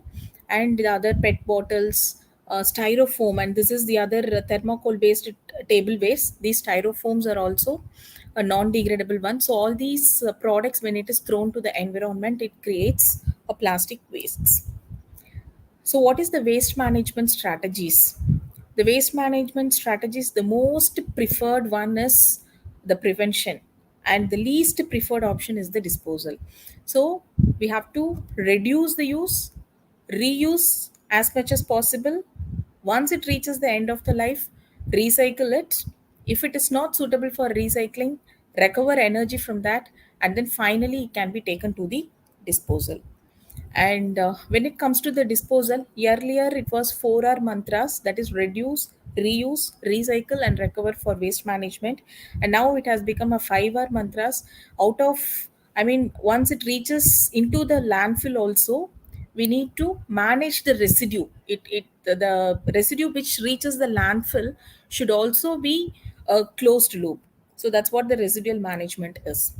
And the first one, how we can reduce the use of plastics. So whatever we are discussing, the reduce, reuse, recycling is mostly for the single use plastic products, because the plastic materials which are used for automobile applications and all, already the established procedures were there for recycling those components. And the thing which we are discussing now is to minimize the use of the single use plastics. So avoid using the PET bottles. So wherever you are going, you just carry your water bottle made of glass or metal, and carry your own bag, so that we can avoid the use of carry bags. Similarly, the cups. Instead of using the plastic or paper cups, you carry your own cup.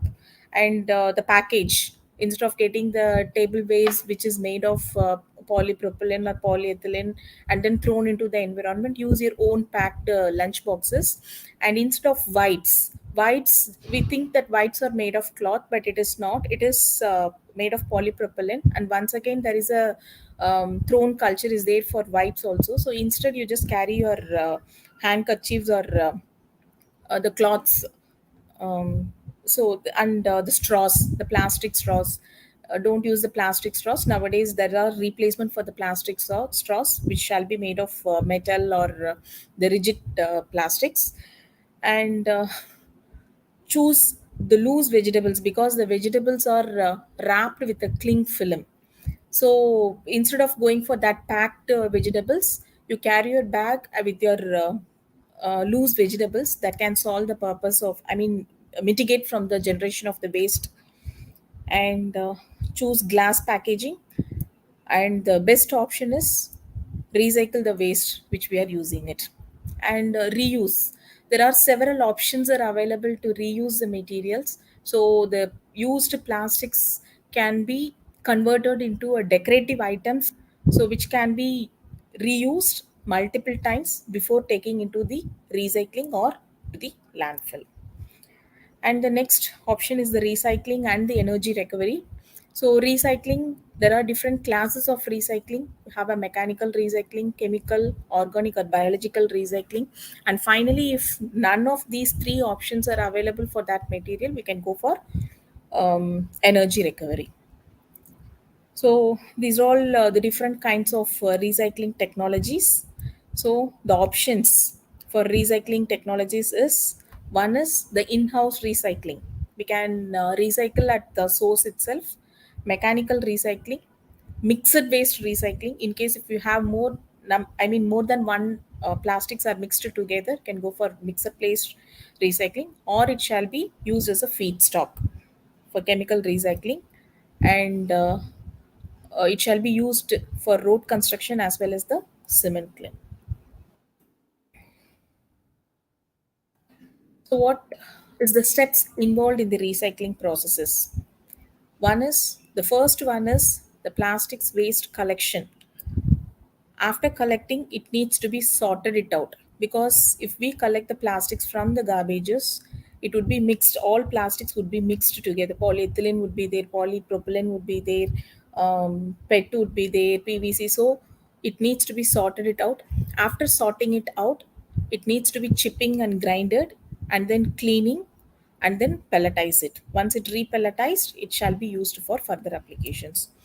So it has to be collected from the garbages. And manual segregation as well as the machine based segregation processes are there. So the material needs to be segregated, and after segregation, chipping or shredding of those plastics. And after shredding, cleaning of those plastic materials. After cleaning, it needs to be pelletized. So the pelletization would be done by the hot melt extrusion process, where you have a feeding hopper here. So the cleaned material, after drying, it would be fed into this hopper. So through this heating zone, the material is fed into it. So these two screws would be co-rotating or counter-rotating. So while the material is getting heated up, and parallelly the screws are being rotated, it homogeneously mixed all kind of materials, and it melts, and it would be extruded, and finally it would be cut into the pellets like this. So the mixed plastics would be converted into a pellets, and now this pellet is ready for further processing and converted into a product. Now this pellets are there, and through injection molding, further this can be converted into a product. So value addition in recycling. Why the value addition is required is, uh, so always the recycled material will not have the original characteristics of the virgin material, because it has already been subjected to multiple number of melt processing. So in order to improve the characteristics or the properties of the recycled material, the value addition is required. So value addition in terms of fillers or any stabilizers or chain extenders, so that the molecular weight would be improved, so that it meets the minimum requirements of the recycled materials. And the recycled material shall be mixed with the wood floor. This is the wood floor, and when this wood floor is mixed with the polymer, and this is the processing aids, some fillers or any other processing aids or modifiers shall be added into it, and then processed, and it can be converted into a wood polymer composites. So this composite shall be used for furniture and carpentry applications, which would be a better replacement for wood. And the recycled material shall also be combined with the other natural fillers. Why the natural fillers is, of course, the other conventional fillers are also available. That addition of natural fillers, all these, if you look at these all natural fillers, these are also the waste. So this waste material shall be reinforced into the plastic material, and we can reduce the consumption of plastic. So up to 30 percentage of this kind of filler shall be added into the plastic material. So around 30 percentage of the usage of conventional plastics are reduced. At the same time, this kind of fillers gives a value addition to the products also. It enhances the strength. In case if you want to make a flower pot and all, it could able to retain the moisture. So various applications are there for such kind of fillers. So these are all also the other fillers like eggshell powder, groundnut shell powder, rice husk, walnut shell powder. So all these all the natural fillers. So instead of directly taking into the landfill, it can be used as a reinforcement into the waste plastic in order to improve the stability of the material. So these are all some products which has been developed using the waste plastics combined with the wood floors. And in addition to the powders, it can be reinforced in the form of a fibers also, like a bagasse fiber. It's a sugarcane fiber, wheat straw, corn fibers, bamboo fibers, banana fibers, sisal fibers. So all these are the natural fibers which can be reinforced and converted into a fiber reinforced plastic products. And most of the leading automobile industries are using this kind of reinforcement into in some of the interior parts of the automobiles. And this glass and carbon fibers are the synthetic fibers which can be reinforced into the recycled material in order to improve its strength. So this is one of the car wheel rim, which is made of carbon fiber reinforced recycled plastics, so which has the strength equivalent to the metal. And these are all few examples of the components where the fibers are reinforced into the recycled plastics and converted into those products. And the other application is the paver blocks. In case if we have any mixed plastics in the sense we have polyethylene, polypropylene, which could not be separated. If you take a multi-layer laminates, the multi-layer laminates comprises of more than one polymer. We'll be having polyethylene, polypropylene, and PET together in that, which shall not be sometimes separated. So, for those materials, this is one of the technology for converting this recycled material into a products. And the PET bottle recycling. Many of us might not be knowing that the PET flakes, the PET bottle shall be converted into the staple fibers like this, and then it shall be converted into ions, and these ions shall be taken further for textile applications. So the polyester, I mean this PET bottles shall be converted into the polyester textiles. And there are several energy recovery options are available, and one such option is the plastics in the road construction. In case if you have a mixed plastics, why the mixed plastics cannot be taken for mechanical recycling is those materials will have different melt temperatures. So when these different melt temperatures are processed at one particular temperature, we will not be end up with a homogeneous mixture of materials. So this mixed plastic shall not be taken directly for the mechanical recycling. So in such cases, that mixed plastic shall be mixed into this aggregate and bitumen, and it can be used for road laying applications. And the other energy recovery option is in cement kiln. So the waste plastics, if you look at the plastic material, it's a composition of the hydrocarbons. So these hydrocarbons will provide a maximum energy.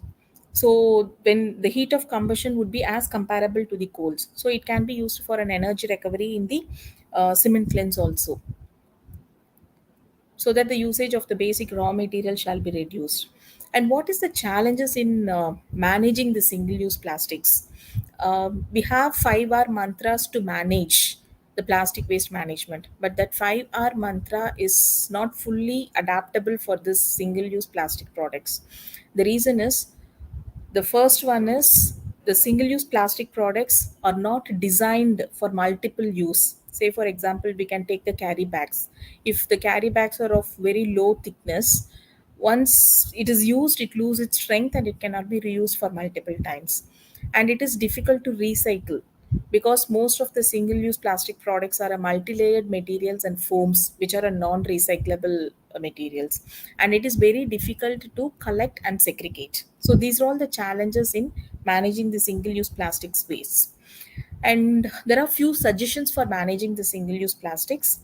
The first suggestion is because there is a great challenge in collecting and segregating. So we have to create a proper channel for collecting and segregating, and the collected material has to be reached the recycler in a proper manner, so that the chain would be closed, so that the waste generation as well as the recycler can be connected together. And the disposal procedure shall be printed on the product, because many of us might not be aware that whether it is coming under a recyclable category or a non-recyclable category, and how it has to be disposed.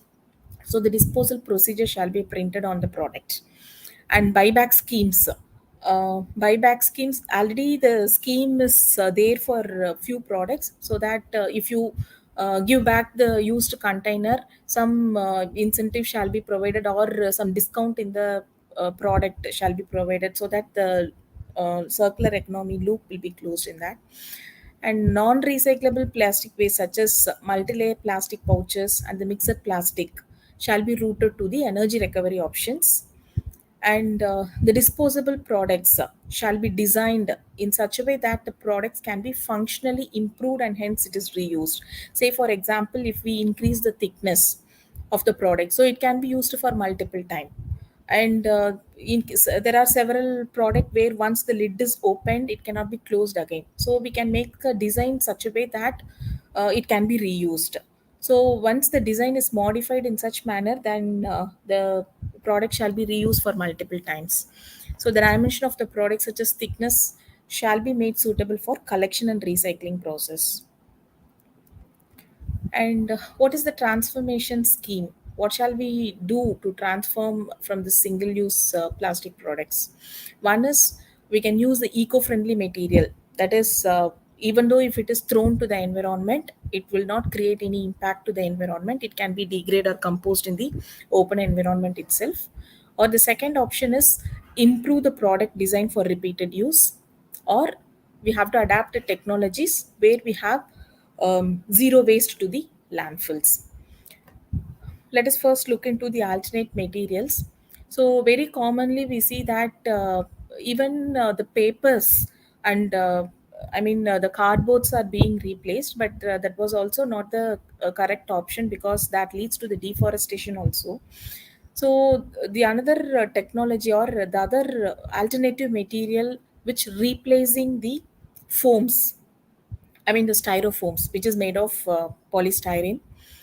It is from the bagasse. Bagasse is nothing but the sugarcane waste. So not only the bagasse, even with the wheat straws and other agricultural residues, these kind of products shall be manufactured. So this is another alternative for styrofoams. And the packaging films, instead of the conventional polyethylene and polypropylene films, the thin films shall be made using the seaweeds. Seaweeds is edible, so that if you look at the pouches available here, it is a water filled pouch.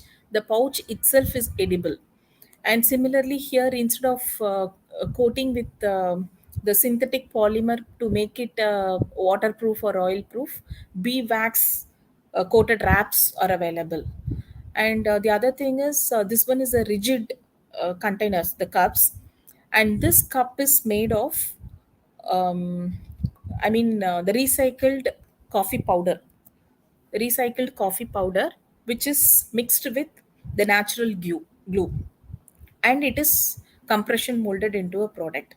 So even these products are thrown into the environment, this will not create any landfills residue in the landfills. And this is one of the company manufacturing chocolates And the one which we are seeing is the wrappers of the chocolate with the flavors. The wrappers itself, it's a carrot flavored wrapper, kiwi flavored wrapper, grapes flavored wrapper. So like that, the flavored wrappers, so that the chocolate can be consumed along with the wrapper. Wrapper is also edible. It is made of seaweeds.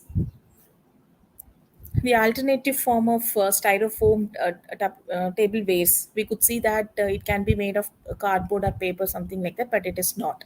It is made of the bagasse pulp. So from sugarcane, after extracting the sugar and all, the bagasse waste has been converted into a pulp, and then it is compression molded into this tableware.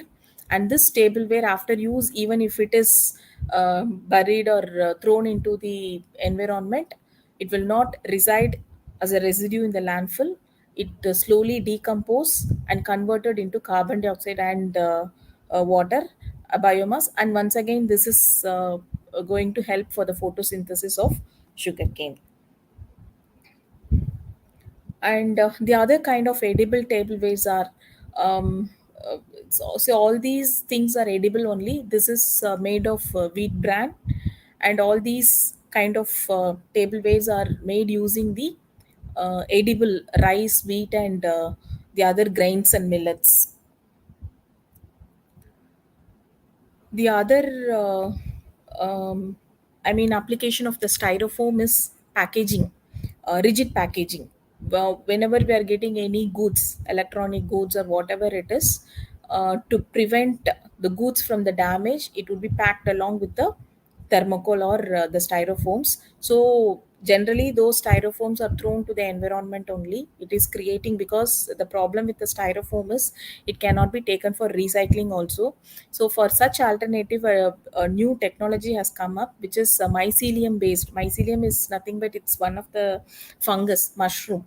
So this mushroom, when it grows, it acts as a binder, and that can be converted into foams like this, which can be used for packing goods. So like agricultural residues, like wheat straw or sugar cane waste or whatever it is, those residues shall be taken, and inside which that mycelium shall be grown, and that mycelium shall be incubated for a specified period of time, and after drying we could get this kind of foams. And this can be, even if it is thrown to the environment, it will not create any harm to those environment. And another important waste is plastic straws. So an alternative of plastic straws, nowadays this macaroni pastas are made of this particular shape of straw, so that it can be, after use, it can be thrown to the environment. That will not create any impact to the environment, even if it is thrown. And metal straws are available, so that it can be reused. This is also made of seaweeds, so it is edible. It can be consumed along with the drinks. And the other one is, instead of using a thin walled straws, because the challenge with the thin walled straws is it cannot be taken for recycling. Instead we can use hard plastic straw. The straw is made of polystyrene, which would be hard enough, so that after use it can be taken for recycling. And the other one is a compostable plastic straw. So there is another class of material which is manufactured from a renewable source, so which is termed as a compostable plastics. So I'll cover those compostable plastics in the upcoming slides. And the last one is the paper straws. So, what is biodegradable polymers? So, biodegradable polymer is nothing but the polymers which undergoes biodegradation. So, biodegradation is the degradation of the plastics by the microbial attack. So, when any plastics is attacked by the microbes and it gets disintegrated, and the complete disintegrated carbon is converted into carbon dioxide, we can call it one as a biodegradable material.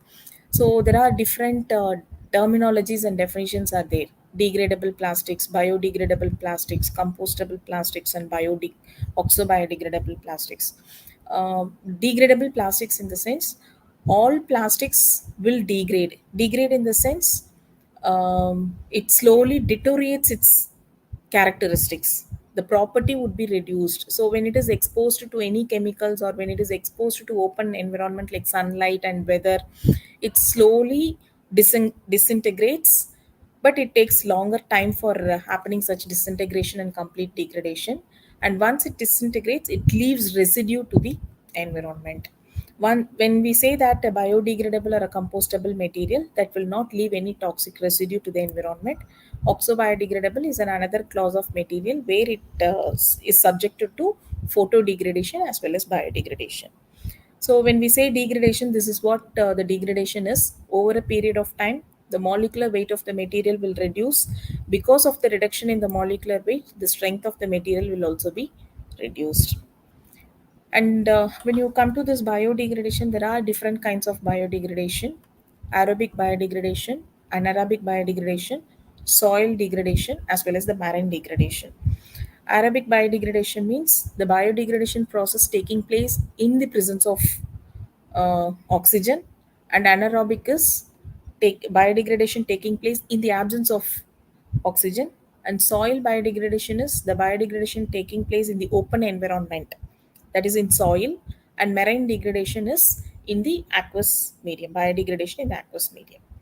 And this is what the oxo biodegradation is. So it comprises of three tiers. First, the material has to be subjected to sunlight for photo degradation, and subsequently for biodegradation, and then the toxicity of that needs to be evaluated. So nowadays, most of the single use products are replaced with the compostable and the biodegradable plastics.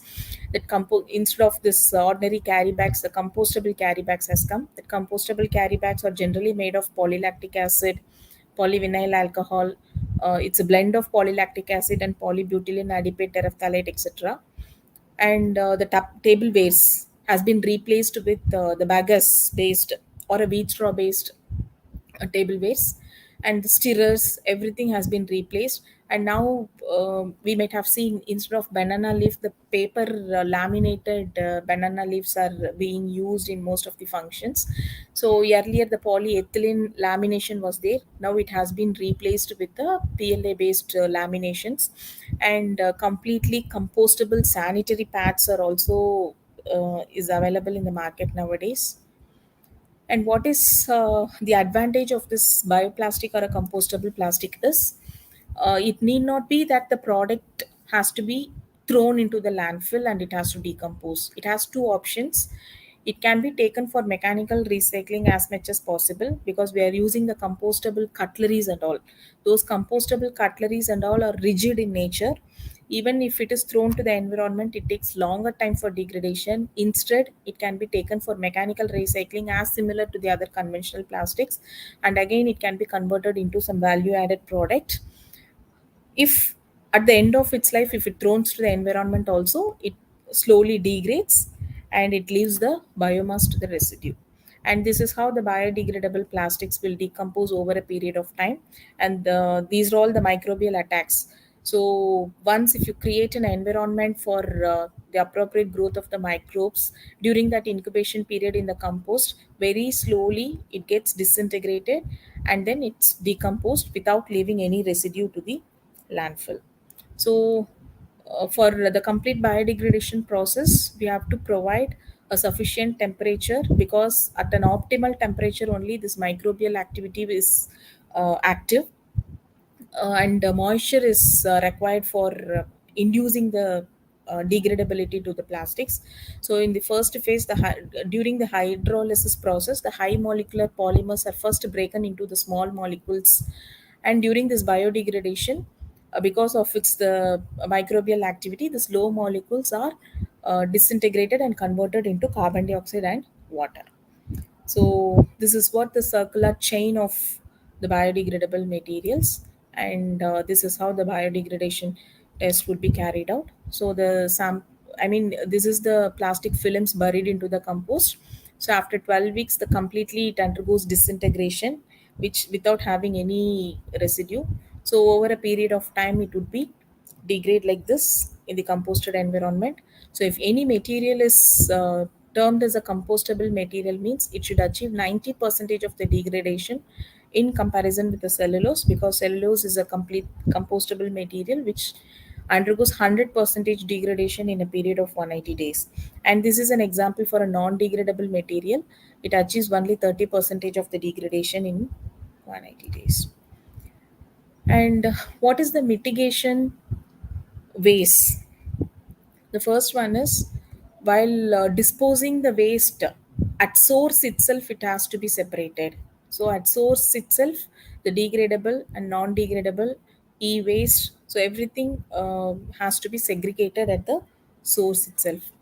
And we have to avoid littering of plastics. We should not litter here and there after the use of those plastic products. We must understand the disposal procedure, that is the proper disposal, segregation. So recycle, this product is recycled means it has to be thrown in an appropriate dustbin where the recyclable wastes are provided, and reuse the product as much as possible, and then you take it for disposal or recycling. And awareness needs to be created among youngsters, and the positive attributes of plastics has to be imparted. And for single time use applications, you prefer a biodegradable or a compostable materials. So very simply, don't say no to plastics, but say no to littering of plastics. And um, CIPET can offer the training programs for students, researchers, and industries in this topic, whatever the topic we have covered here, on various recycling technologies, and reuse of recyclable plastics from automobile waste, waste management, value addition, composites from waste plastics, application of recycled plastics, polymer composites and polymer nanocomposites for various applications, composting and landfilling, and biodegradability of plastics. Thank you for your patience listening.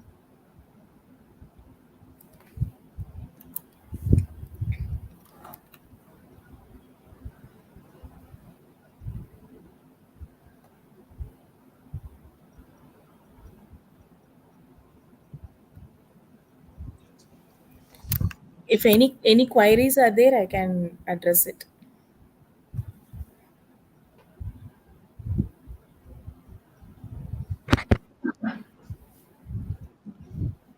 Good afternoon, ma'am. An excellent presentation, an eye-opening session regarding biodegradable plastics and green plastics. I hope all the participants, faculty members, research scholars, students can enjoy this session, and this session is very useful to the academic and research line also. Yes.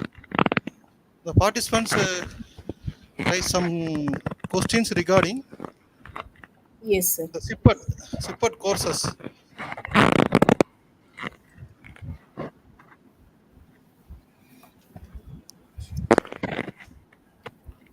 One question is from Rohila. Yes. May CIPET permit internship for BSc graduates? Yes. Yes. You can apply for internship programs. You can mail your requirements to chennai@cipet.gov.in.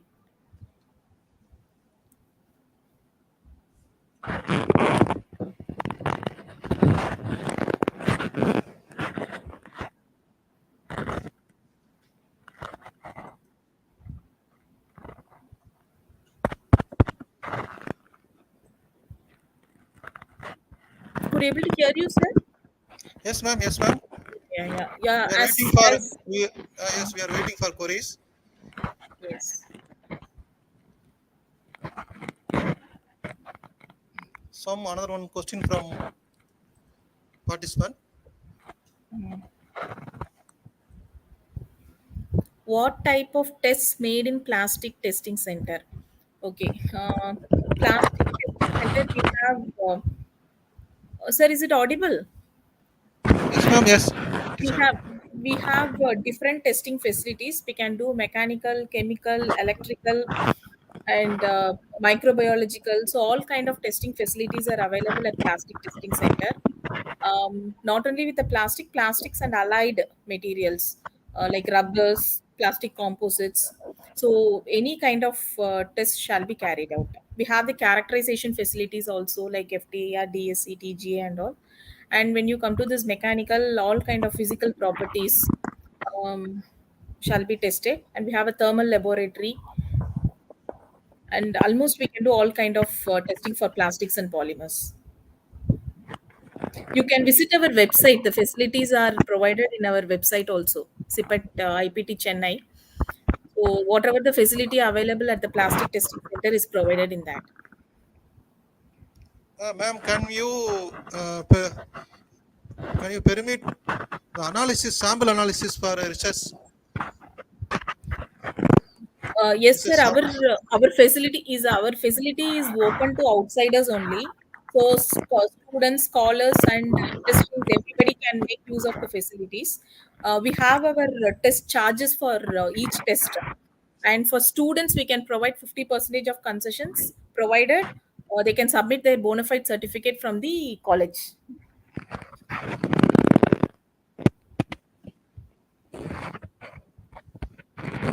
Thank you, ma'am. Thank you very much for your excellent presentation.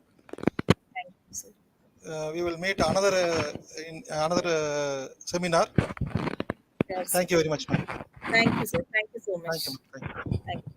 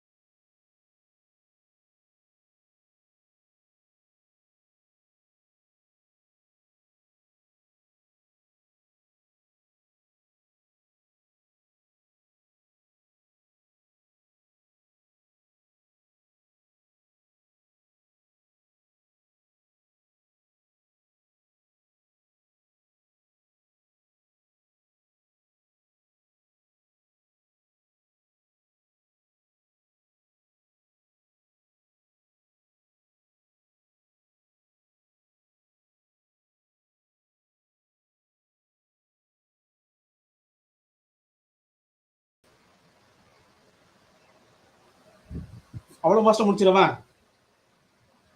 Okay.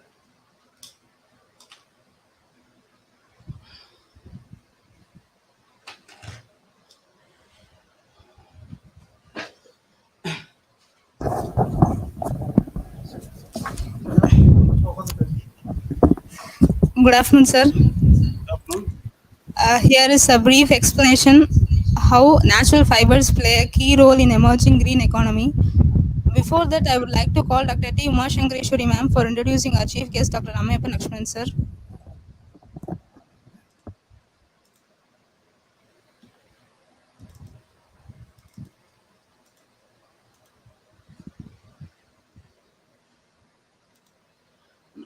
One minute. How can I share my screen? Hello?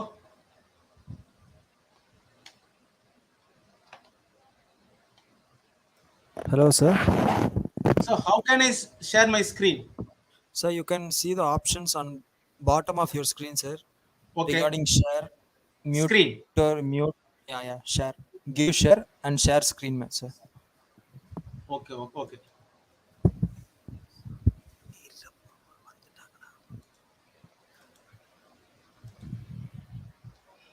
Okay, now, so my, yeah, I can see your screen, sir.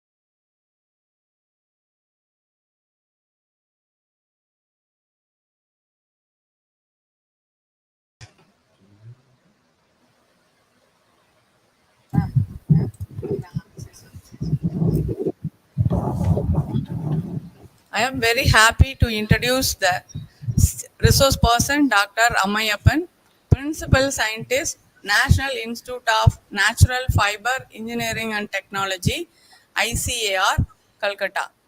He is working as Principal Scientist and has wide research experience in the area of biocomposite, functional finishing, surface modification of natural fibers, and value added product from biomass residuals. He has working experience in industry 2 years, academic 4 years, and research 20 years in the field of textile chemistry. He has got 2 awards. Sir has 83 research publication, 9 popular articles, 36 paper presented, 7 invited lectures, 29 book chapters, 3 patents are applied, 1 is granted. Sir has 3 book editor. He served as a peer reviewer for the different national and international journals and reviewed more than 200 manuscripts. Google citation 700 with the H index of 13. External examiner for Ph.D. thesis in Anna University and Allahabad University. Life member in Indian Society for Goat Production and their Utilization, Rajasthan. Textile Association, Kolkata Unit, West Bengal. The Indian Science Congress Association, Kolkata, West Bengal. The Indian Natural Fiber Society, NIRA, RJAFT, Kolkata, West Bengal.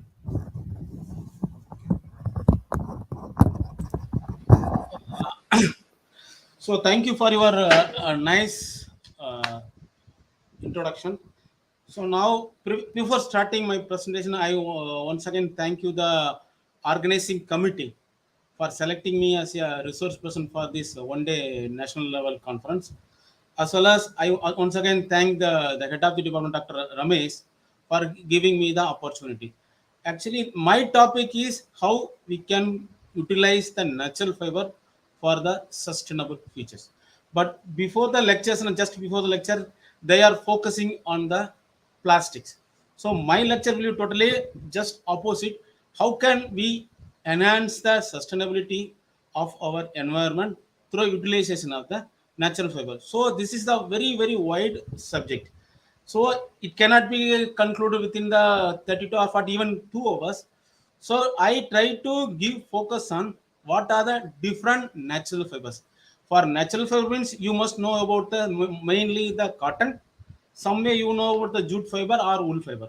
So other than these, there are so many fibers. Okay, I will give the focus on the what are the natural fibers, what are the different processing. That means how a natural fiber can be utilized for its value addition or product development, as in number of ways. So I will give the what are the important property of the natural fibers. Then I will the other than the natural fiber also, during the harvesting of the natural fiber, we can also get the some other residuals, waste.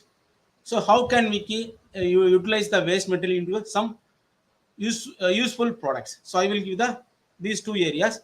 Then I will give the some glimpses what are the potential area of research can be done by the students. So now I am going to share the screen.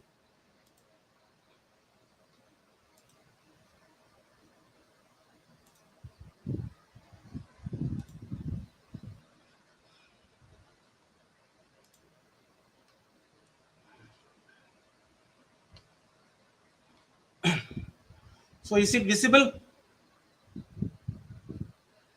So anyone can give the answer. Is it Yes, visible? sir. Is it visible, sir? It is. Okay, thank you. So my topic is what is the role of natural fibers technology in sustainable future. So now I will give a little bit about what is ICAR. Then I will give information about my institute.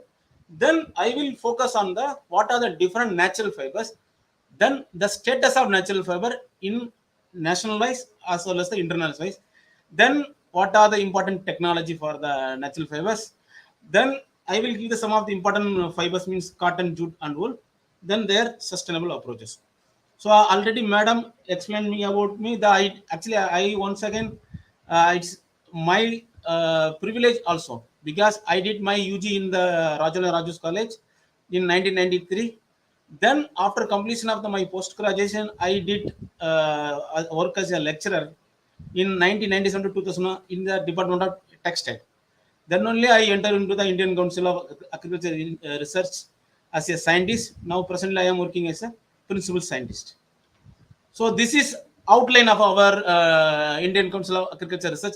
In this, there are 8 subject matter division in which we are coming under the agriculture engineering, in which there are 3 institutes working on the natural fiber. One is in the Mumbai, they are mainly on the cotton fiber. Second is that CSW Avikanagar it is nearby Jaipur, they will work on the woolen specialty hair fibers. Then our institute, this institute, other than these 2 fiber, we are working on the all other natural fibers. So this is our institute. So this is nearly 84 years old institute. It is established before independence. Actually, that during British period, they are developed this institute for the testing of the jute fibers. Then gradually it is upgraded into one by one JTRL, NIRJAP, and INFAT. So now our institute name is National Institute for Natural Fiber Engineering and Technology. The main objective is we should do the basic and strategic research on processing of all natural fibers and their residues for the development of some new products as well as their improvement in the quality. Followed by we are giving the capacity building, that means the training as well as the entrepreneurship development. So these are some of the research, means our research mainly focus on the advancement in the fiber extraction protocol, then the development of the machinery extractor. Then we have the standard grading technology, means testing and the grading of the natural fiber depends upon its the value, so that we can give the suggest the very good natural fiber for the value addition. Then we can give the mini experimental lab, so that we can process the all type of natural fiber from the like spinning to weaving. Then we have the chemical and biochemical processing of natural fiber, different processing technologies. Then product development. Product development means it is ranges from different one, paper, composite, particle board, then some other products. Then value addition. Similarly, we have the incubation technology on the pulp. Actually, you know the plant fibers are the rich in cellulose. So we have the technology, the conversion of the natural fiber and its biomass to the paper for the replacement of the wood. We have the pilot plant. So anybody interested in this technology, you can come our institute. Similarly, we have the very good human resource to give the training in the different area of the natural fiber. It is either the need based or the self training, even also the government giving some finance to give the training program. So these are some of the our works. So now I come to the main point. So you know the what are the natural fiber, you know better.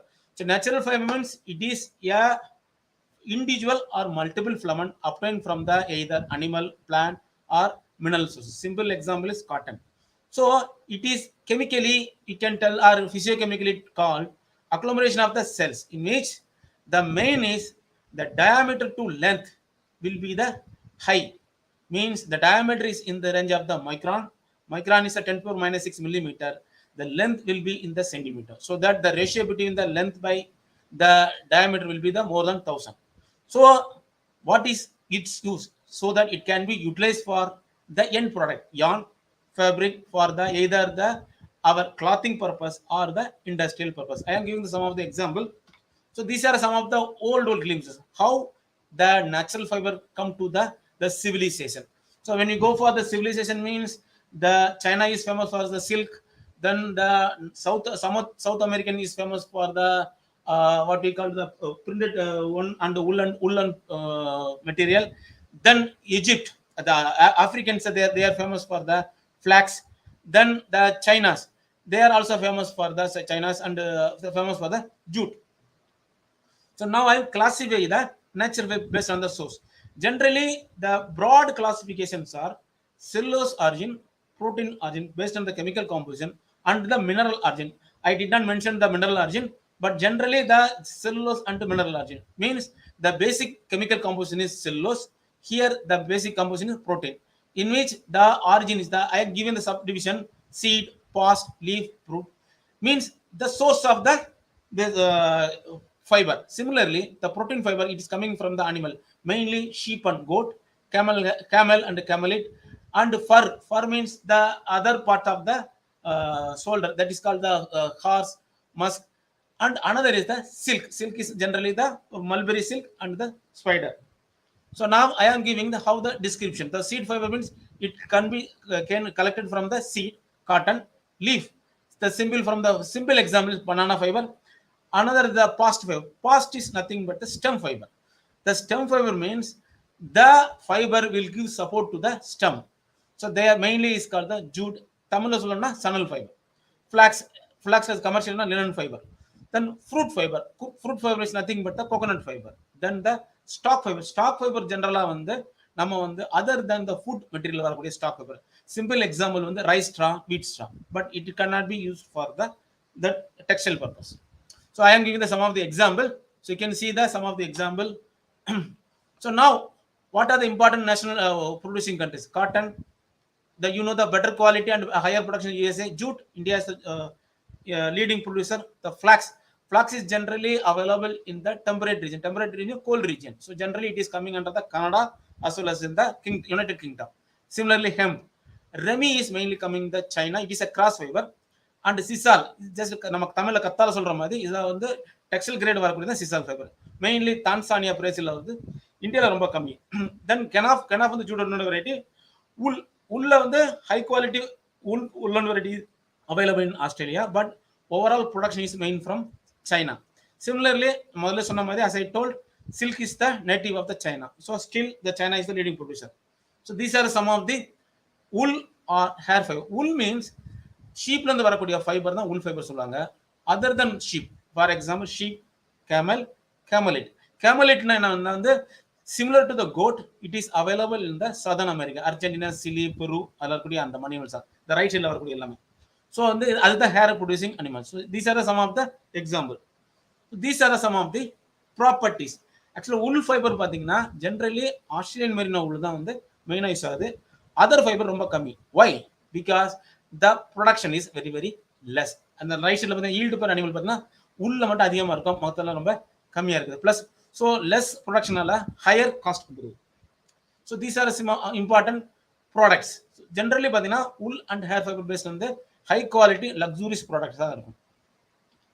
So now I am giving the glimpses of the what are the various important available area of the different natural fibers. So pathina wool pathina Australia irukudhu and already I discussed.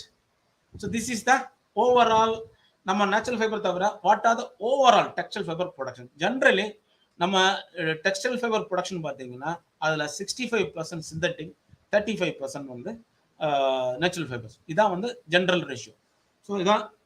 But இதில் பார்த்தீங்கன்னா so world fibre production 100 million ton. So இதில் வந்து other than cotton, plant fiber, whatever research doing in our institute, only 3.5%. It is gradually increased to 8.58%. So this is the giving the different types of illa pathina cotton on the nearly 17-80%, jute 10%. So others are remaining. So other next wool varudhu. So others are very very small amount. So this is the trend. How the what are important natural fiber trend. Illa pathina there is no increasing trend, stagnant ave irukku. So I am giving the so production பாத்தோம். இப்போ இத consumption பாருங்க. Consumption பாத்தீங்கன்னா yellow line full-ஆவே natural fiber, மேல உள்ள the blue line, dark blue line வந்து synthetic fibers. So synthetic fibers from 1992 to 2016 பாத்தீங்கன்னா increasing trendல போகுது. But natural fiber பாருங்க from 1992 to 2016 வரைக்கும் same trend. So இதுல பாருங்க அதே மாதிரி distribution of the fiber consumption, synthetic fibers தான் 62% இருக்குது, cotton 26 இருக்கு, மத்தது எல்லாமே ரொம்ப கம்மியா தான் இருக்குது. So now I am giving the well supply the same as the production. So now the demand, you can see the demand. எப்போ வந்து நம்ம வந்து நேச்சுரல் ஃபைபர் பத்தி பேசுறோமோ ப்ரொடக்ஷன் பார்த்துட்டோம், கன்சப்ஷன் பார்த்துட்டோம். ஸோ டிமாண்ட் பார்க்கும்போது சப்ளை செயின்ல பார்க்கும்போது ஸ்டில் நேச்சுரல் ஃபைபர்ல பாருங்க it is in the negative trend. Why? The cellulosic means the natural ஃபைபர்ல இருந்து வரக்கூடிய ரீஜெனரேட்டட் செல்லுலோசிக் ஃபைபர்ஸ், அதோட காம்போசிஷன் அதிகமாக இருக்குது, சிந்தட்டிக் அது கூடுது. ஸோ இது வந்து இது ஒரு important fact. So now this is the same now. So now throughout the overall status natural fiber la pathina as I told 65 synthetic, 35 natural fiber, but idu vandu apdiye da irukku. Why? The main reason is the climatic change. Plus adhe maadhiri vandu pathina similarly vandu ipoda gradually other fibers for sisal fiber, jute fiber gradually vandittu irukku. But the production of synthetic fibers increasing nala namala we cannot compete with the synthetic fibers. So நம்ம Indian சீனியர்ல பாத்தீங்கன்னா இந்தியால வந்து after China, India is the second important textile hub. So அதல பாத்தீங்கன்னா largest producer of silk, jute, second important producer of silk and cotton, Then after then the New Zealand, we are the biggest producer of carpet grade wool. Okay, these are some of the data not required. So now other than the regular products, you can see for India means ready-made nearly 40%, cotton textile, other man-made textile, woolen carpet are important. So still India natural fibers demand irukadhan sey. So now I am coming to the next part. Next part means if first one, then natural fiber பத்தி பார்த்துட்டோம். Okay, so நம்ம natural fiber பார்த்த பிறகு how can we extract the natural fiber? Okay, so I am giving one example. So I am just jute. இதில் பார்த்தீங்கன்னா இதில் இந்த stem portionல தான் jute fiber இருக்குது. இந்த portion இதில் பார்த்தீங்கன்னா epidermis தான் அவர் கவராக இருக்கக்கூடிய ஒரு layer. Bast bundle of fiber. அதுக்கு அடுத்து கோர் ஸ்டெம் போர்ஷன். ஓகேங்களா? இப்போ இதுல பாஸ்ட் போர்ஷன்ல தான் இந்த ஃபைபர் இருக்கு பாருங்க, all layers. So how can we remove the fiber from the stem? Simple. என்ன பண்ண போறோம், the bast portion it is like a continuous portion. So that ட்ரெடிஷனலாக என்ன பண்ணுவாங்கன்னா அந்த ஜூட் ஸ்டெம் ஹார்வெஸ்ட் பண்ணிட்டு வாட்டர்ல டிப் பண்ணி வச்சுருவாங்க. It is nearly 14 days in the water. The process is called retting. So retting பண்ணிட்டோம்னா it is அந்த retting பண்ணும்போது என்ன ஆகும்னா during the retting the pectinase, the microbes, it will break the binding agent between the fiber and the stem, so that after 14 days we can easily remove the fiber from the stem. Okay, this is the process. So I am giving what are the different extraction process. There are mechanical, chemical, biological, physical. இப்போ இதில் சப்டிவிஷன்லாம் இருக்குது. டொக்காடிகேஷன், ரீபனர், water rating, oscillator. இதெல்லாம் research point of view தான் இருக்குது. நான் சொன்ன மாதிரி still கமர்ஷியலாக பார்த்தீங்கன்னா ஒன்லி வாட்டர் ரேட்டிங் ப்ராசஸ்ல தான் இன்னும் ஸ்டில் தேர் எக்ஸிஸ்டிங். ஸோ இதில் பார்த்தீங்கன்னா உங்களுக்கு ஈஸியாக தெரியும். நான் சொன்ன மாதிரி ஃபைபர் பண்டில் இருக்குது பாஸ்ட் போர்ஷனில். அடுத்தது என்னது, அந்த ஸ்டெம் போர்ஷன் ஹாலோ ஸ்பேஸ். வெளியே உள்ளது கியூட்டிக்கல். நம்ம பார்த்த மாதிரி முன்ன பார்த்த மாதிரி அந்த outside. So this is the, now I am giving one of the example how the, இப்போ நீங்க எல்லாரும் கிராமத்துல பார்த்துருப்பீங்க காட்டன் ஃபைபர் எப்படி பண்ணுவாங்கன்னா, காட்டன் பருத்தி அந்த பழம் வெடிச்ச உடனே அந்த ஃபைபரை கையால் ஹேண்ட் பிக் பண்ணி எடுப்பாங்க. அதே மாதிரி ஜூட் பிளான்ட் பார்த்தீங்கன்னா இந்த இருக்கு பாருங்க, இதுதான் ஜூட் பிளான்ட். ஸோ இதில் பாருங்க jute plant nearly 2 to 3 meters இருக்கும். ஸோ ஹார்வெஸ்ட் பண்ண பிறகு அந்த ஃபீல்டில் போட்டுருவாங்க. அதுக்கடுத்து பண்டில் பண்ணிட்டு வாட்டர் இங்க பார்த்தா ஜெனரலி பாண்ட்ல என்ன பண்ணுவாங்கன்னா இதை இம்மர்ஸ் பண்ணுவாங்க. First they will collect all the bundles. Next என்ன பண்ணுவாங்க, வெயிட் போடுவாங்க, weight. So they will immerse. So after 14 days they will remove the fibre. This is called the retting process. So இதில் பார்த்தீங்கன்னா after extraction of the jute fibre there are lot of jute sticks. So அடுத்து பாருங்க, extract பண்ண பிறகு drying in the sun drain. Then it will go to the market. Generally in market it is procured by the Jute Corporation of India.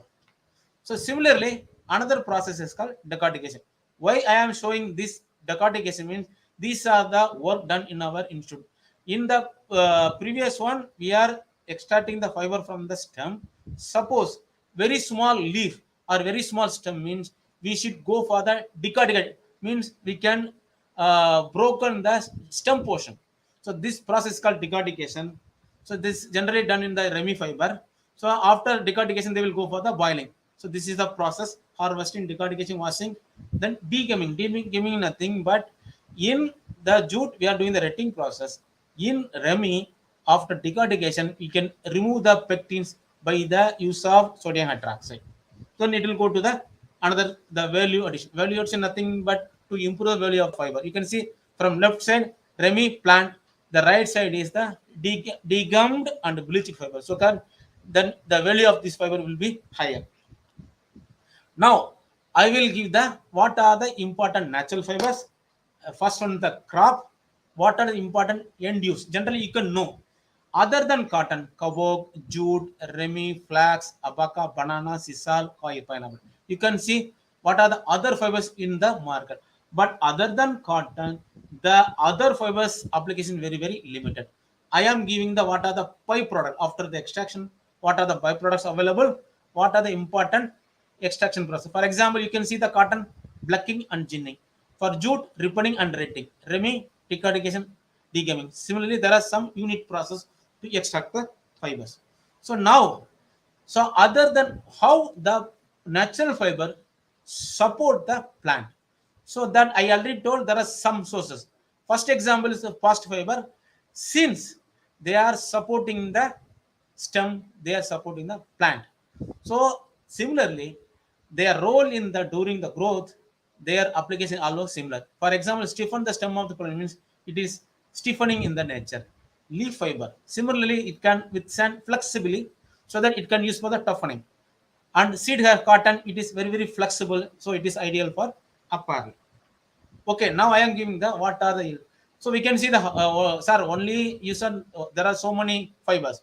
Why still we are using cotton means? You can see what is the yield. Since cotton has the more than 40%, you can see others are coir fiber is a generally industrial purpose. Other fibers less than 6%. So other natural fibers, the production is very less. Since their main utilization is not the fiber, other purpose. So the yield and the fiber are depends upon, there are so many, this is agriculture point of view. Now I am coming to the what is the essential characteristic textile fiber. You can see, suppose you can think about the cotton. It should, for example, it should have some strength. Why? For the repeated tensioning process, shrinkage, it should be not shrink. Warm means it should keep body temperature either in the cold condition or hot condition, summer season. Durability, absorbency, wrinkle resistance and resistance. So knowing these properties, we can fixing their end users. For example, I am giving the example for the textile fiber. So it is essential means it should have some length, strength, moisture absorbency, uniformity, spinability. Then the desirable product, it may be additional, that fineness, durability. For example, I am giving the cotton. So it can give all the essential property as well as the desirable property. That's why cotton is mainly used for the apparel.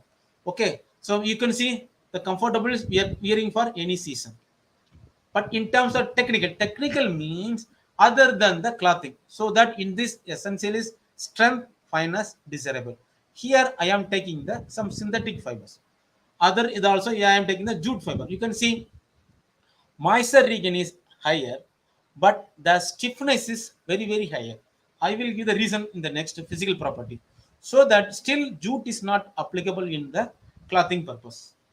So now the technical textile generally used for from the based on the technical performance of the fiber. So then their main application, you can see automotive, construction, healthcare, protective, agriculture, sports wear, other than the regular conventional clothing. You can see the what are different applications: sacking, furniture, rope. You can see sisal is the first natural fiber is utilized for that ship rope in the ancient times. Then the wool fiber, you can see the the wool fiber is very good for the winter season. Okay, so now how a fiber can be designed on the apparel or technical. These are the four important properties: structure, physical, chemical, and mechanical property. I will give the example. You can see these are the fine structure of the fiber. So you can see other than cotton and kabuk. So other fibers are very straight, stiff, and very what we called multiple fiber. But cotton is a flexible web. The main reason is their growth. I already told other plant fibers, they are supporting the plant portion, where cotton is purely grown from the seed. It can be easily grown in a free every direction. So you can see this is the one of the important property of a textile fiber. You can see this is the any fiber means outer region and inner region. Inner region made up of the cellulose, other components. So that if the polymer chain is not in a straight line, means it is in the straight line means it is very stiff, like a steel rod. Means all molecules are oriented in one direction.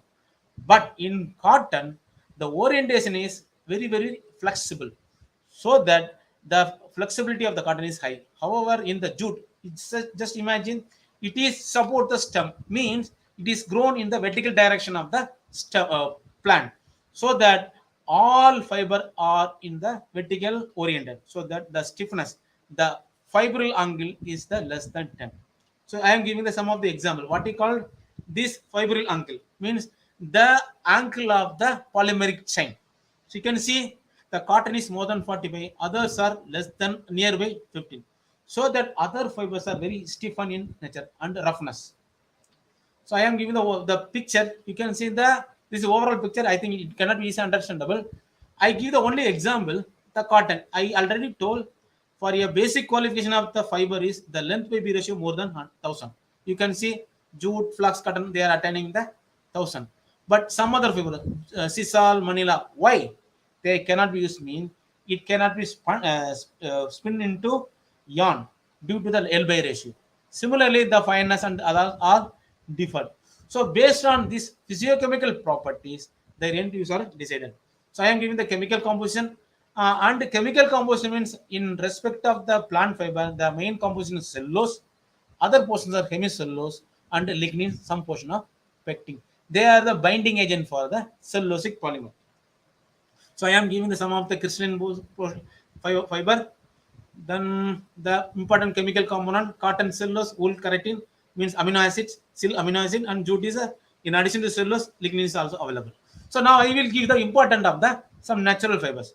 You can see the chemically that cellulose is the nearly, I am giving the moisture. Suppose the dry waste base means 99% is cellulose, cotton has a cellulose, so that it has a very good unique property among the other fibers. So you can see the already discussed morphology. It is very polymer chains are very flexible, so that it is cool to touch, then fine, very good strength compared to the summer season. However, due to this very flexibility, they are easily attacked by the microorganisms, bacteria, virus, crease formation. That there are so many technologies are there to counterattack these demerits. Similarly, I already told jute. You can see this is the jute. So I am giving the cross sectional. Like cotton, cotton is a very single fiber, but you can see this is the bunch of fiber. So that jute is a multicellular fiber, in which the one portion is called ultimate cell. In which I am giving the one some diagram of the ultimate cell. You can see it is in the polygonal shape, while the cotton is the ring. Then in which the center portion is the lumen. So this air cavity gives the stiffness. Similarly, the chemical composition is cellulose, hemicellulose, lignin. Lignin is a polyphenolic compound. It will network in the cellulose.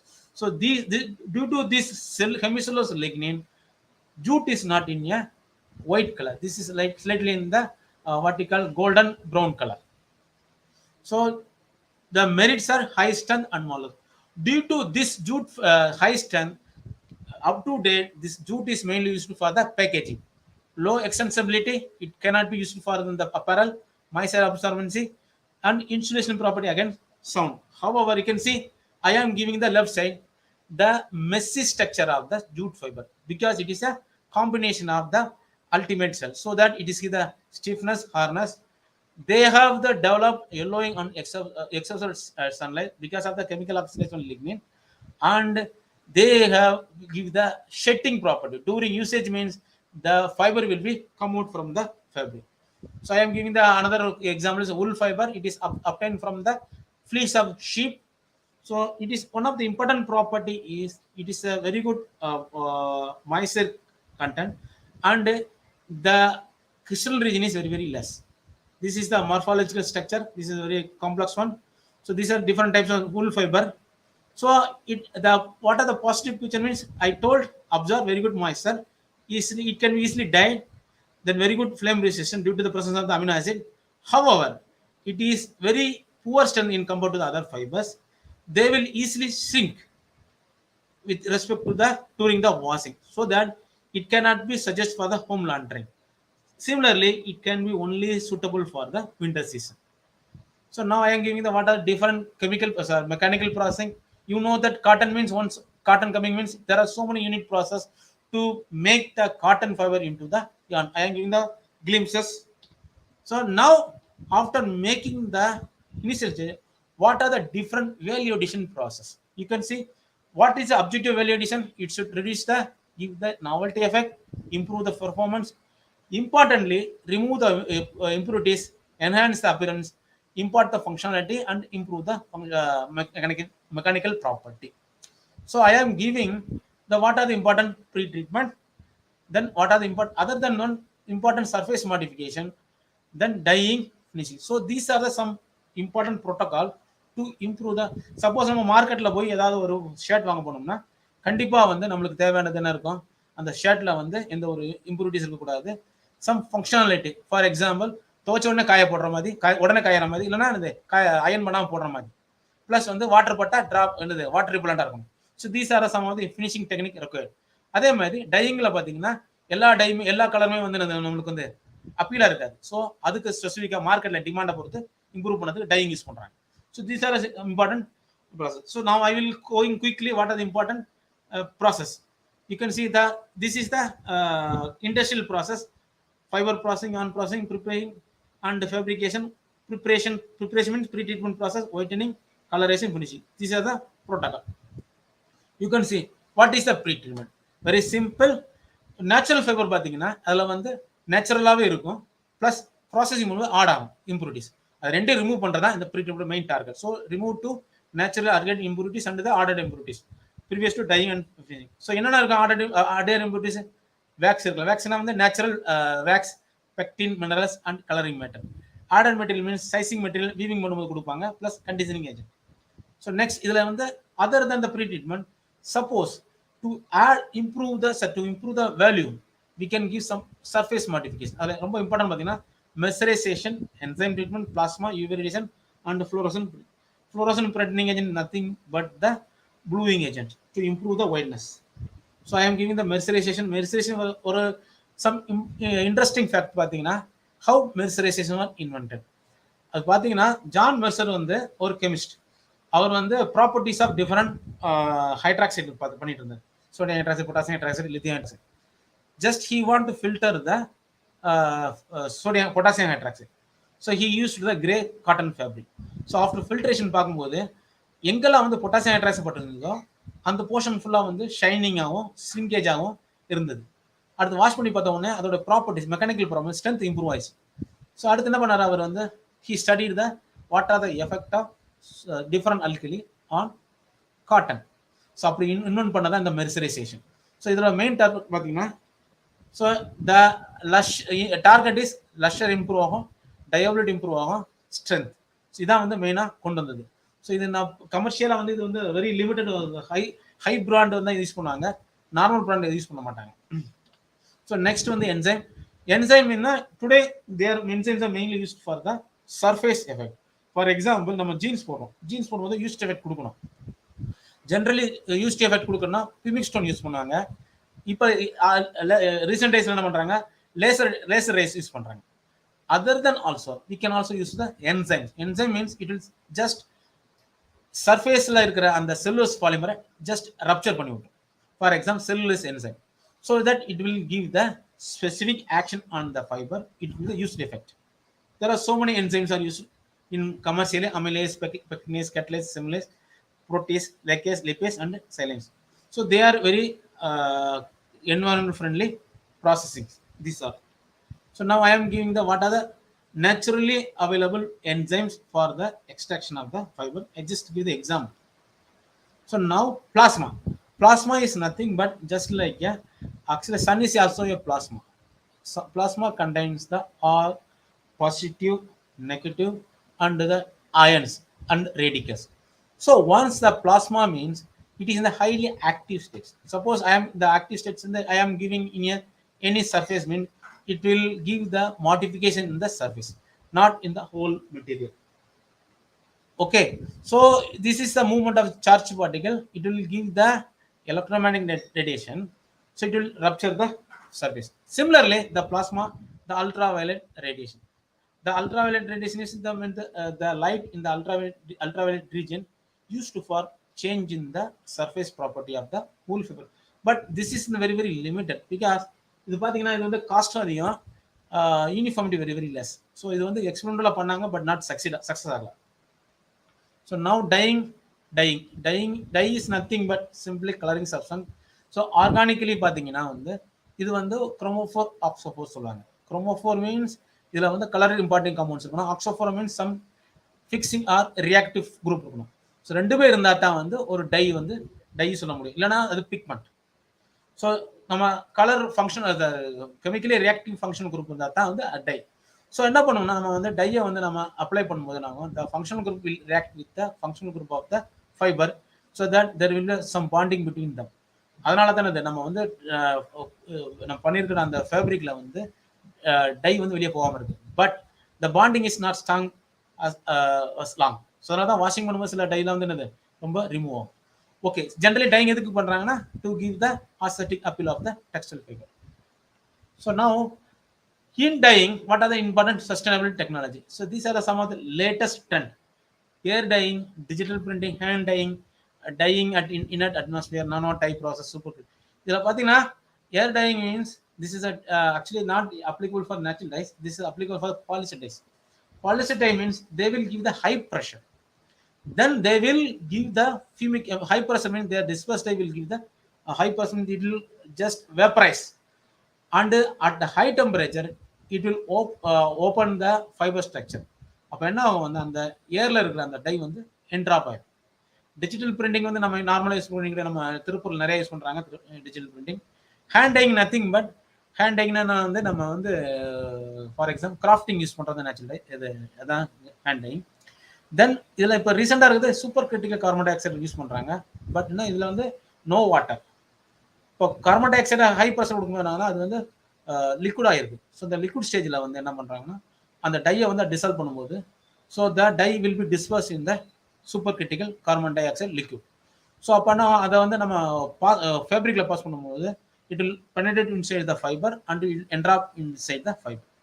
So இந்த மாதிரி நிறைய இருக்கு technique இருக்குது, microwave technique, ultrasound, electrochemical. So இல்லை அவங்க எல்லாம் பார்த்தீங்கன்னா so air dyeing, digital printing and super critical carbon dioxide வந்து little bit succeed.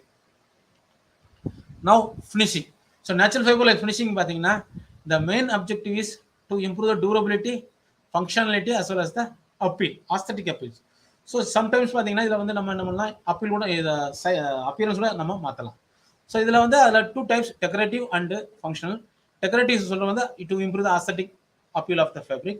Functional means it should be chemically reactive on the surface of the fiber so that it will give some specific end purpose. For a simple example means water repellent finishing. So I will give some of the example.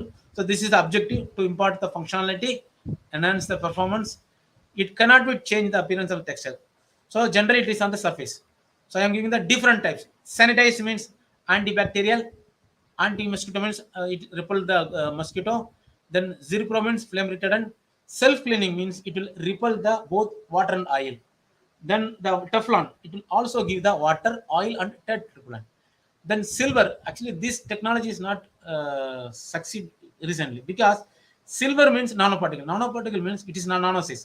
Nano size means once after application on the surface of the fiber, during washing, still suppose I am giving the 100% means during washing minimum 40% of the silver will come out. So these came that washed out silver nanoparticle have the toxicity effect. So this is one of the technology but not successfully commercialized. Then machine washable, then vitamin E, then the sun UV protection finish. So among them these are important processes. So I am giving one of the example. That means anti-crease finish. You can see the water repellent finish. You can see how much the difference coming. So there is no water adhering on the surface. Then flame retardant, you can say left side is the flame applied and right side is the no applied. So within 1 minute you can see the difference. Means what is the main objective of the flame retardant means it will mask the fiber to the contact with the oxygen, because simple theory is flame means it need oxygen. So any flame retardant finished fabric means it will prevent the supply of the oxygen to the material so that the flame propagation is less. So next, I give you a simple example, not for joke. You can see this is the made of the jute fabric, but this is the UV protected jute fabric. You can see this is the simple jute fabric. The same one, untreated one means this is the rate coming nearly 100 to 200 rupees. So in commercially they have the give the UV production means you can see the rate is nearly 3,100 rupees. You can see how a functional flakes play a major role to give the value addition on your natural fibers. Similarly, you can see that there are in recently the all the developed countries they are preferring the natural fiber made floor covering rather than the synthetic one. So I am giving some of the example. So I am interestingly see one example. This is I am taken from the internet. You can see that this mat is rate is 11,500. How this is the made of the jute fabric. How it came? You can see their feature. It cannot shed, stain repellent, fade resistant, easy to clean, waterproof, and mothproof. So they are giving the functional finishing. They are giving the imaginable value addition. So this is another example. I am giving an example. So I am giving nanotechnology. So I think I took nearly 30 minutes. Na? So can I take another 5 minutes, 5 to 10 minutes? Can I take? Yes, sir. Yes, sir. Yes, sir. Yes, sir. No problem, sir. So I just want to give the what is nanotechnology. Actually, the nanotechnology term is starts from the this fellow. Actually, in that he told. I think at that time, atom means at the micron level. Then Richard Feynman told, still there are some other dimensions others that they called. There is plenty of room at the bottom. Then the Japanese Chinese Takuchi, he explained the term. Not he didn't actually the first fellow did not explain the term nanotechnology, but the second person Taniguchi, he explained the term nanotechnology means some materials are available less than micron. Then he is the father of the nanotechnology. He explained what is nanotechnology. Means the size, any particle size varied from the 1 to 1000 nanometer, any one of dimensions, either the length, breadth, and the thickness. It may be the nanoparticle. It will give the some desirable property to the other material, in which the interface layer typically consists of the ions, inorganic, and other material. Means he purposefully told this term means the in between the two nanoparticles some ions. Otherwise, the nanoparticle will be combined together to form the macroparticle. So these are some of the basic theory. So now what are the important nanoparticles? Silicon, carbon, metal. Generally metal and metal oxide nanoparticles are used. These are some of the different size and shape of the nanoparticle. So what are the important properties? So since nanoparticle means it is in the ionic stage, so it can conduct electricity. Then the what we call the weight by volume is ratio is high. Then the these are some synthesis method, either the chemical method or the physical method or combined method. In which the simple method is the precipitation method. So I am giving the simple method. Copper sulfate is reduced by the reducing agent. It will give the copper nanoparticle, in which we should add a stabilizing agent called trisodium phosphate. So then how can make a particle a nanoparticle? These are size, morphology, distribution, chemical state, mode of action. So I am giving one of the example nanoparticle. Suppose this cannot be any that stabilization means the nanoparticle will be combined to form the macro stage. So now what is the application? Simple exhaustion, padding, and in the method. So these are some of the induced of the nanoparticle in textile. And once I want to tell that nanotechnology in textile, they can say most of the person told these are different methodology. But the one of the important issue is still there, the toxicity. So once it was entered into the fiber means during application, the status of nanoparticles still not clearly defined. This is first point. Second point is still nobody explained how the nanoparticle is fixed place in the fiber. Most of them telling the physical entrapment, not the chemical bonding. So these are still the two demerits of the nanoparticle. So I will just give the very quickly what are the other material of the natural fiber yielding plants. So we can I am giving the what are the other means we can get the seed, leaves, stems. So these are some of the waste and their utilization from jute, remi, we can go for the short fiber, remaining stem. So we can go for the compost, particle board, and the paper making. So I am giving the some of the example. So due to the shortage of time, I just give the simple example. Paper, the cellulose portion of the agriculture biomass can be utilized for the pulp and paper. These are some of the example. Then composites. Composites is used for replacement of the steel iron. So it means the main composite is high strength, lightweight. These are some of the example used for the composite developed from natural fiber. Then particle board, like to replace the wood, timber wood, this article wood that is called particle board is used. These are some of the example. So these are some of the product developed from the waste portion of the stem of the plant fiber. So now what are the other reasons? We can go for the activated carbon. Actually this is one of the important topic, because presently for purification of water we need the activated carbon. So one of the source is the that cellulose material. So we can go for the development of the activated carbon from the plant fiber.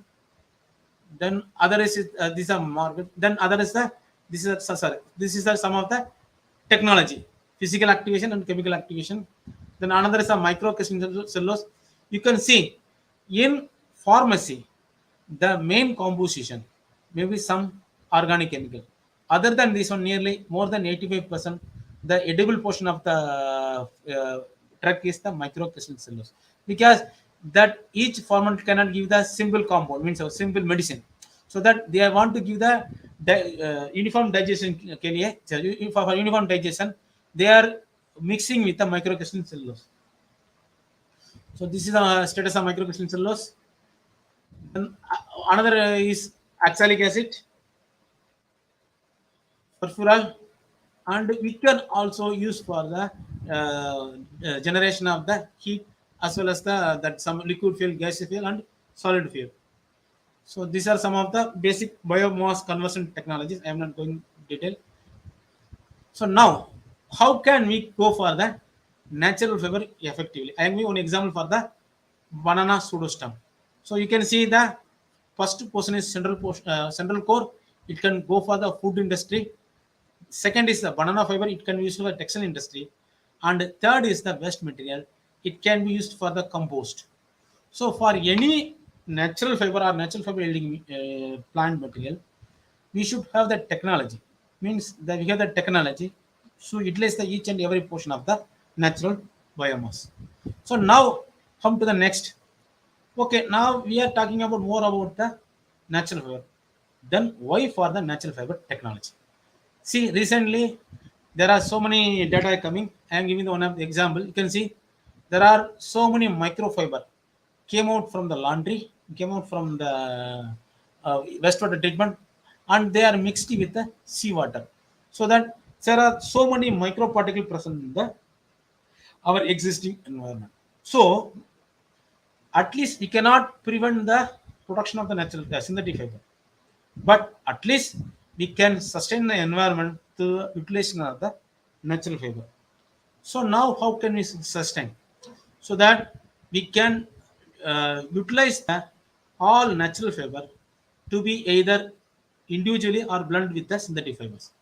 Then we can go for the advanced finishing technique, or we can develop the technology to utilize the natural fiber, means locally available fiber that can be utilized on the same. And the third one is we should have the complete value chain.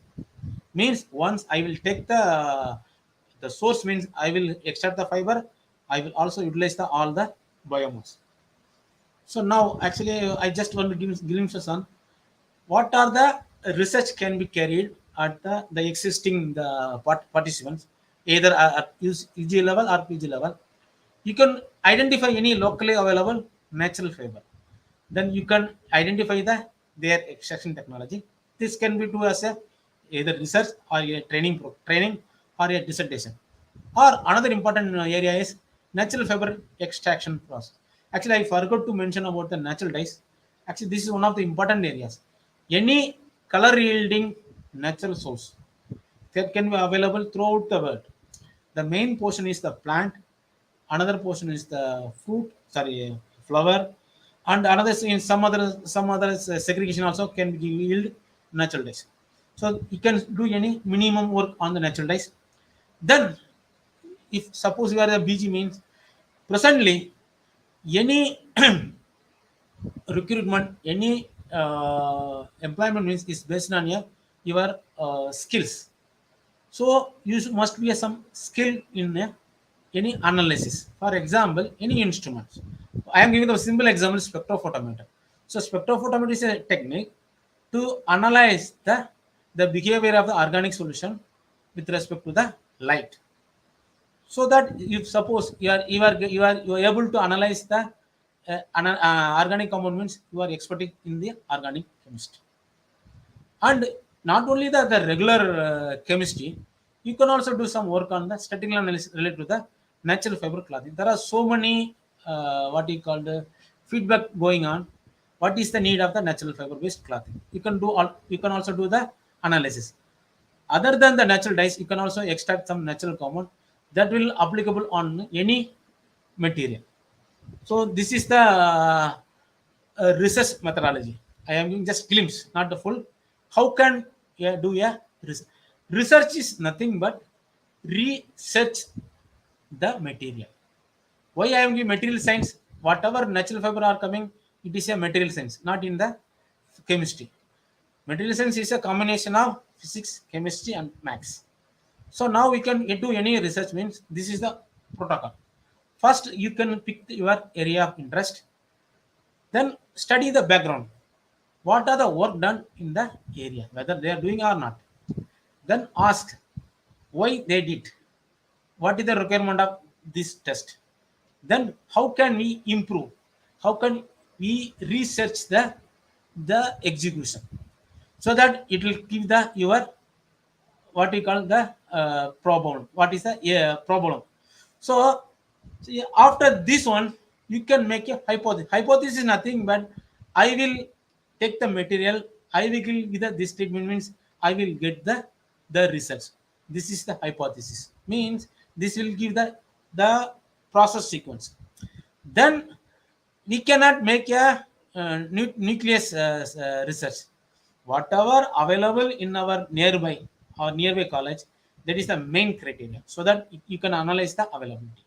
Then you can fix your work. Work means how can collect the material, how can start the our work, what are the process, then how to take the data. Now, after taking the data, you analyze the data. Okay. So now, after analyzing, you can record the data, analyze data, then make the research report. Okay. So now I am come to the conclusion. So once again, I thank the organizing committee of the workshop for giving me opportunity. So I also thank Dr. Ramesh, head of the department, to give the opportunity.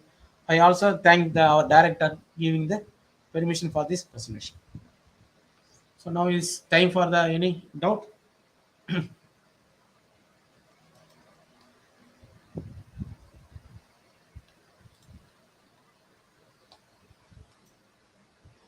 So if anybody can ask questions.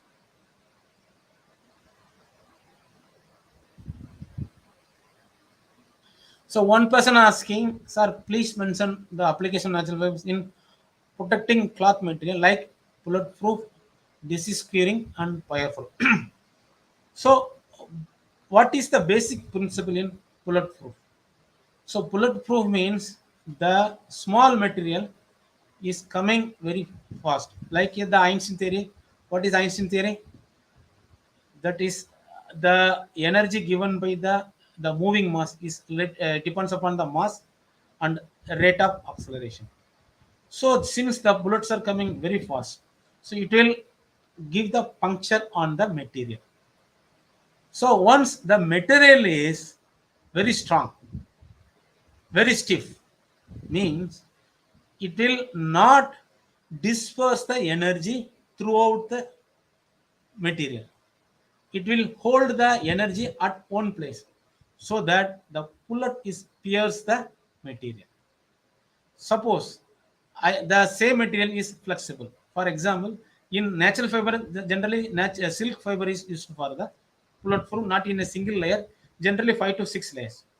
So after 6 layer, once the bullet is touch the material, so the filament in the fiber in the silk, they will disperse the energy of the flight bullet, so that the energy is dissipated, means the bullet cannot be pierced into the fiber. Okay, in this there is no finishing technique. This is the mechanically engineering technique, means how to designing the fabric. Generally in industry, generally they are using the Kevlar. Kevlar have the highly oriented, more than 95% oriented fiber, and it can easily disperse the energy. And similarly, disease curing nothing. We cannot. There is no natural fiber curing the disease. It will just prevent the spreading of the bacteria and fungus. That is called bacterial free or fungal free. That is called antimicrobial agent, antimicrobial finishing. Generally in our industry, they are using the triclosan based chemical or nitrogen based polymeric compound. So nitrogen will neutralize the bacteria. And the fireproof, already told, fireproof, they are using the phosphorus based chemical. So phosphorus, what will it will reduce, it will rigorously giving the oxygen to the fabric during fire ignition, so that the fire cannot be propagated quickly. So any other question?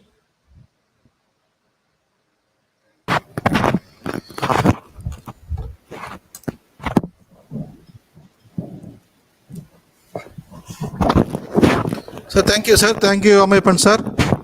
So before completion, 1 minute, sir. Okay. Actually, the natural fiber is the biggest area. Okay. So before preparation, I asked sir how to present. He just told what are the important technology in the natural fiber. That is also very important. Okay, that's why I give the simple. What are the important criteria of the natural fiber? What is the status? Then what are the important end product? So that my presentation may be not in the specific,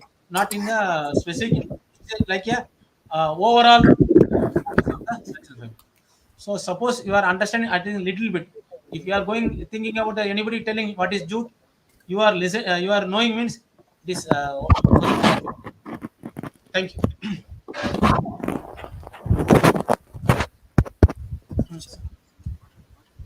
Sir, now. Okay, sir. We conclude this session, sir. We are excellent presentation from you, sir. Very useful matters related to natural fibers and their application in various fields. So, on behalf of our department and Rajapalayam Raju's College, we express our heartiest thanks to you, sir. Oh, thanks. So, we hope we will expect your cooperation and support in future also, sir. Sure, sir. So thank you very much for your kind cooperation and presentation. Okay, sir.